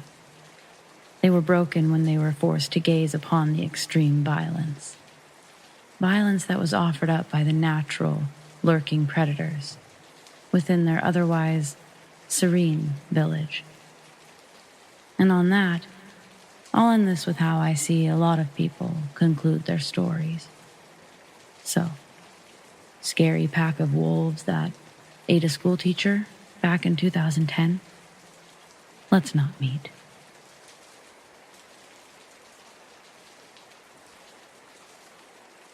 When I was a young kid, around 4 or so, we lived in a small house in Florida. My parents had bought the house right before I was born. I vividly remember going into my bedroom one day and sitting on my bed. There was a window directly across from my bed, and the sun was shining in through the window. I remember pulling out a blue notebook that I loved. It had stickers all over it, and I started to draw in it. All of a sudden, I remember getting up and walking into my closet. I have no idea why I got up and went into my closet. But once I went through the door, I was not in my closet. I was walking down a path made up of pebbles, and all around me were tables with yellow umbrellas, like patio tables that have the hole in the middle for the umbrella. The sun was shining brightly and people were talking and laughing, and I could hear water splashing. For some reason, I remember feeling really happy and excited about this cool place. I couldn't see a pool, but I could hear the water and the splashing, and I could see the tables with the umbrellas and feel the sun. I loved going to the pool, and everything felt safe, and it was so sunny that I felt really, really happy. I looked up to see a man on a very tall chair, and he looked down at me with the kindest eyes, and he gave me a little wave. I remember I waved back, but started to look around, curious as to where I could go swimming. The next thing I remember, I was back sitting on my bed, and the sun was still shining in the window, and the notebook on my lap. I felt so sad and disappointed. Being 4, I literally went out of my room and found my mom and demanded to know if we used to have a pool and tables with yellow umbrellas. I remember this clear as can be. She paid me very little attention, but laughed and said, "No, we never had a pool or a table with an umbrella." I remember being super disappointed that there was no cool water park or whatever that I could access from my closet. Fast forward many years to when I was grown and married with 2 kids of my own. We moved to Texas when I was a teenager. My mom and I were looking through old photos, and there's a picture of our house in Florida, taken from the outside. My mom says something like, "Do you remember much about that house?" And I said yes. Actually, I remember a lot about living there. And she says, "Your dad and I bought that house from a lady whose husband had died. He'd been a lifeguard who actually wound up saving someone and then promptly had a heart attack right beside the pool." The memory of going into my closet at 4 years old did not come back to me immediately. I'd all but forgotten about it and probably chalked it up to being a dream. Later, it hit me. My mom had never told me about the lady she bought the house from in the 80s until that moment. The whole thing came back to me and how I couldn't have been asleep. I remembered the bed and the window and the notebook so clearly. I also remember feeling so excited about what I was seeing and so disappointed after. Looking back, the tall chair that I saw, it had to have been a lifeguard's chair. It was crazy, and I have no explanation.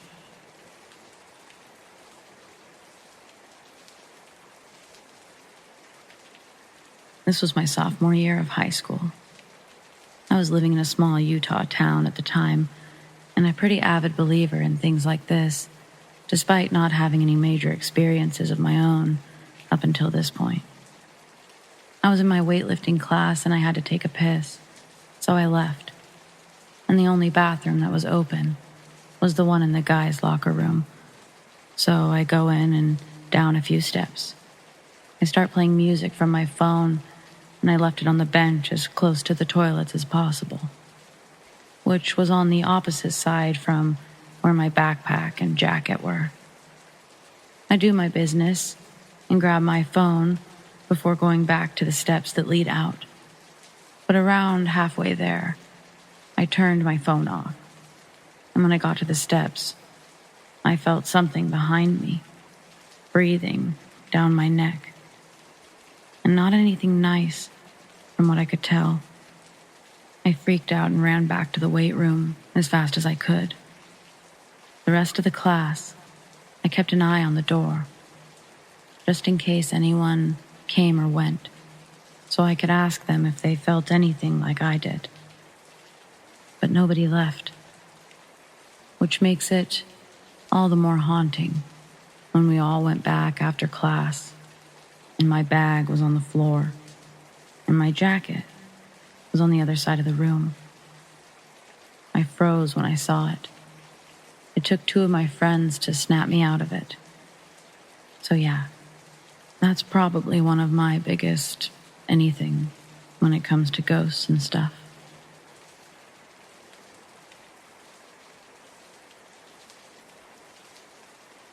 Just a heads up, this may challenge your religious beliefs, and I'm not doing that intentionally. I'm just saying it how it happened. The sister I never knew I had visited my other sister during her out-of-body experience. Okay, so when I was young, my mother would always take us to church. The church that we were going to at the time was a spiritual Pentecostal church. I was about 12 at the time, my sister 7. We had soaking sessions, often. Basically just getting lost in worship. My mom, younger sister, and I were at one of these soaking sessions when my sister went into an unconscious state. This lasted about 5 minutes. She was breathing fine, wasn't convulsing or anything like that, no fever. This wasn't a medical episode, as far as we knew. When she came to, she said that she'd had an out-of-body experience where she went to heaven, met Jesus, and a girl.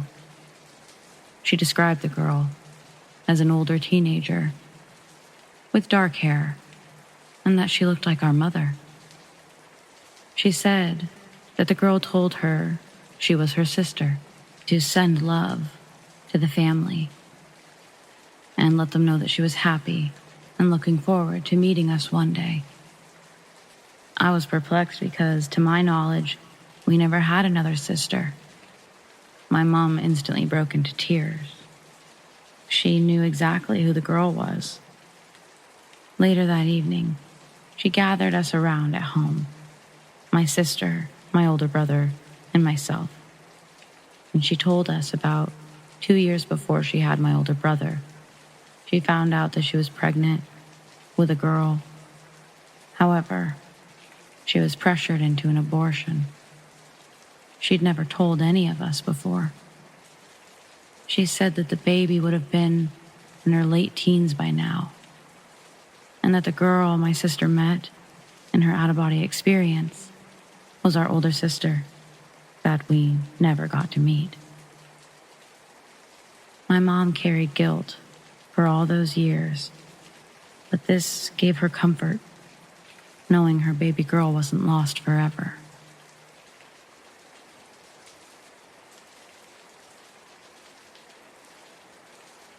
My twin and I had adjoining bedrooms, and she had to enter my room to get to the house.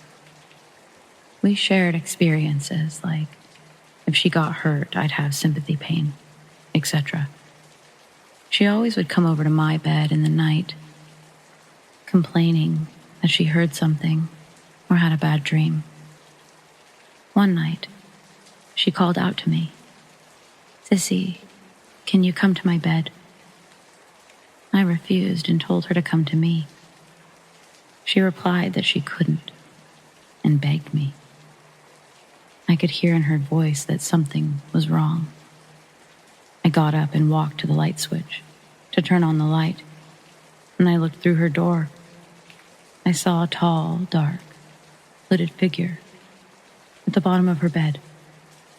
It turned and looked at me. There was no face, only a void. I immediately flipped the light on, and it was gone. Before I could say anything, my sister asked me, "Did you see it?" Chills ran down my spine. She said, Did you see the tall, dark thing at the bottom of my bed? It's been watching me all night. I'm not a believer in ghosts, but I cannot explain what we saw together that night, many years ago. She's convinced it was something evil. To this day, I don't know.